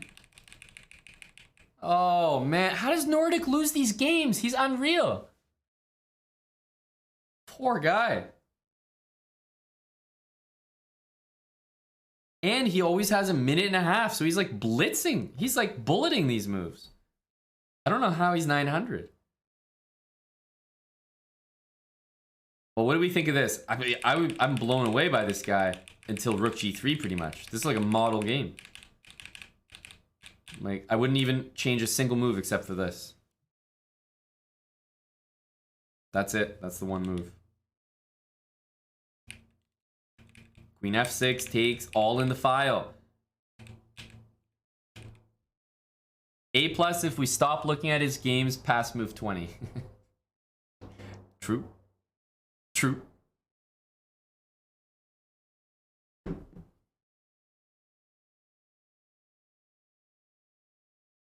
he's lost both of them, and they were both huge chokes. Maybe a round of B. Let's take a look when he's got the white pieces. How he actually plays the Jerome. This might weigh more on his final grade.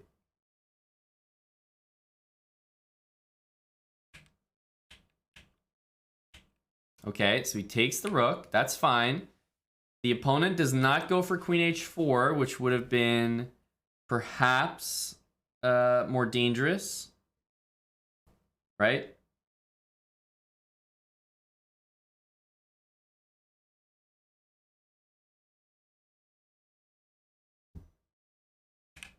D4, technically not a good move from Nordic, but I guess it kind of pays off here, but this is not good. Queen takes c1 with check.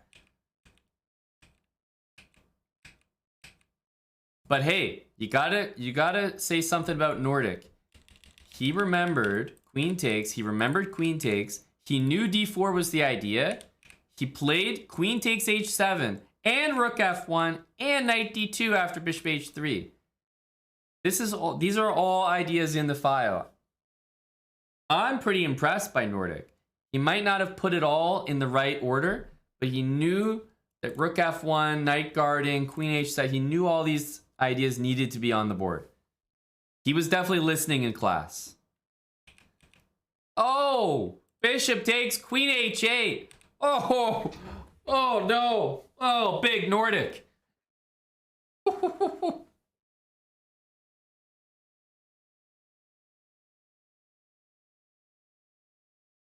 You haven't seen a big dick until you've seen Nordic. Look at him go. That's unbelievable. Queen H8. Crazy. This guy's a machine. Love it. This guy's a great player. Rook H7.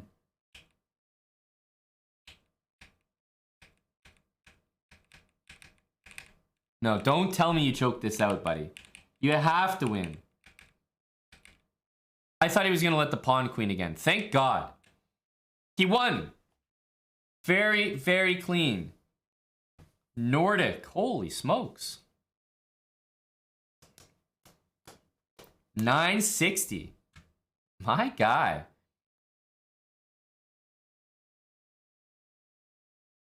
Okay, Nordic. Keep that evaluation. What do you guys think he's at right now? B plus to A?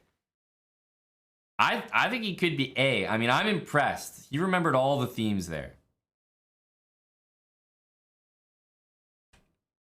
He's got the white pieces again. Oh, the stutter, step, swag. Woof. Sheesh. Getting the pawns on light squares. Now, knight d5 is a particularly unfortunate move. Simply d3 or d4 would have been great. But his opponent not only doesn't take the knight, but it hangs the queen. But Nordic, he doesn't pay attention to that stuff. All he knows is his opponent should have taken him. So he knows there's a hanging knight there. So he goes and takes it. And then he takes the queen. Say what you want about Nordic, but there's not that much wrong with this game. He took hanging things all over the place. A principled Peter. And he beat a 1400 here. He's got to be at an A now, doesn't he? He's got the black pieces.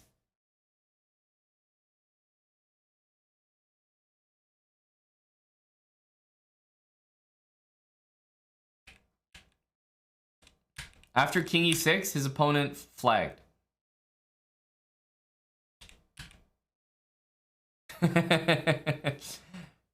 Nordic, once again, decimating the competition. GG easy.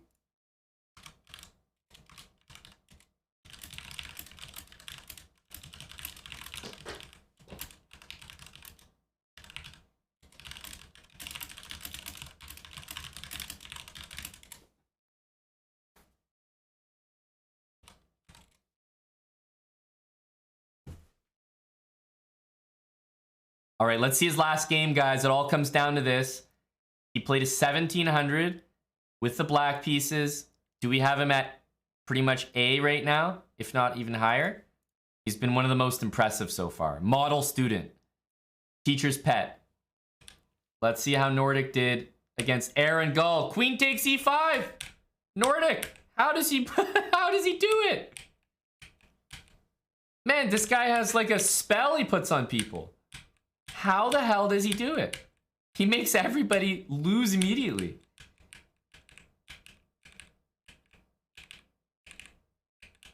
I'm not gonna lie, this is looking pretty sketchy. Oh man, king takes e5. No. Jeez. Oh, rook e2 would have been the end of Nordic here. Oh my goodness. Oh man, Nordic. Oh, buddy.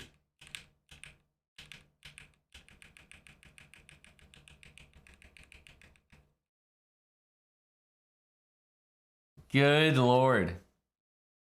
Well, Nordic's opening there was certainly not the issue with this game. He just got outplayed by 1700, even though he was up a queen.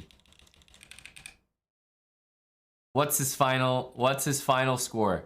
What's his final grade?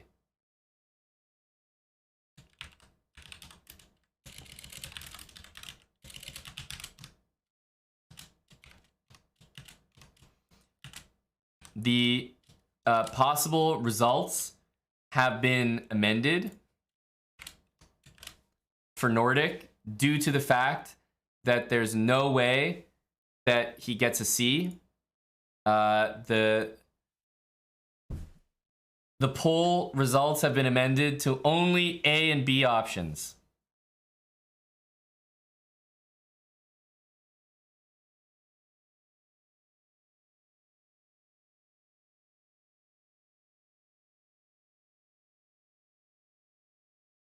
Milk Steaks, thanks for gifting a sub to Nordic Rest. I think an extremely deserved sub. Nordic put on a show here. I'm quite impressed with his knowledge of our file.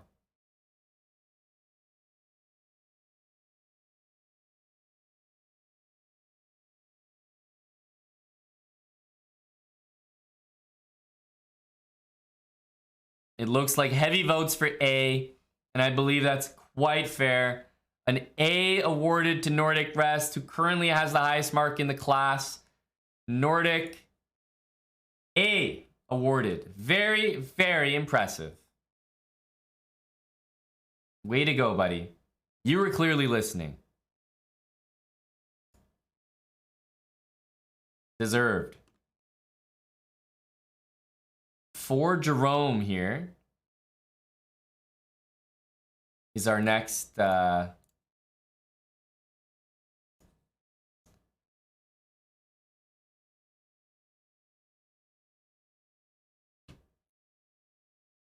our next individual on the chopping block. Teacher's pet Nordic. Yep, absolutely. For Jerome, we wanted to observe with the black pieces. Chessbra U success story. That's right. Okay. Honestly, White's kind of playing pretty well here. I remember looking at this game during the tournament, but, you know, for Jerome was playing a great game. Can't deny. Some mistakes, big time, though.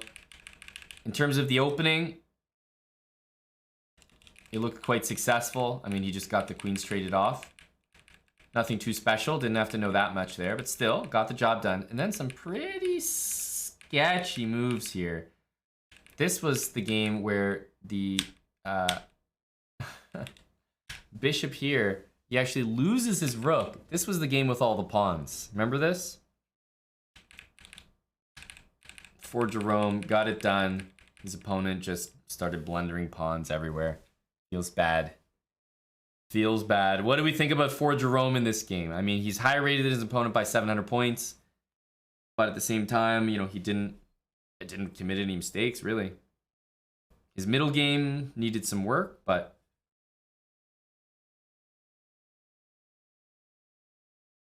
Coffee Chess says, I played better.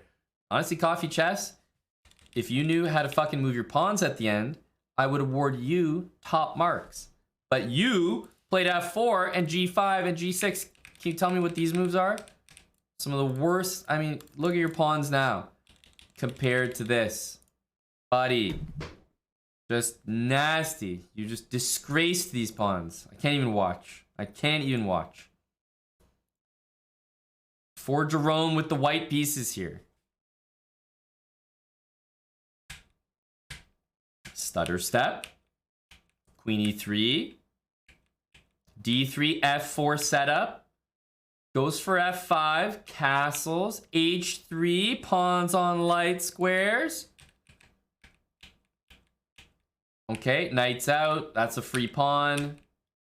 He's playing at 1100, but queen h4, bishop f4, free queen. I mean, this is a model Jerome.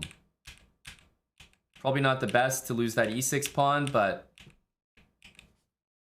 that's pretty convincing. That's pretty convincing. That was for Jerome, for sure. This is very nice. Getting f5, h3 to take control of that square. A lot of very good moves. So I'm impressed by that. That's the second game for Jerome. I think he only had 5 games. So we're going to look at again with the white pieces here.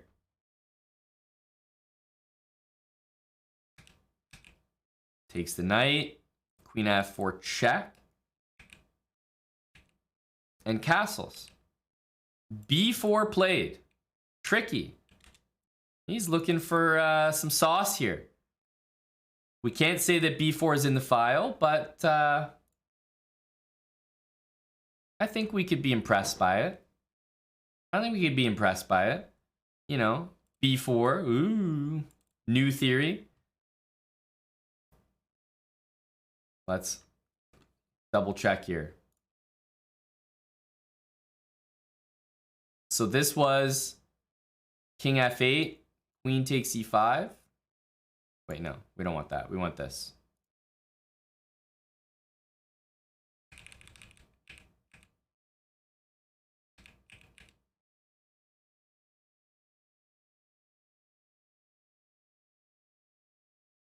Wait a minute. Where's my saved analysis? Put it in the books, indeed. Where's my king f8? Uh-huh. I think it must be in another tab somewhere here. Or do we have to just go back? Do we have to click back on every page until we get there? We must have just closed it or something? Because I thought the point was that it saves.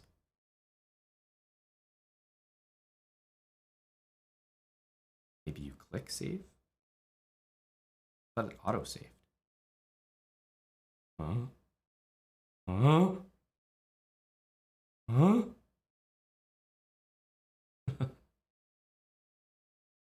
Save? You have to click save.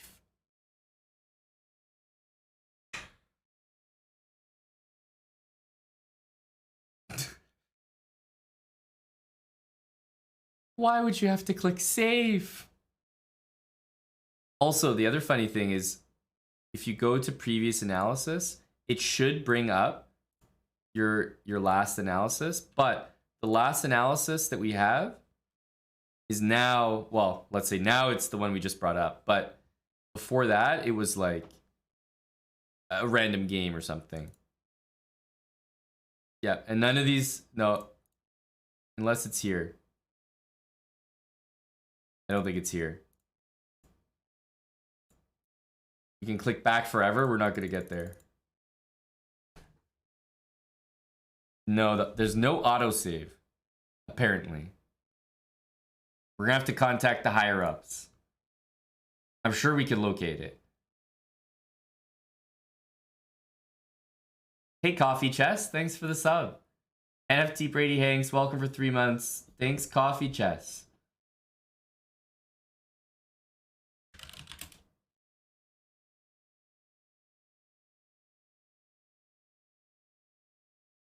Yeah, autosave, it was instinctive to me that it would work.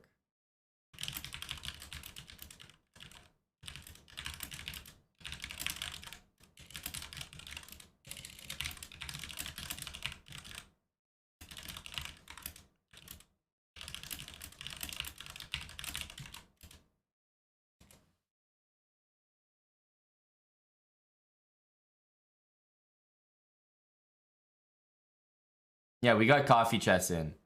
B4 is definitely not in the file. I was actually maybe going to add it, but I respect it. I respect it. At least it's very thematic, that's for sure. Give chess.com a grade now. It's an F for sure. Rook E1, I think he wants to play. Yeah, he wants to play this. He's going to win material. And he keeps the queens on the board while he's up a pawn. But now the material's even, so it's just a regular game. He is playing a 2000 though, so it's still impressive. But queen f4 is correct. Castles. And then, okay, he invents his own stuff with b4 there. Fair enough. And how does the game end? Ugh. Don't like how these pawns are being advanced. Did he lose on time here? What the hell? Oh, that's no good. Losing on time. White should be a bit better, maybe.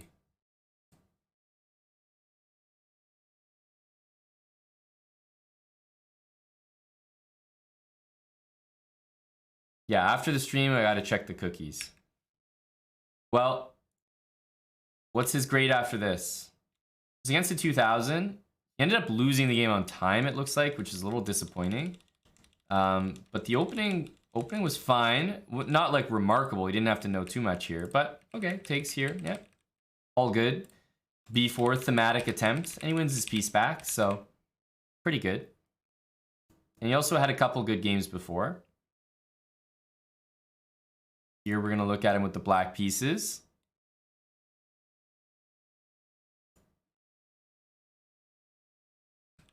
King f8, queen e7, and yeah, you're supposed to go queen f4, which is what he just did last game. If this king was on a different square, we saw d6 or something, like, for example, d6, queen g3, but queen e7, queen f4, because we have to guard our pawn. White forgets that, and for Jerome, I mean, he's only playing an 1100, but let's say this is quite convincing. Quite convincing. But yeah, just a little mistake there. Queen f4 needed, not queen g3. And he has one more game with the white pieces in order to impact his final grade. Queen takes. Ooh, probably a mistake. Ooh. He's playing at 1200, plays a funny looking move, but then baits d4. Probably should be d3. And after knight there, just gets a free pawn in the center. But he bounces back with a tactic to win the knight. Ooh, I love the energy from this 1200, by the way. What the hell is going on?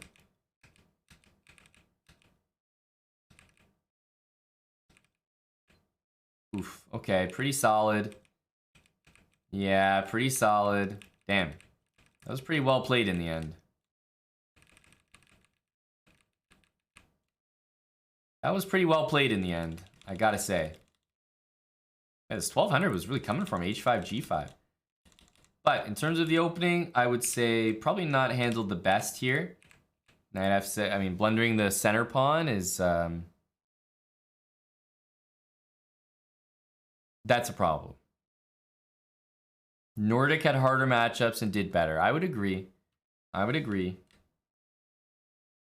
And, you know, this guy only had 5 games, didn't even have as many games as Nordic.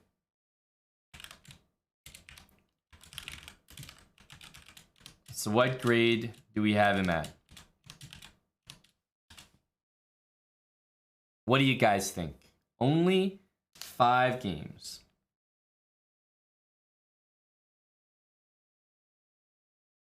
Not atrocious. I mean, there isn't anything that really stands out as too bad.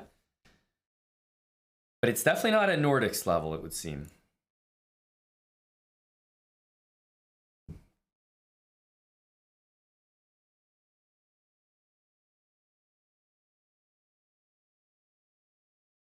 Voting in chat looks like mostly Bs.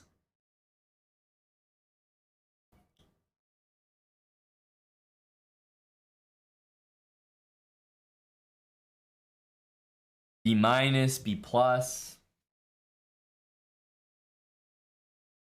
I mean, if it's an A for him, it's definitely an A minus.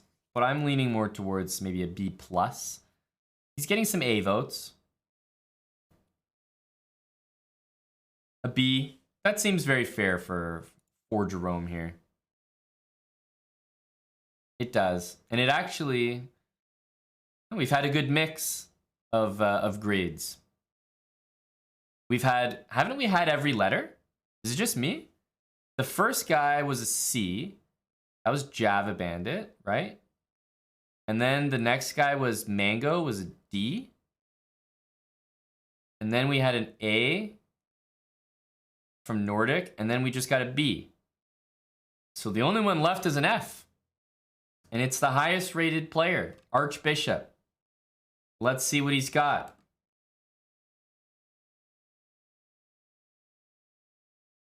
Let's see what he's got.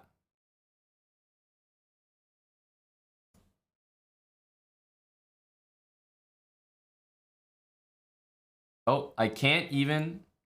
So Archbishop has one game, let the record show, with 0 moves. Like, opponent didn't even make one move. Just flagged and lost. So he has one game that's just like this.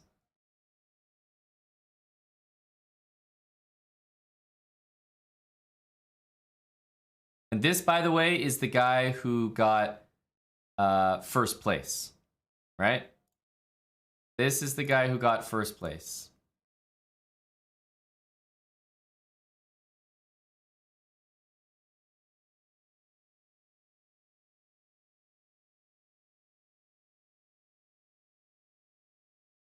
So we got 1, 2, 3, 4, 5 games. And one of them was just a non-mover. All right, so first game, he's got the white pieces. Stutter step. Queen h4, strange. Strange. Expected knight h4, didn't get it. h3, and looks like f4 and f5. And light square pawns is a very good sign for Archbishop. Demonstrating good understanding. Now, I think you want to stick with light squares, but he goes e5, which is not my favorite. Still decent, though. He wants to open things up. Not letting his opponent castle. A lot of misses, according to chess.com. Miss, miss, miss.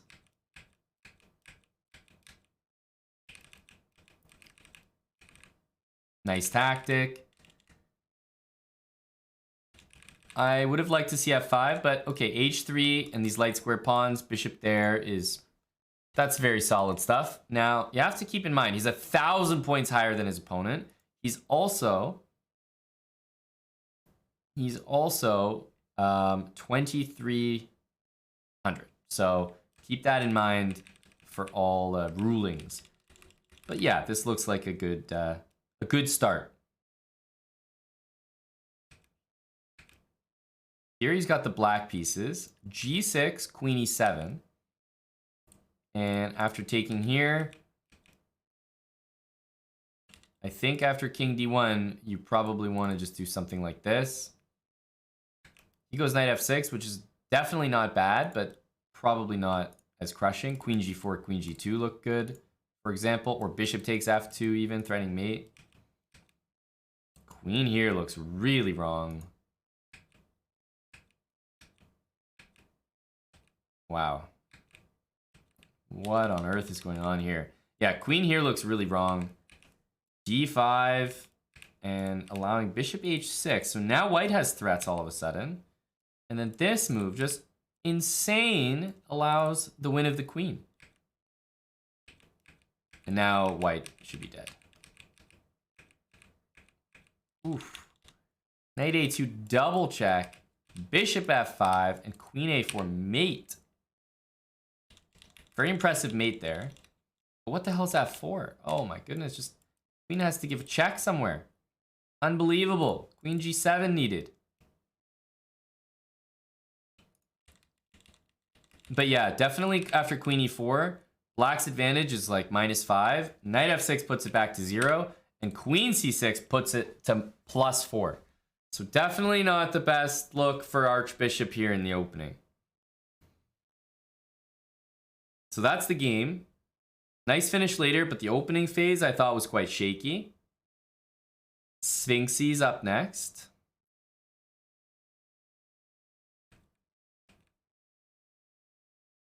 Archbishop still with the black pieces.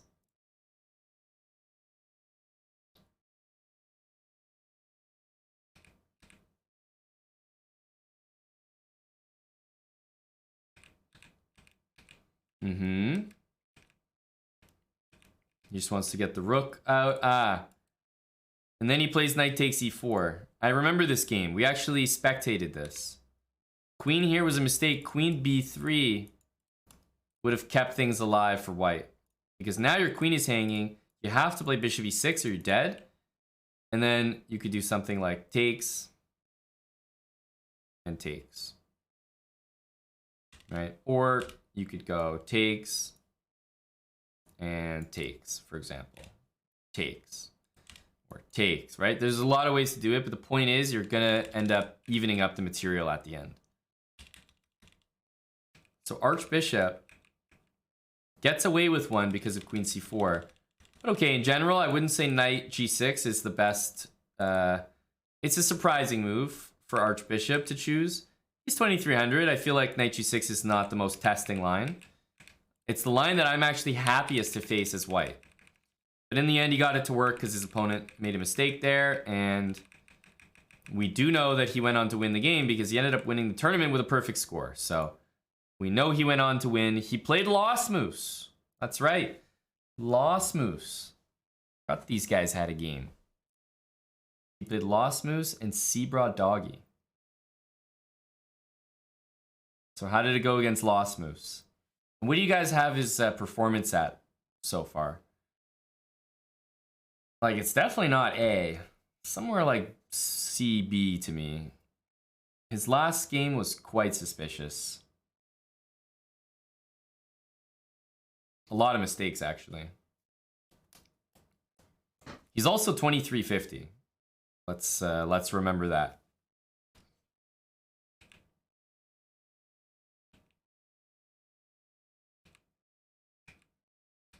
Archbishop. Nicely done. Queen g3, king h1, and he's going to get the pawns going. Actually, yeah, I remember watching this game too. I thought this was an extremely good Jerome game. Archbishop. He's got the perfect pawn structure. Queen g3, castle, king h1.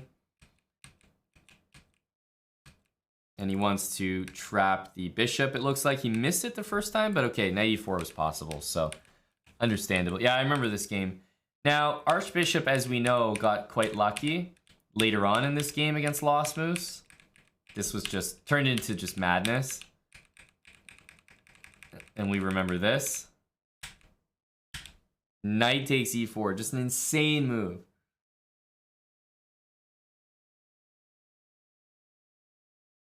Truly an insane move. So he got fortunate and took the win off the back of a absolutely bonkers mistake. Knight takes e4 from Lost Moose. But I thought this opening was one of the absolute best, you know, model Jerome game, honestly. Model Jerome game. So I think this was quite good. And he has that one game that was over in one move against a 1900. So let's see how he handles this with black. This is the final game. This will be our final grade. Knight g6. Oh, no stutter step from old Seabra Doggy there. Oh, I remember this. Yeah, this was quite a one-sided game. He just took all the material, and this was a very strange game from the 2200. Now, I still don't think this is a very testing line, knight g6. There's so many other lines to play that I think that are better. Losing the dark square bishop is pretty uninspiring for black, but Archbishop made it work. Can't say that he played poorly.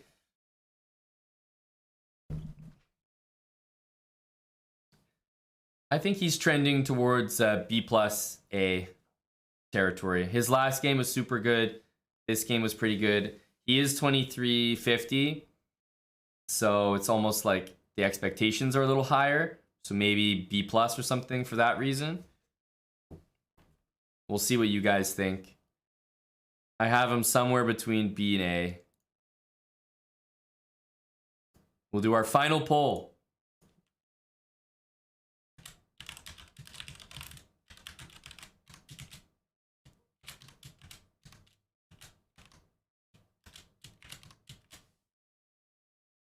Our final poll.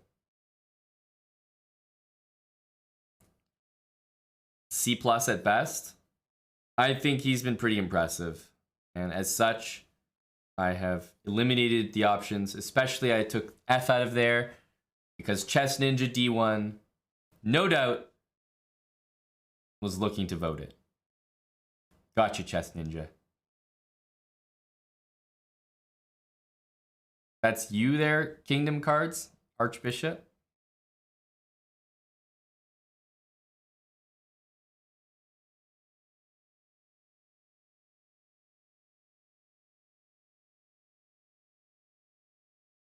It looks like a solid B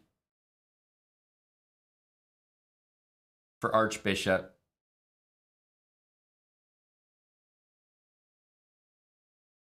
And it will be. It will be B. Archbishop, there you go. You got a B. Not bad, not bad.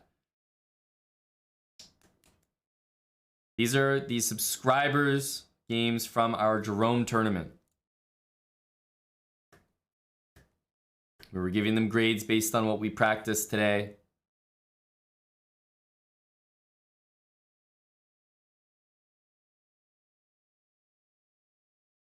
How did we get no bans out of this? Because there was one guy right on the line, Mango. We remember Mango. The fact we got no bans out of this means people paid attention. Now, Mango is the closest.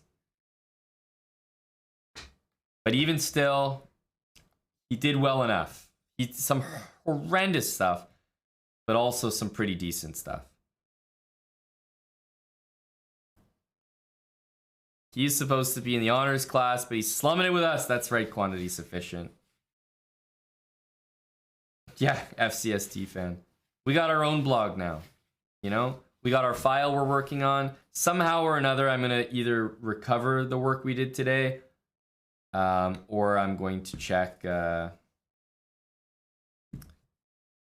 I'm going to check and do it myself. Put it back. But eventually we'll get it all together. We're probably almost done, our Jerome file. But the nice thing is we keep adding to it. We can keep adding to it. As soon as more games are played, keep up to date with the latest theory.